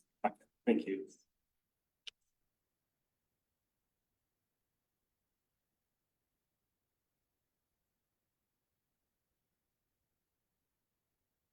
So this submission is from John and Helen Hayes on the long-term plan. Since 1951, generations of our family have owned number 19 Brisbane Street, essentially a residential bungalow and its curtilage. The property has never been used for any commercial activity in a purely residential neighbourhood. During the past 10 years, QLDC has disturbed the enjoyment of our property by coming up with unwelcome efforts to disturb the residential nature of the neighbourhood. At no point have we had any contact with an elected or employed QLDC person, official, to discuss or explain the rationale underpinning the logic or thinking behind their efforts. The present LPT suggestion has tipped the balance. We now feel forced to the point where we have no option but to engage as recommended by the undesirable Trump to fight, fight, fight. Not an outcome we want or would have sought. We suggest that every elected member of the council and every QLDC employee carefully read the speech of Prime Minister Luxon to last week's local government conference and take careful heed of his comments with which we fully concur. We support all submissions opposed to the implementation of the targeted rate option.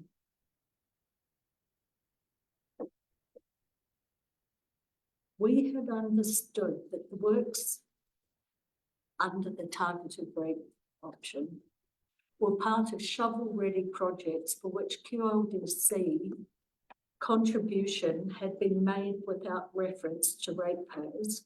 The QLDC justification for recouping significant cost overruns stemming from poor or sloppy management is that those who benefit from the work should contribute to the cost of them.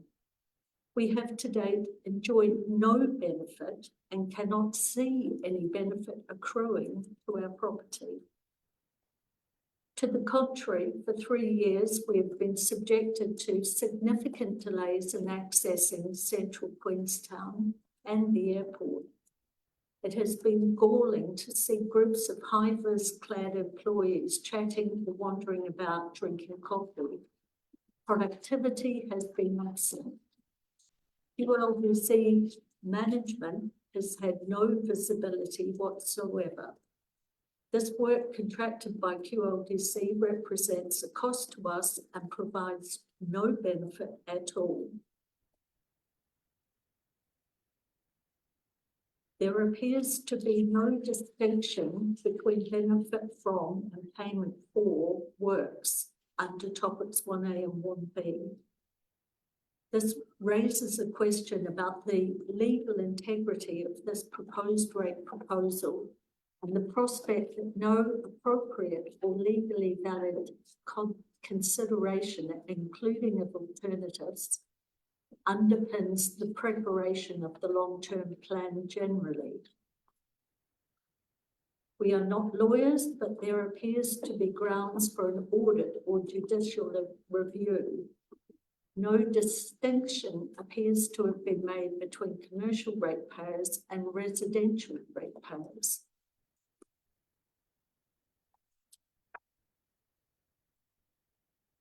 Recent advice that the growth model is further delayed. What constraints has this and other delays and infrastructure and other cost overruns put on the preparation of an LTP which has integrity? The proposal is inequitable. For Brisbane Street residents, higher proportional capital values require us to pay premium rates. Targeted rates would be double counting unless by targeting these rates simply concern commercial uses in the medium density residential zone in the town centre. It is unfair that residents who, as noted, get no benefit from the works should be required to contribute to the works, the cost of which is blown out due to incompetent procurement and management of the respective projects. What sanctions have been applied? So if you could wrap up, please. Yeah.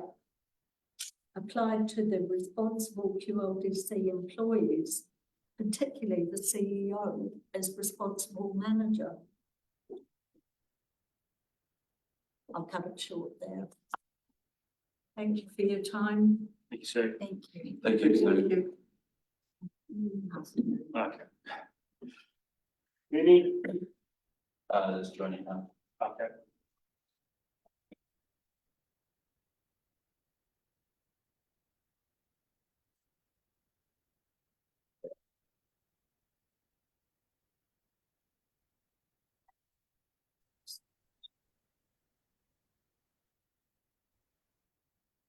Any?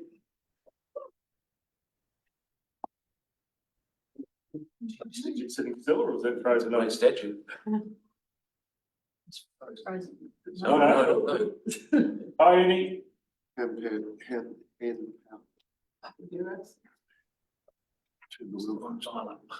You don't need it, but I don't think you can hear us. I think it's in slow mo.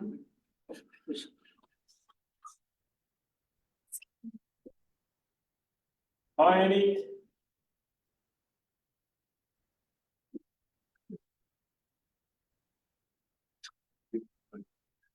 Less my vote. Yeah, it's like, it's We have Matt be in the waiting room. Okay, just before we do, we're gonna move to extend the hearing, because we've got done the 4 hours, 5 hours, so 6 hours. 6 hours, sorry. Understanding was resolved. So I'll move to extend the hearing. Thank you. Now, all those in favour? Aye. Thank you. So let's get Done. Motion carried. You seconded it, Jim. Now, let's switch on. It's only been 6 hours. I know. Okay, Jean. I seconded it. He's fast and. Matt's there now. Just unmute. Go, Matt. Hi there, people. Hi, Okay. Council.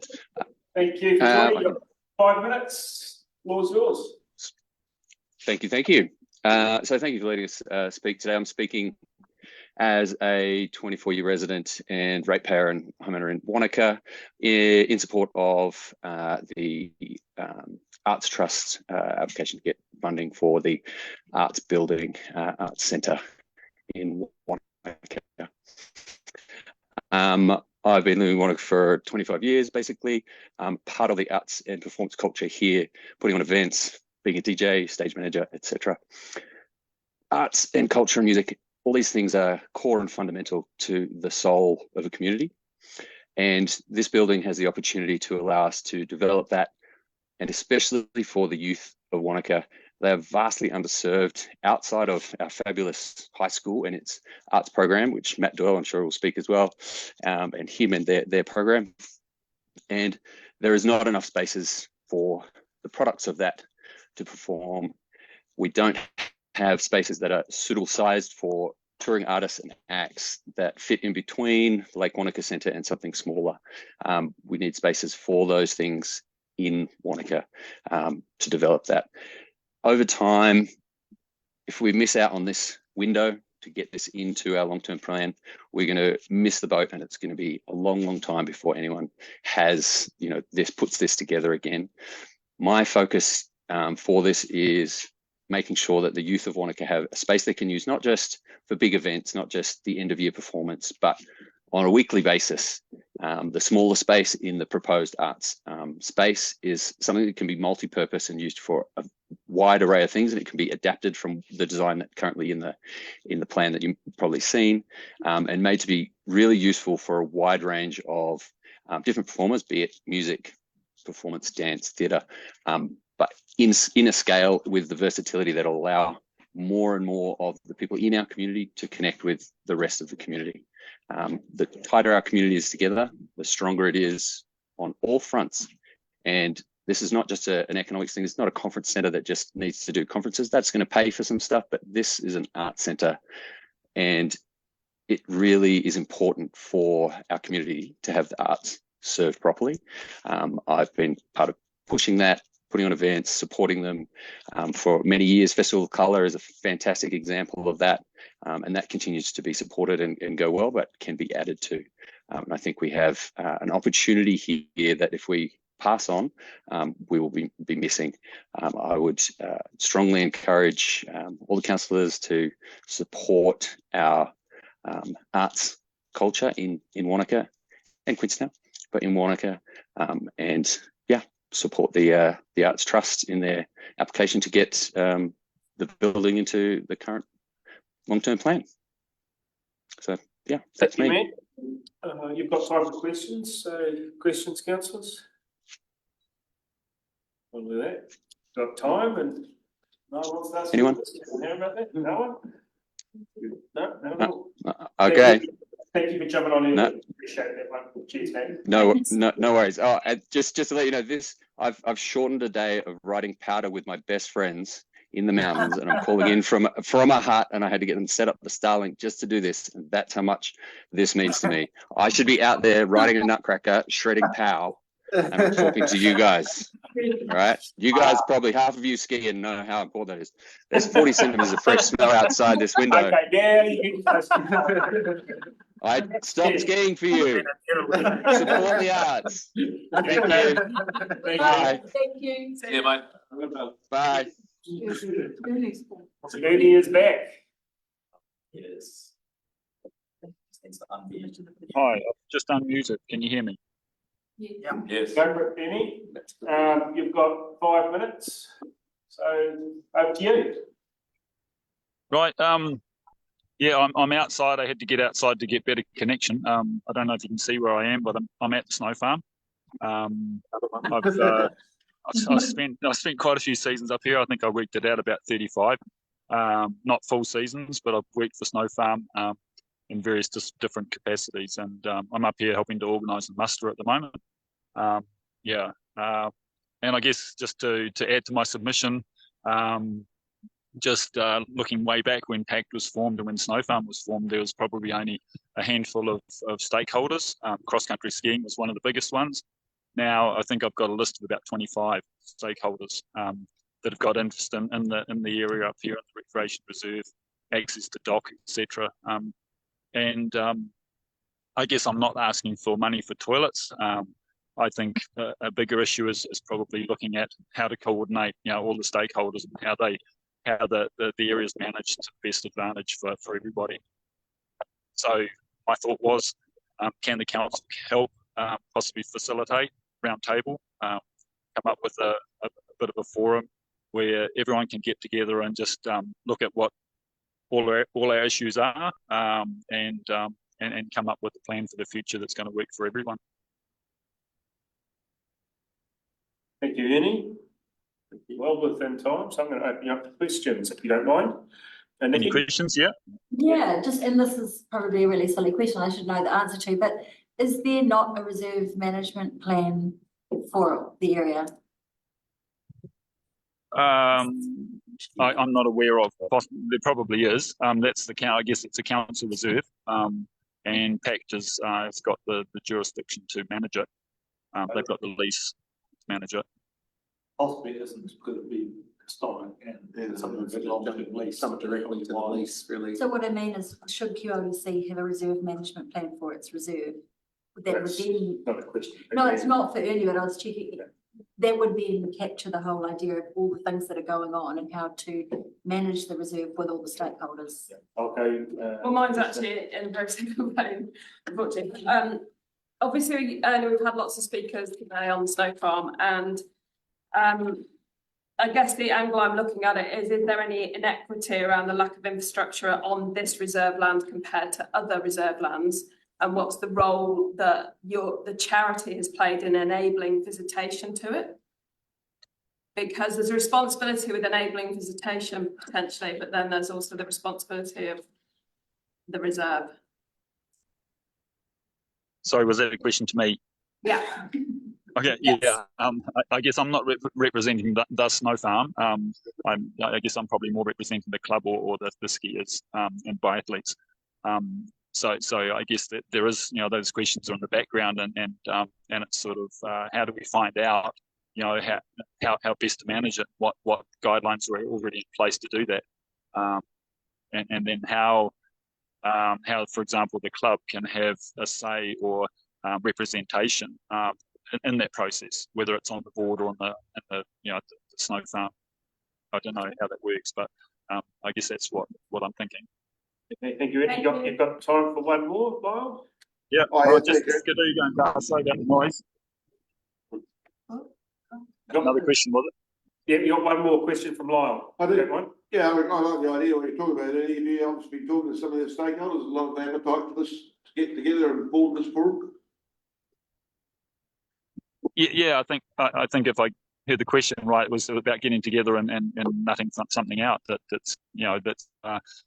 can maybe be seen by all the stakeholders as being a plan, for the future, which includes, the Snow Farm, the base building, the extension of the base building, toilets, club rooms, maybe a club lodge, that sort of thing.